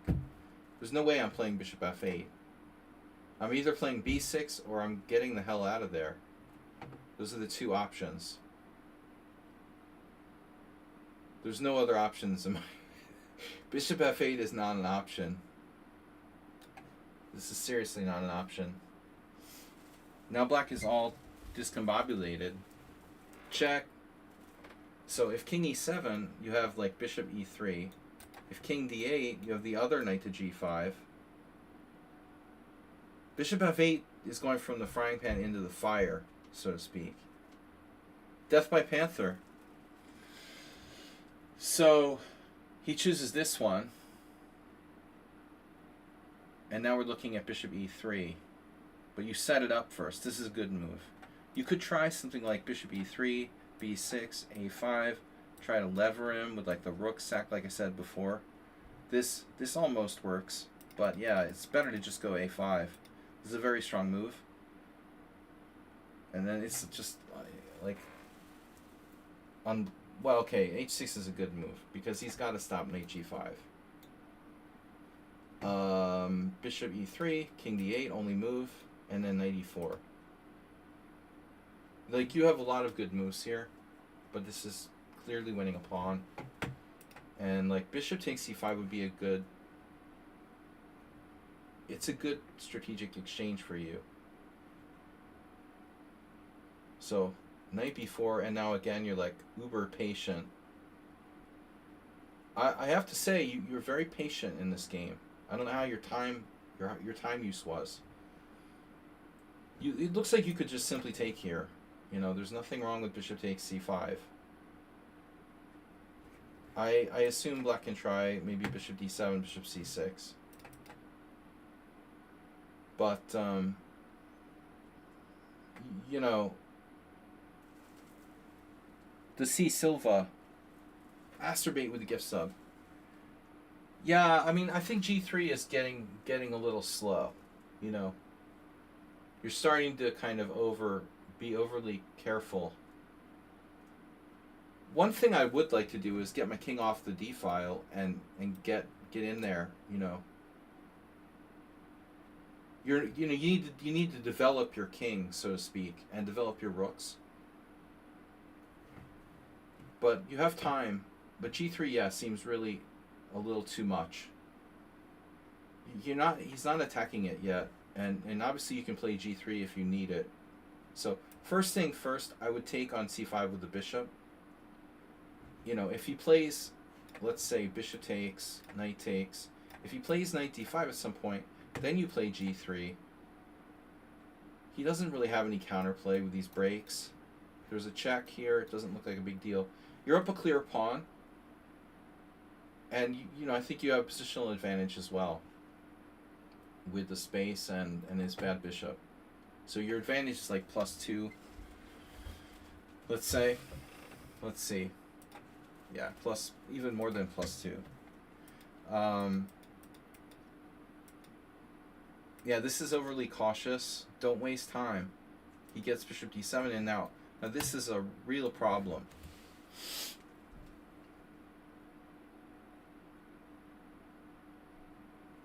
This is the first trouble I've seen in this game now. So at this point you're probably concerned, rightfully, that you may not even be able to take on c5 because of the counterplay on the diagonal. And this is, what happens when you don't have a light square bishop, of course. So here, major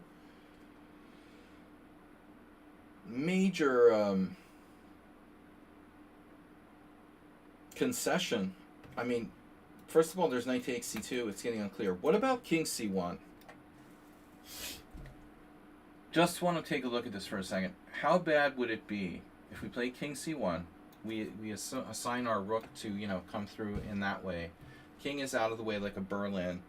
If bishop c6, you have a check. And then it's not ideal, but what I'm going to suggest here is knight f d2. And I still think he has no breaks, I mean, maybe he has g5. He might be able to get in g5 with some tricky threats against h2. But even so, you can ignore it. And ultimately, this is just hanging. The pawn on c5 is just hanging. I admit it's a little annoying, but I don't really see how he's going to make this work. This looks good. I think this is good, pretty good. King c1 is solid.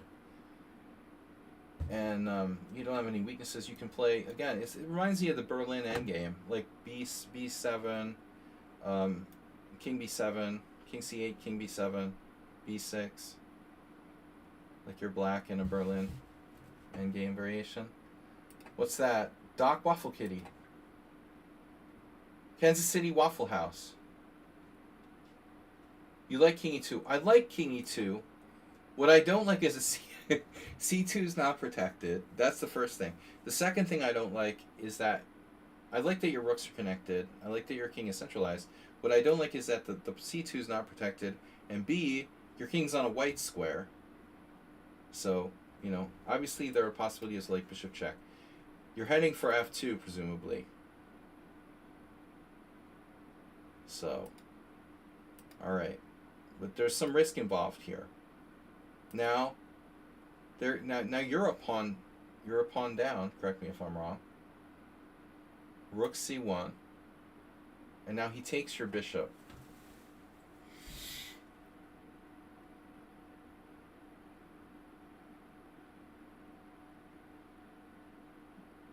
Well, he's got several possibilities. Bishop B5 check and knight B4. I don't know, you know, if you take the bishop. Taking the bishop was a conservative move by black. He has this check. Now you could go to D2. Maybe you should, actually, in this case, as strange as that seems. Because if you go to F2, he has knight B4 and this really ugly check there. Maybe it's not a problem. His king is ultimately unsafe too. So like check, knight D3, check, whatever. You can walk away to like king G1. But alright, you know, it's up to you. It seems safer to play king C1. Here, here, here, here, here. And now you're down a pawn. And it looks like you have... Hard to argue you don't have compensation. But I mean, are you winning at this point? Blurry cam again? I don't know why it does that. Cheap camera. Alright. Yeah, some setting thing. I don't know. It does it when it's like on for a while. Not always though, you know. It's weird.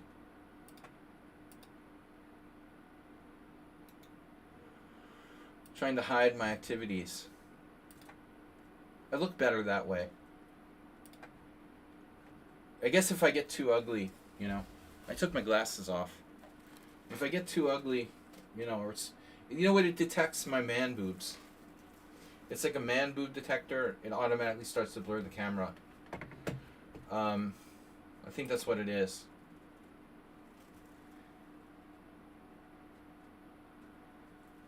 Man boob detector.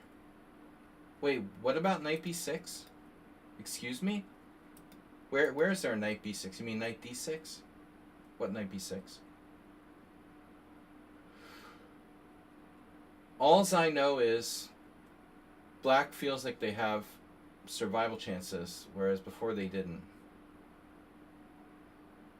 Like last move, okay, rook c8. I don't, you know, think about Sung Prism's game. Anybody? Do you remember the Sung Prism game, the first game we looked at? The French? Dude, I don't care if you take my c5 pawn with black here. Please help yourself, you know? All I want to do is, like, live till tomorrow. So, is black's best move in this position defending the c5 pawn? I'm not real sure about that. What do you guys think? I mean, I think that pawn is a goner anyway. The best thing that could happen to him is that you take his c5 pawn. Your other knight is having trouble. You know, I don't see the other knight. The other knight needs time, you know, to recirculate. So, why does he go here? He doesn't have a better move, maybe. I mean, I don't know. Bishop e7. I wouldn't even take the pawn. I think taking the pawn looks like a mistake. After take the pawn, take the pawn, take the pawn. Bishop c6. It feels like he's kind of hanging on, you know. He might be able to reach a rook in game where it's a draw or something. He might escape this, you know. I don't think you should take that pawn. But on the other hand, he has bishop c6. So if I was black here, I make no illusions about this position. You know what? Another interesting move, even b6 might be possible. That's too loose, though. So rook c8, I think. First of all, he doesn't need to protect pawn. Secondly, you don't need to take it. But, you know, I think you want to clear off. You want to clear your pieces off that light square diagonal and not allow him too many exchanges. But I'm skeptical of rook c8. It doesn't.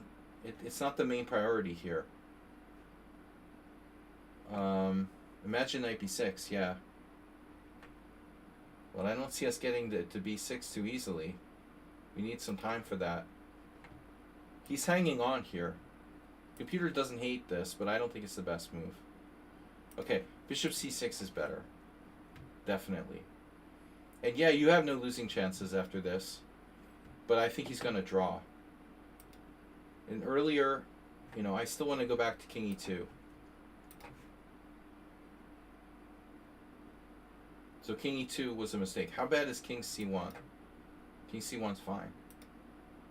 Bishop takes c5 was the best, though. But you're also right about criticizing g3. I mean, you know, g3 was also hesitant. There was no need to do that. Yeah. I'm often criticizing people for not centralizing their king, but you lost your c-pawn in the process.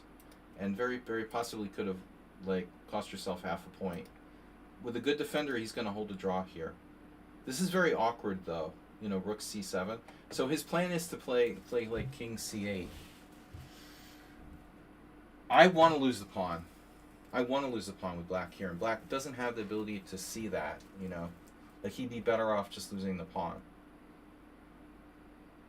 Now he's getting in trouble. Typical player who may be, like, a little too materialistic. King c8, knight c4. Yeah. Some pawns are better than others. King b8, knight b6. Mule Skinner kept alluding to this. Rook c8 is very greedy.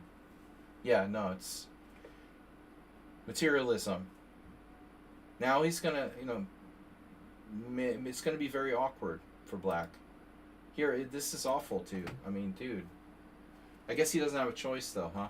Now it's too late. Oh my god. Phew, bro. He can't play here because of rook d8 check. My god. Wow. So you got him in the right kind of game. Yeah. He just had no idea how bad this was.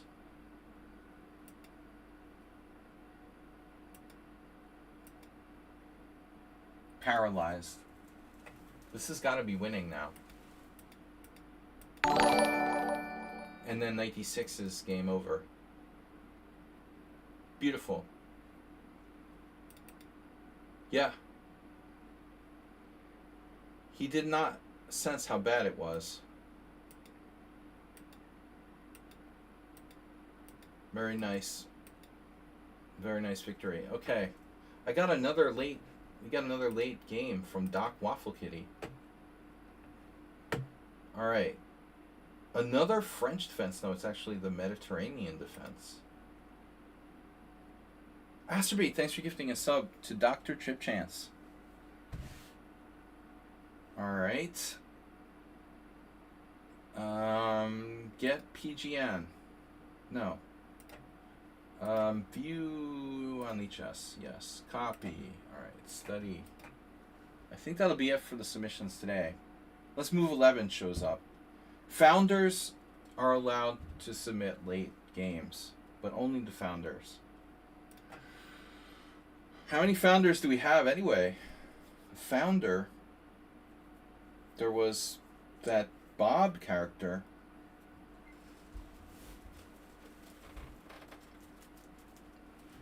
Mr. Coffee was referring to Bob? Oh my god.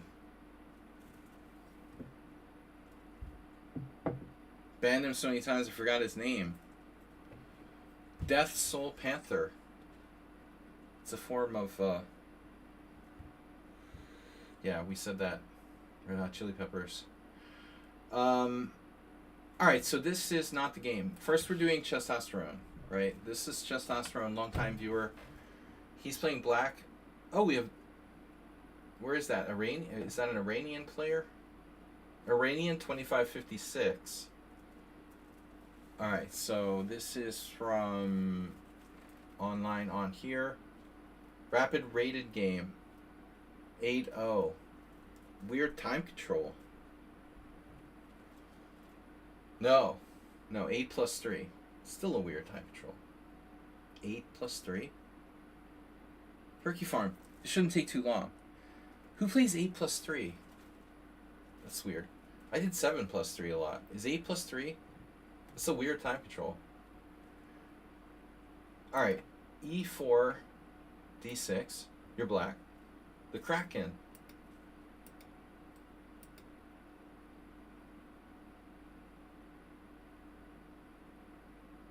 And now E5. So,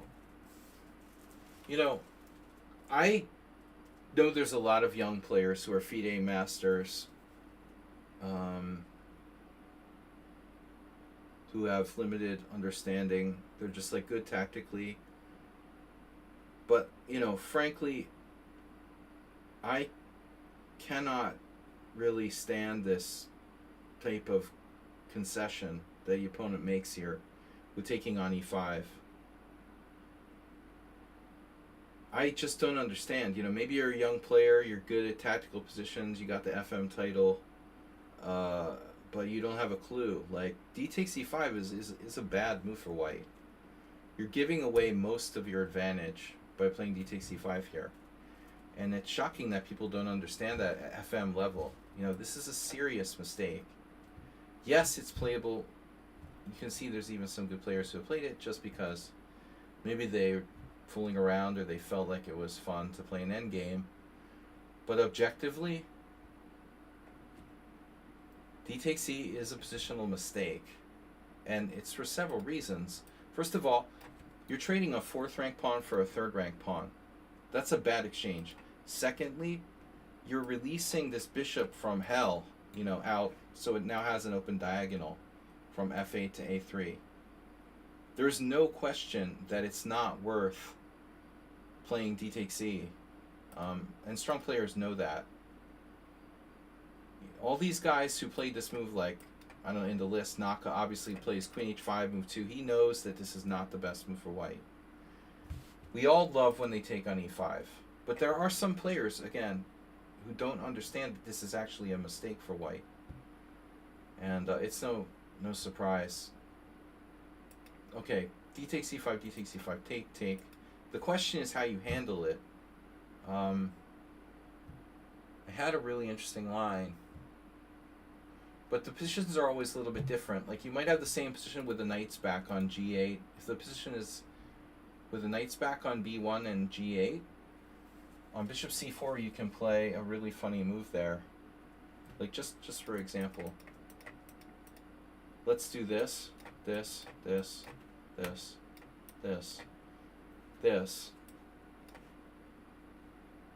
I believe it was this position where looking with a friend, I'm not going to name names. Was it in this position that we said black can play King E7? Is that right?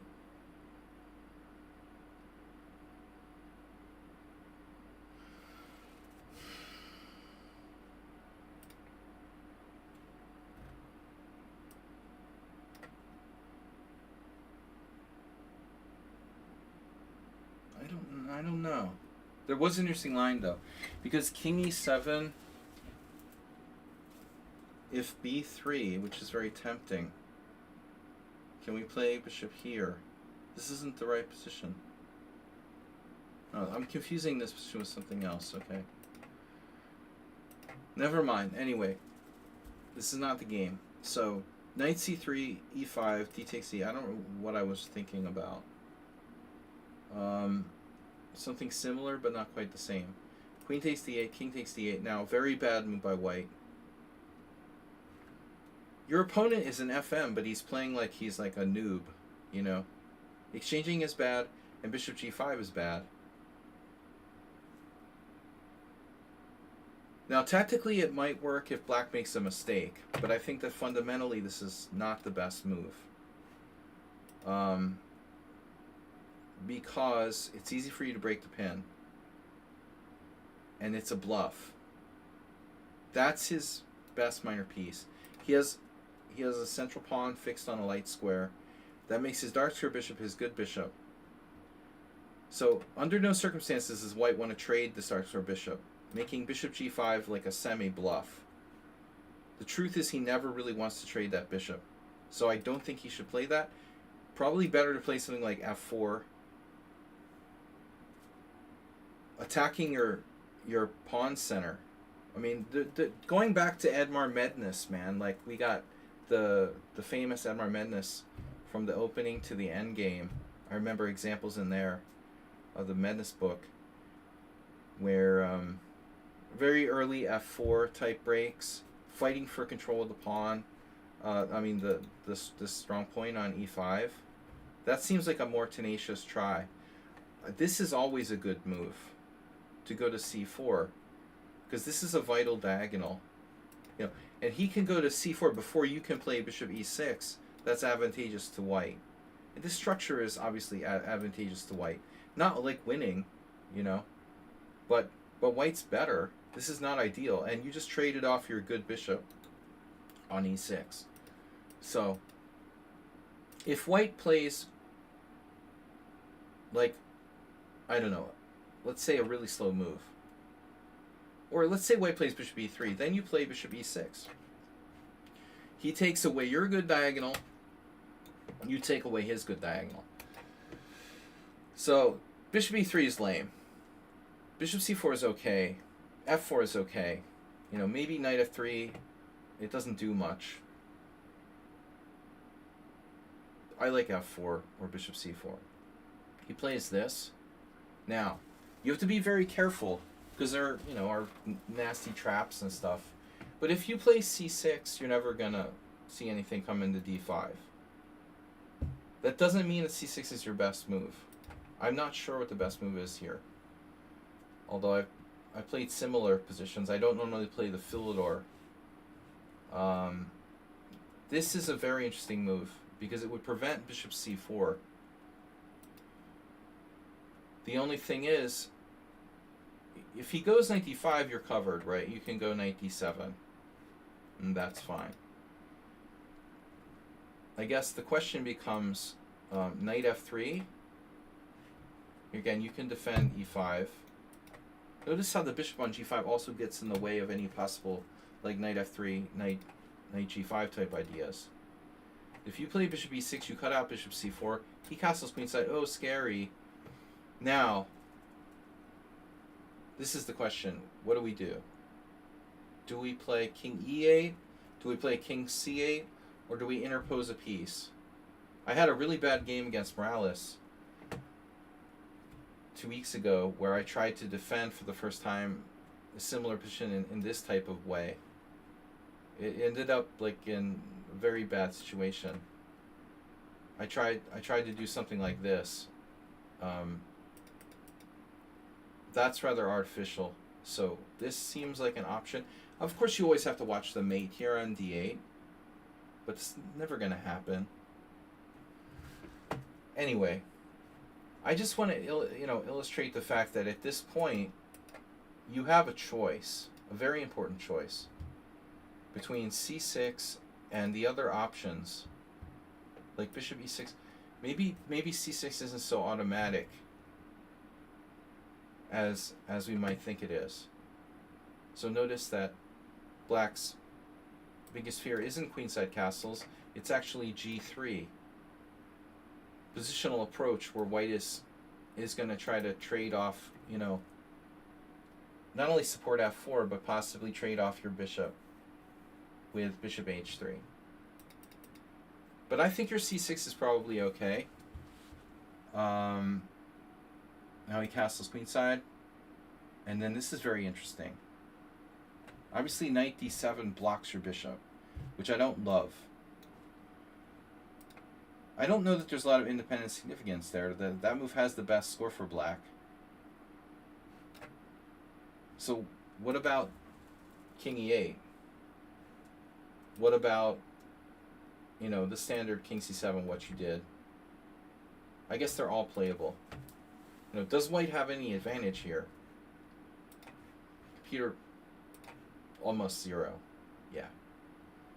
But I mean, personally, having played c6, I'm a little concerned about bishop c4 and how we're going to answer that. There could be situations where you could sacrifice your f7 pawn. So what do you think about this, for example? Like if he goes bishop c4, yeah, that's what you did. So this is very combative, what you did here, Turkey Farm. This is kind of like a risky way of playing a solid position, No, h6 is bad. h6 is bad. The bishop isn't hurting anybody, He's just like taking a walk in the park. Why are you going to bother him? He, she, them, they're in the way. The bishop on g5 is in the way. It's in the way of this knight coming to g5. It can't hurt us. It's not on the diagonal with our king. h6 is a lazy move by black. No need to play that here. You're only encouraging him to play bishop takes f6. If white plays bishop takes f6, we'll have bishop h6 check, but not if we play h6. h6 is not really a good move. Of course, it has to be considered. But after king c7, we might say like this move is safer, guarding f7, but also your pieces are more blocked in on the back row. This move, well, I mean, after bishop c4, what are you going to do? You end up having to play king e8 anyway.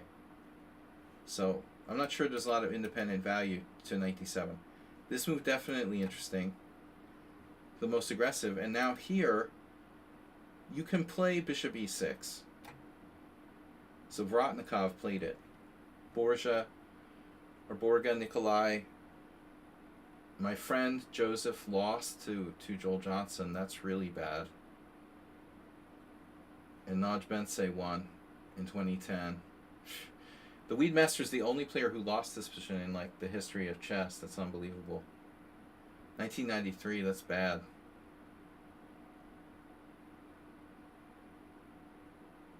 Surprising. Must have been like rapid. Joel wasn't that bad though. Not his kind of position though. He's an attacking player. Ridiculous for Joe Fang to lose to Joel Johnson in this position. Anyways, your move is interesting. You're covering d8. So what happens if he takes on f6? That's what he did. If he takes on f7, you have rook f8, right? He'll have to save the bishop. You'll take here, and you're threatening knight takes e4. It looks like better for black. So he has to do like bishop g4 h5. I wouldn't say that's a really typical idea.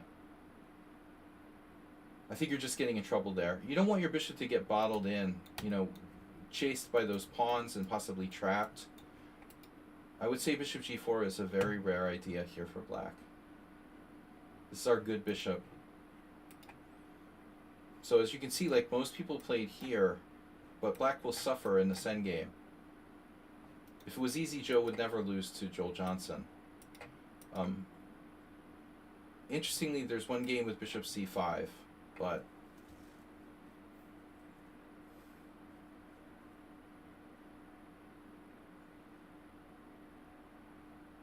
I'm just not a big fan of this. I don't really know what it does. So either bishop e6 or your move. Your move has a problem with with knight e2, no? He can play knight e2. What if he just plays knight e2?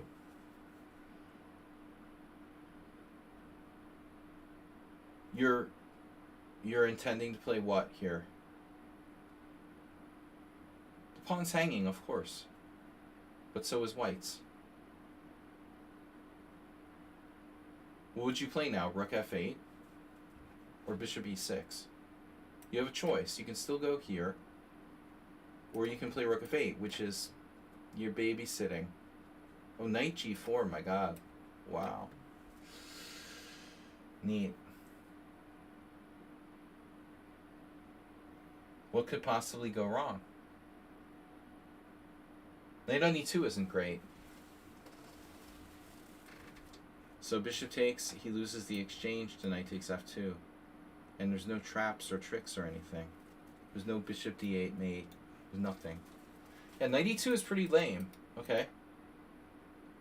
So he takes on f6 and says, okay, I don't care. By the way, e5 is hanging, but you could play bishop takes c3. That's bad because of bishop takes g7. Your e5 will fall. Okay, so bishop takes f6, major concession for white. b c3 first? Yeah, well, no. Doesn't work. This is good. Guess what? Dude doesn't have a good bishop anymore. This is huge. And he's not even taking the pawn. I mean, I don't understand. Well, wouldn't this be the logical continuation? I mean, yeah, you can smash his pawns. But I'm not sure, you know. Probably you have enough compensation. Here. But at this point, I don't really have anything else to suggest.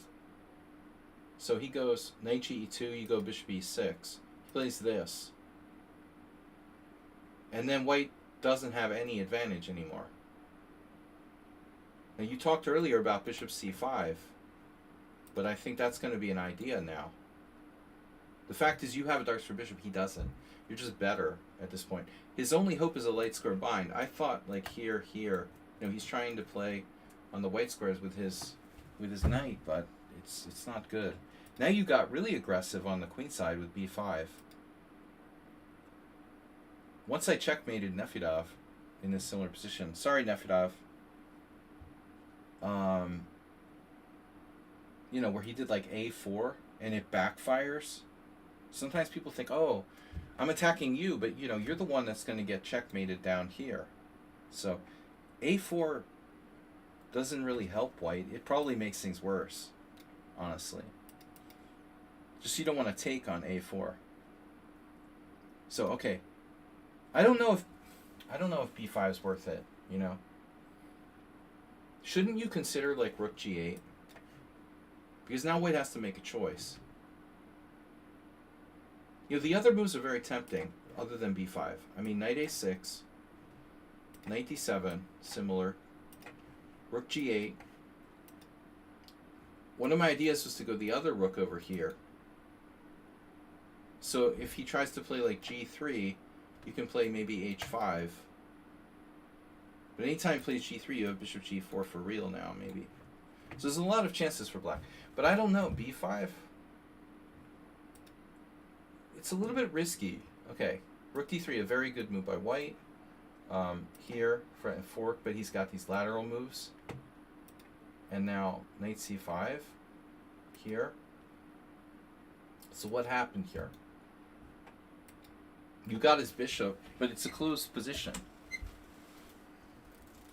So I don't know, you know. Is this really our bet? Was this really our best way of playing the position? This whole thing with b5? I feel like you should save that for later. You know? You don't have to rush here. And so my first thought is going rook g8. Let's see. So the computer doesn't like b5. It likes h5, which is a way of, like, let's say, preparing this pressure. Yeah. The engine thinks you're better. Two bishops. But I'm not sure about b5. Here, okay, that's a good move. Here, here. Actually, I don't understand rook d1. The guy, for me, he's playing like a noob. 2500, I mean, FM. Probably plays a lot of bullet, but he's playing like planlessly. There's nothing on the D file. Doubling rooks is pointless. You might as well just go somewhere with a rook. It doesn't matter if he has 5 rooks on the D file. Seriously, what's he going to do with 5 rooks on the D file? I mean, it's kind of a cheapo, right? He's starting bishop takes e6 and then take your knight on d7. But seriously, yeah, for example, maybe you blunder bishop takes c3, he takes here, and you win a piece, he wins a piece or something. But you're not going to fall for that. After knight c5, it doesn't matter how many rooks he has on the d file. There's nothing on the d file. That's why d takes e is overrated. Knight c5, okay, here, and then I'm almost sorry to take his bishop. Unfortunately, you don't have a choice. I don't think the 2 bishops are better than the 2 knights in a closed position. But you are better because of your pawn structure. Oddly enough, even though you have 3 islands, they're pretty fluid. You have a5, a4, and this rook pawn over here. Mainly a5, a4. But I think this is going to save him, you know. He's got a very strong lock on f5. No, I thought you had to defend f5 too, f6 too, but now that you mention it, maybe you don't. You know, I mean, maybe the f6 pawn is a little overrated. You know, it's interesting that you bring that up because I hadn't really thought about it, but who cares, you know? It's a doubled pawn. What if you just go right at him with a5? It's costing him time to take this pawn. And now you're just like attacking him with a4. What's he going to do? Sacrifice the exchange? How? Where? It's a very good point, you know. I think maybe f4 or something, you know, might at some point help him. But in the meantime, he's like collapsing on the queen side with a5, a4, a3. So that's a really good suggestion, actually. I would have reflexively played bishop e7 too, but maybe this is just like not necessary. So he plays h3. Why doesn't he play knight g3? Oh, the skewer. Oh, shit. Thank you. Thank you. I didn't understand what Decibel Panther was talking about. There is a skewer. There is a skewer. Oh, shit. Right. Right. All right. So you have bishop takes c3, but there's rook takes c3. So skewer doesn't happen right away. If bishop g4, it's complicated. Rook takes f6, bishop takes c3, rook takes f7, check. Now we're really in the twilight zone. After king b6, f3. The skewer thing doesn't really work out in this case. But we have to keep skewer in mind. After a takes b, bishop e7, yeah. We're threatening like possible things with maybe b4 followed by bishop g4. So that's why he played h3. It makes perfect sense now. That's why h3. And here's a good question. You played h5, and it's definitely a good move. But maybe you should wait. Maybe you should play a5, and then when he plays this, then you play h5.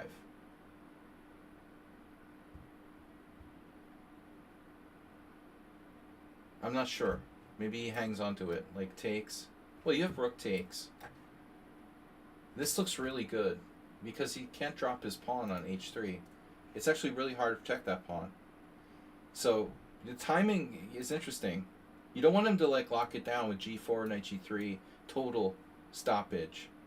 But if you timed it, so you waited for him to play g4 and then you hit him with h5, he might have a problem here, you know. He might be falling apart. I don't really see how white can hold his position together. It looks real bad. And that's the case with flank pawns and bishops. So it wasn't truly a closed position as long as you have these breaks. But anyway, h3, you prevented him from maybe like, you know, going g4. Yeah, and so here you have rook g8,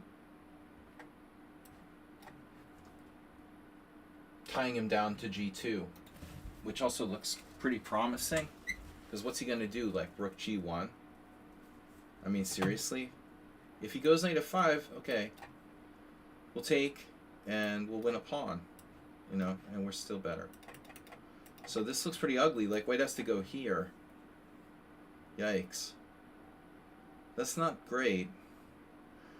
Alright, but anyway, h4, knight f5, and then you kept the 2b's, so bishop c5. But white's playing the Sveshnikov. He's sort of hanging on now, defending. Rook h6. Back. Turkey farm.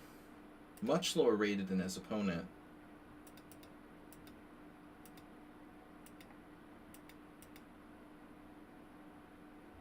You didn't settle for repeating. You could also play rook h7.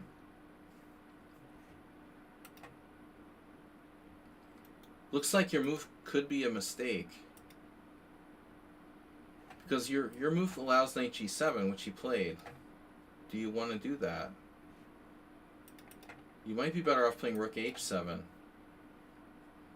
with the other rook coming over. So I don't know if you saw it or not. Clearly you protect this pawn. Now you would expect him to take your good bishop. But he goes for that tactical thing again, where he's focused on the d7. And this is like too much. So he showed some skill tactically, right? And coordination of pieces. Takes here. I was really expecting rook d7 check. But it may not, I don't know. I mean, it's hard to believe he doesn't play this here. Why not? Rook d7 check, king b6, and then over. And now he's threatening rook d7. So you can always play rook b8. But it's kind of scary, no? Apparently you're winning. So white doesn't go for that. He plays g4. And now you can play bishop takes f2 or take en passant. Taking en passant allows him to have outside pawns. So you have to take this, check, king b6, and now rook e7. This guy's been very focused on the light squares. And at this point, I think we have to, at some point, come to grips with the fact that we might not be better.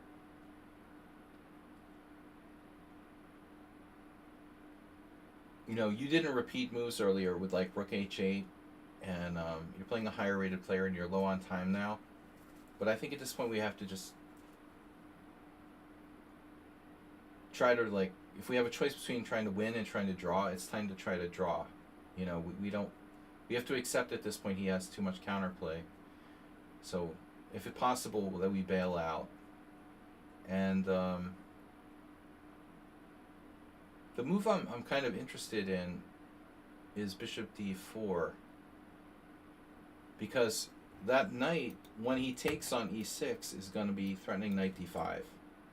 We have to be very careful about that. This looks very like you could get into a mating net. Like a5, rook takes e6, threatening knight d5 check, king c5. Now on like rook d3, it feels like we're just a couple moves away from somehow getting mated, but maybe it's not so easy for white. But what I was wondering is, can we simplify to a rook ending, like say bishop d4? Probably white, being an aggressive player with a higher rating, would avoid said rook endgame. But if he were to take here, we were to take here, we were to take here, looks like we're in trouble. He's too strong with d6. We're already screwed. Alright, this is not an option. We let him penetrate down the d-file. You know, this was bad. So you made a very serious mistake here, letting this happen. I think you have, like, very little losing chances in this position. To be objectively honest, you know, but it's probably a draw. You have a lot of options. You could probably even take on f5 and be okay. Because, like, where does his knight go? You know, like, put his knight on the best possible square. I don't know. You know, like, I don't know how it's gonna get anywhere. Like g4. Was f5 a move earlier? f5? Did we ever have f5? Wow. Yeah. No. f5 was never a move. He got right in there. And I think you should consider taking it. But what I like better, like I said to Turkey Farm before, I think instead of h5, or after h5, we should pin him to the g-pawn. If you go here, you know, if he has to play rook g1, okay, fine. But, you know, that's not a good placement for his pieces. What's he going to do? And, like, h4 is rook g4. So the horse kind of got out of the barn here when he got this, and still you're fine, until you allowed knight g7. And then he gets his big chance to come in on the white squares. Here. Last desperate measure would be like bishop c8, but he has rook d8. So I don't know if we can mitigate that. You know, that looks like a problem. After g4, bishop f2 and rook e7. Oh, later? Okay, we'll take a look. So bishop takes f2. Right. f5 now. Yeah, this is... Okay. Yeah, so f5, yeah. f5 is the last chance for f5 here. Good suggestion, Saeeds. f5... There is this e4 square, which looks really scary. So, like, he takes, but he would lose in the ability to use that rank. You can always play bishop e3 check. So on something like here, you have rook f. Probably have rook here, for example. And if knight e4, whatever, you know, you're okay. It looks like. Yeah, so Saeed's, I think f5 is a good idea. This move maybe doesn't help us. His king is vulnerable there. We should leave it there. Yeah, f5. I agree, it's a good move. It breaks out, you know, definitely. This might save the game. Maybe he can leave it where it is, like rook d6. But then you have bishop c5, and then knight d5 isn't a thing. Oh no, this doesn't work, does it? You have this. So bishop c5 doesn't work. So rook d6. Well, this is scary for him, man. Yeah, now the outside pawn. Phew, bro. Yeah, I mean, you're like winning on the queen side. He can't do that. He can't ignore f5. He's going to have to take. You take. Maybe take again. Looks like, yeah. It's a draw, probably, after rook f6. That was maybe Turkey Farm's best chance. Rook e7 here isn't a good move. Just checking for the sake of checking. It doesn't help us. And then again, you're like panicking in time pressure. Another move that doesn't help you. It just forces him to make the move he was going to make anyway, which is rook takes e6. And then here, okay, that's a good move. Now your f6 is really weak. So he doubles on the F file. Wow, he makes a really weird move now. We're expecting him to double on the F file. He doesn't do it. He plays knight e2. There's this. That's the only maneuver I see.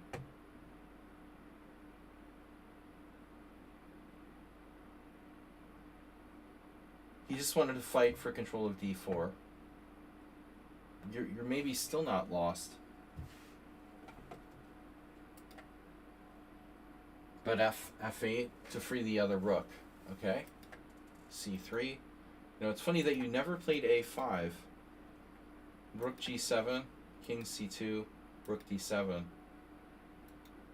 And now g5. So that's a draw. Rook d1, king d1, fg5. No. Rook d1, king d1, king d7. Can you draw this? It looks like it should be a draw. So you have seconds left at this point, and you have king d7. He has to play rook takes. Oh, my bad. No, he has rook takes e4. No, yeah, he has to. Rook takes, takes, king here. Now his knight is like... It has one square. Congratulations. He can play c4, but he can play knight c1. Well, let's say knight c1. King here. Now you're threatening in there. He goes d3. And this is a draw, right? It should be a draw. I don't like your pawns, you know, being on dark squares, but I don't think it's enough for white to win. He would torture you and win on time, probably, but yeah. Not an impressive win. So in the game, you took on g5. Okay, maybe this is not so bad. Maybe this is not so bad. Yeah, okay. It's an alternative. Less clear, but you also have g4. True. You might even have a winning chance there. But he got a good square for his knight, finally. So you should definitely trade it. It's still, you're fine. Now, you make like an inexplicable move. King b6. I mean, of course, this is time pressure. You should take. You should take, and it's a draw. You're better, but it's a draw. Like, I mean, yeah, you're actually close to winning here. You're probably winning there. Okay, he was trying to flag you, but there's an increment.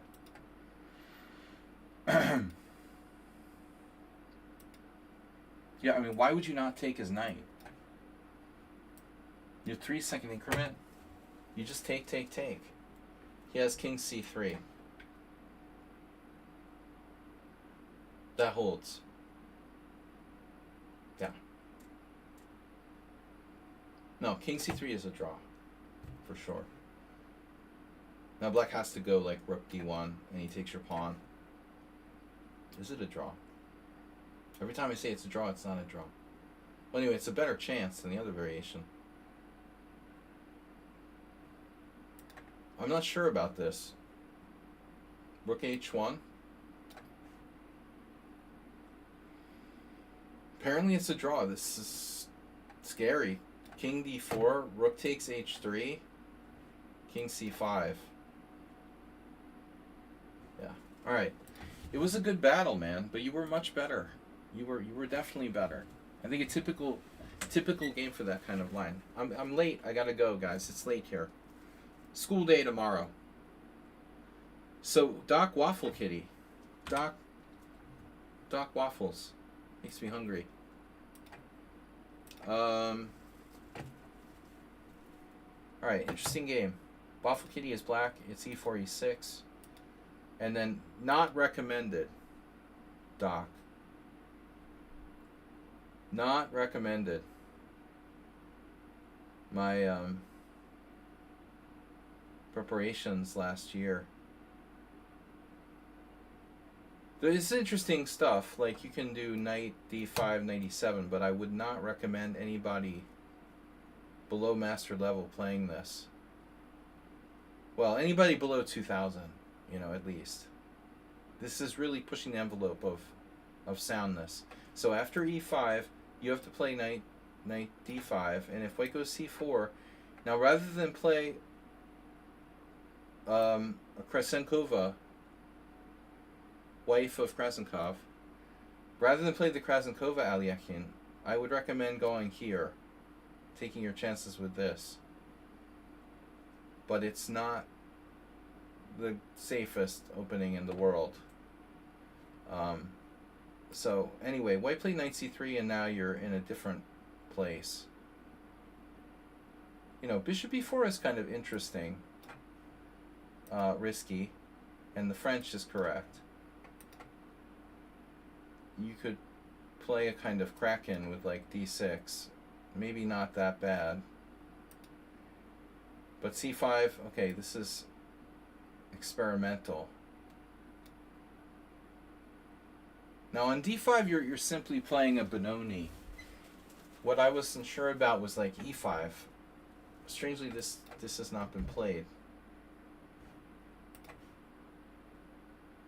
I wasn't sure what was going on after e5. But your opponent, you know, this is definitely the best move. Like positional advantage to white. You should play d6, and it's a standard Franco Benoni. Because there's a trap here, Acerbate has fallen for it. If pawn takes pawn, e5, and black is like lost, almost lost. You've got to be very, very careful about that. That's why you have to play d6 here. Very important. Unless you're like insane and you want to do something totally crazy. Not a good idea. So your opponent played bishop g5. This is kind of like what I was talking about the last game, where not that effective of a pin, but it's a little different because here black does have light square pawns. So I think this is better than the bishop g5 played in the previous game we just analyzed. It's not so stupid. But the problem is he's not supporting his center at d4.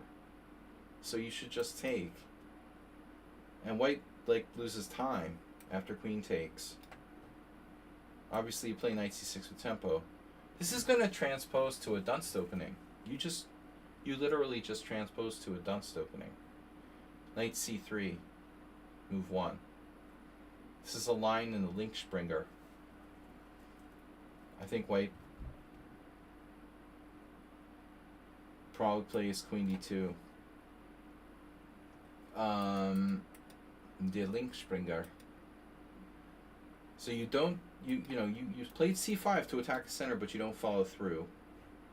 Normally this would be good for white, but the problem is he's losing time with his queen, losing a tempo. So you go in here, and this is a bit passive. Now another arguable inaccuracy by white, d takes c5. Okay, he's not really gaining anything with this move. Making you move your bishop again? Maybe. But you have queen a5. You've got to look for these other moves, like queen a5, knight a6. Doesn't look fast enough. Queen c7? No. So it looks like queen a5 we consider. Threatening knight takes e4. Now, what does white do?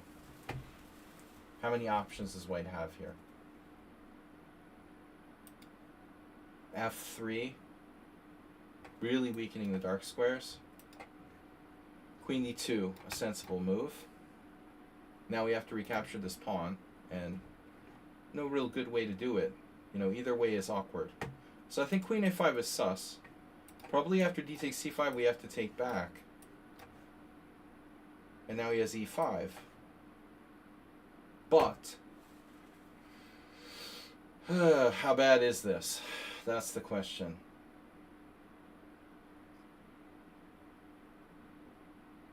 Do we have anything like queen b6? No.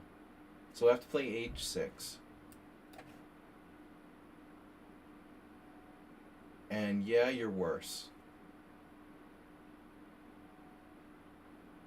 You're worse on a lot of moves.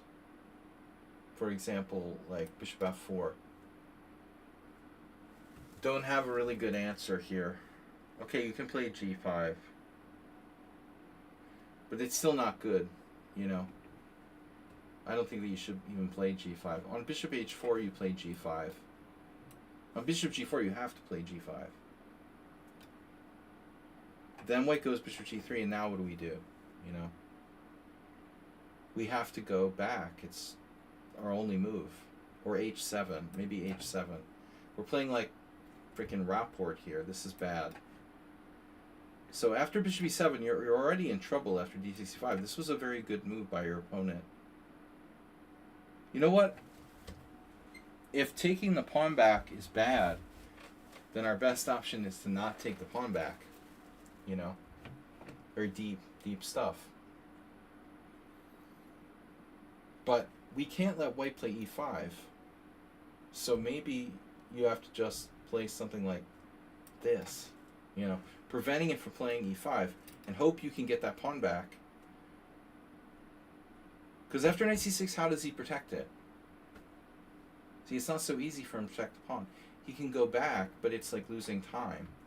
b4 is not a thing. So I'm going to bet the knight c6 is your best move. Yeah. See, human brain versus stockfish.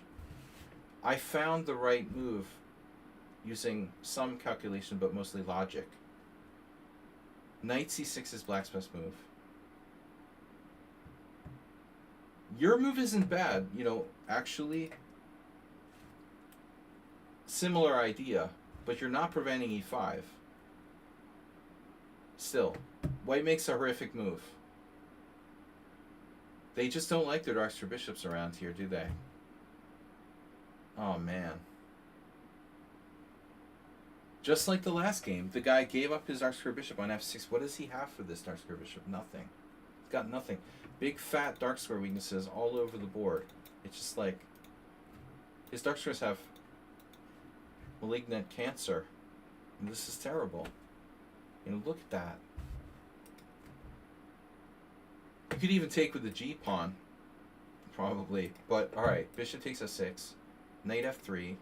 And now you smash his structure. You could play knight c6 and wait. Maybe you should.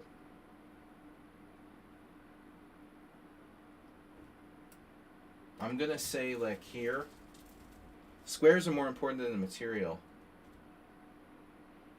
The problem is, what you want to do is queen a5, but he has e5, shutting you down. So I don't want to let him do that. Again, I think you should play knight c6. And then maybe we can get this pawn on our terms. What move I was concerned about was this, trading. Now on queen a5, we're threatening with tempo to take on c3. So let's see what the computer says. Black is better. Wow. All right. So maybe this is a little bit of cashing your chips in early. With bishop takes c3, b takes c. But still, okay, white isn't really better now. You have a good Nimzo, I think. You could sack a pawn, honestly, with b6. This is a common Grunfeld idea, also in the Nimzo, but these pawns are so useless that it almost doesn't matter that white's up a pawn because the structure is so bad. So, if you can't win the pawn outright conveniently, you could just trade it off with b6 and be fine. See, the problem is he can hold on to the pawn with, I guess, queen d4. That's what he tried to do. This move also bothers me. This is like our early game with Snedsteg. Yeah, queen c7 is not going to cut it. You were better off playing queen a5. No, queen a5 is better. Double attack. Queen a5 is always bad, except when it's not. Now, okay, he has this, and on knight c6 he has this. And so here again, I'm going to borrow a page from the pterodactyl And we've got really nice stuff for black.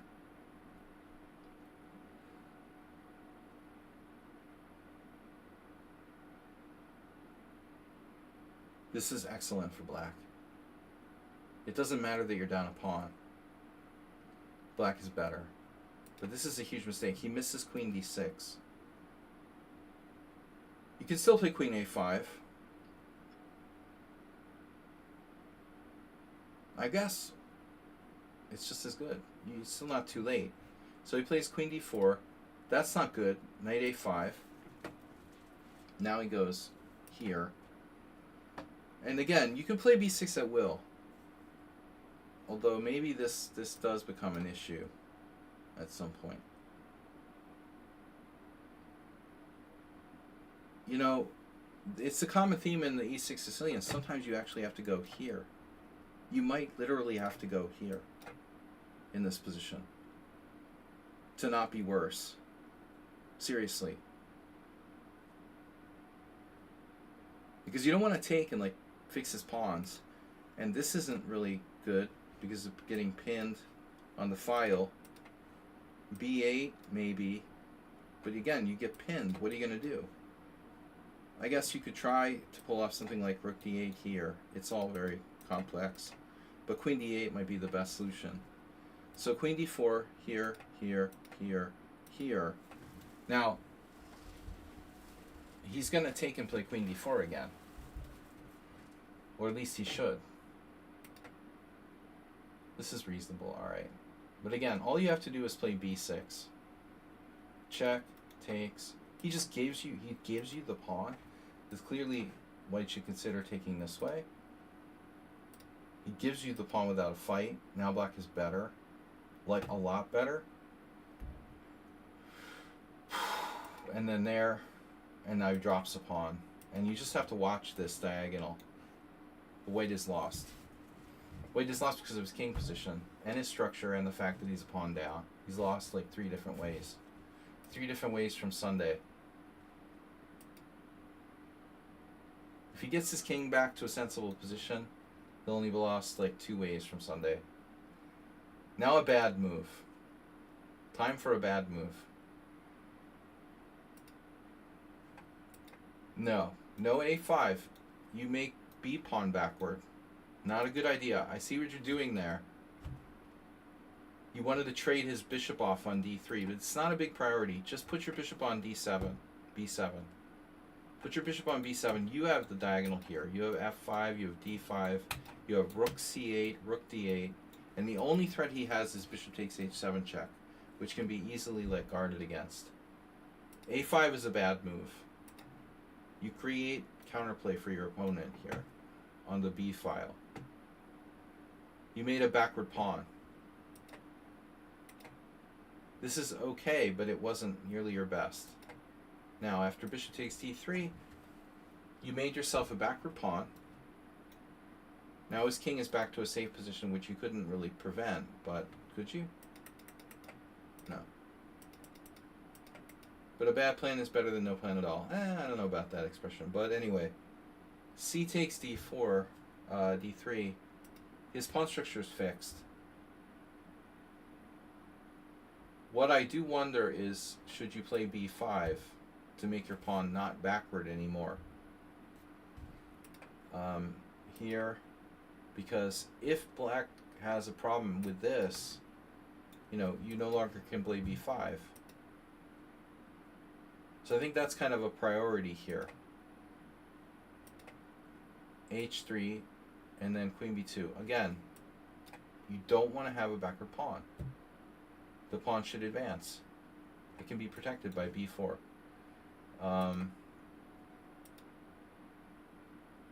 You know, and also maybe your rooks, maybe it should be the other rook and the other rook here, like that, placing the pieces. Rook a c8, and now he has rook p1. Now, if you trade this for this, I don't know if this is even a win. It's not easy. You know, you just have one pawn up, and it's an a pawn.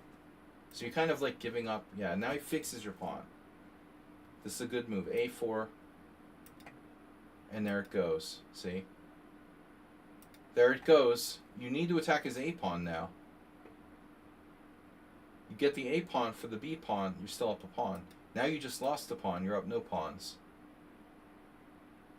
And this isn't a big deal. Now the game is equal.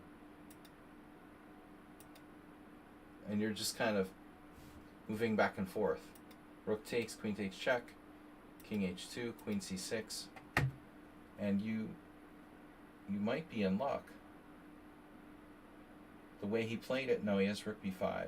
Yeah, rook b5. Rook b5, and he's still holding. Please tell me you're gonna make back rank Luft, so you don't get mated on the back rank.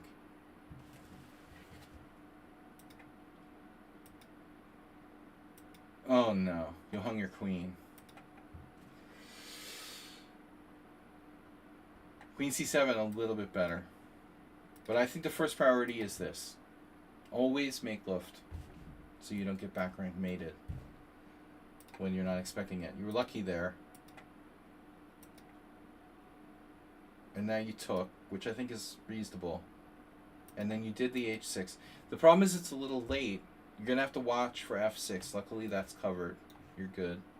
So he actually weakened his kingside by moving this f-pawn up. You got lucky he missed the one move win. Now, you still have to watch f6. Queen d2. Holding the a pawn. You're not watching f6. What did I say about f6? Watch f6. So this is his only real serious threat. Still, it's not easy. You have to find moves. You have to find moves here. It's not so simple. You know what? You could play...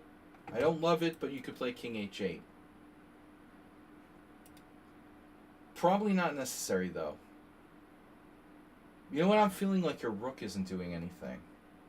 Are you feeling that? Maybe rook e8.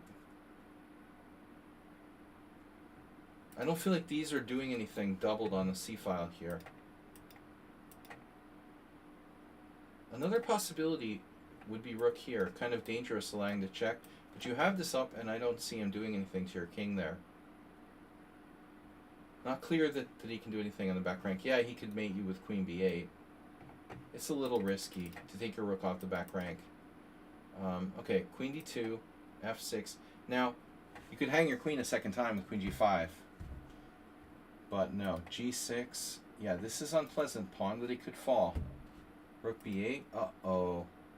Queen c3. Check, check. I mean, check, take. And now queen d6. Back rank. Kind of scary. How about queen c6?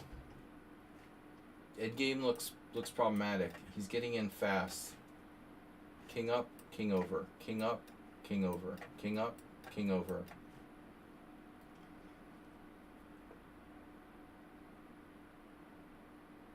This looks like you might be okay, but you're just going to have to move back and forth and try to hold a draw. Nope, you're lost. Wow, I thought you might be able to do this. Apparently d5 is winning. Wow. Wow, so c5 isn't enough. d6 check, king c6, d7. King takes c7 and white is winning it. For king d5. Bro, that's nasty. Too much space. So, you can't trade queens with queen c6. Difficult to know that without... You can't play that move, okay? Unless you can calculate all the way to the end. When in doubt, do not trade queens. That's the default. But yeah, this f6 has you compressed. This is lost, probably, as well. I'm assuming you're lost here, too. Wow, it's not lost. Wow. So king up. d6, king over, king over, king over, king over, king here. King c7. So this case you hold. Wow. That's difficult to calculate. I wouldn't have traded queens. I think in the end I would have just played a different move. I don't think you have to trade queens to draw this. Just pick the right spot. You were lucky there. And now king h7. So you have, it looks like you have perpetual. Queen b8 check. Well, I mean, this is easy to see. But the question is, what happens if you start, doing like a series of checks? You're going to pick off the f-pawn. That's the problem. Queen b2 check and take on f6, and then it's definitely a draw. Most likely. Like, for example, I don't know, king g3. You don't have to take the pawn even, you could go here. I don't know where to put his king. I don't think he can get out of the checks. So, this was very, very hesitantly played by you. If you don't do anything, he's going to ram this pawn down, and it's game over. Remember this, guys. All that matters in a queen endgame is who has the more advanced passed pawn. It doesn't matter how many pawns you have. It's the one that goes through, He has a passed pawn, and it's 5 squares away from queening. And there it is, 4 squares away from queening now. There's no way that black should win this game unless it's on the clock. h5, d5. You're in critical condition now. You're lucky if you get a perpetual check here. King h6, d6. He's now 2 squares away from queening. Now if you're lucky, queen b8, queen b4, queen f4, some kind of perpetual. I don't think you have time for this move.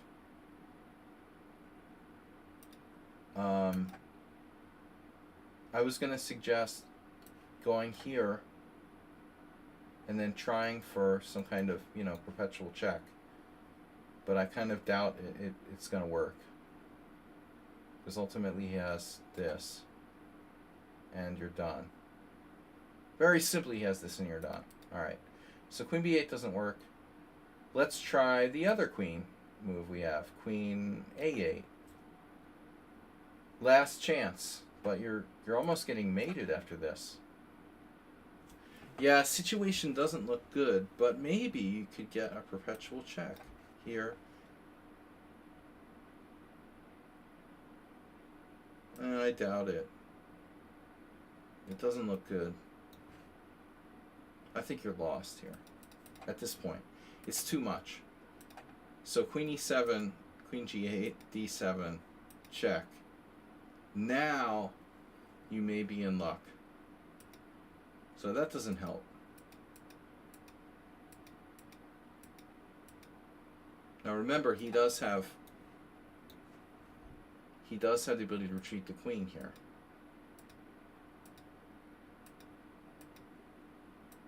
Pretty hard to lose this position with white.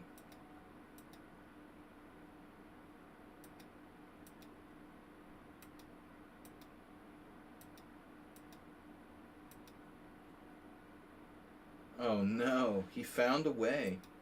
He found a way. Unbelievable. It's an acerbate submission.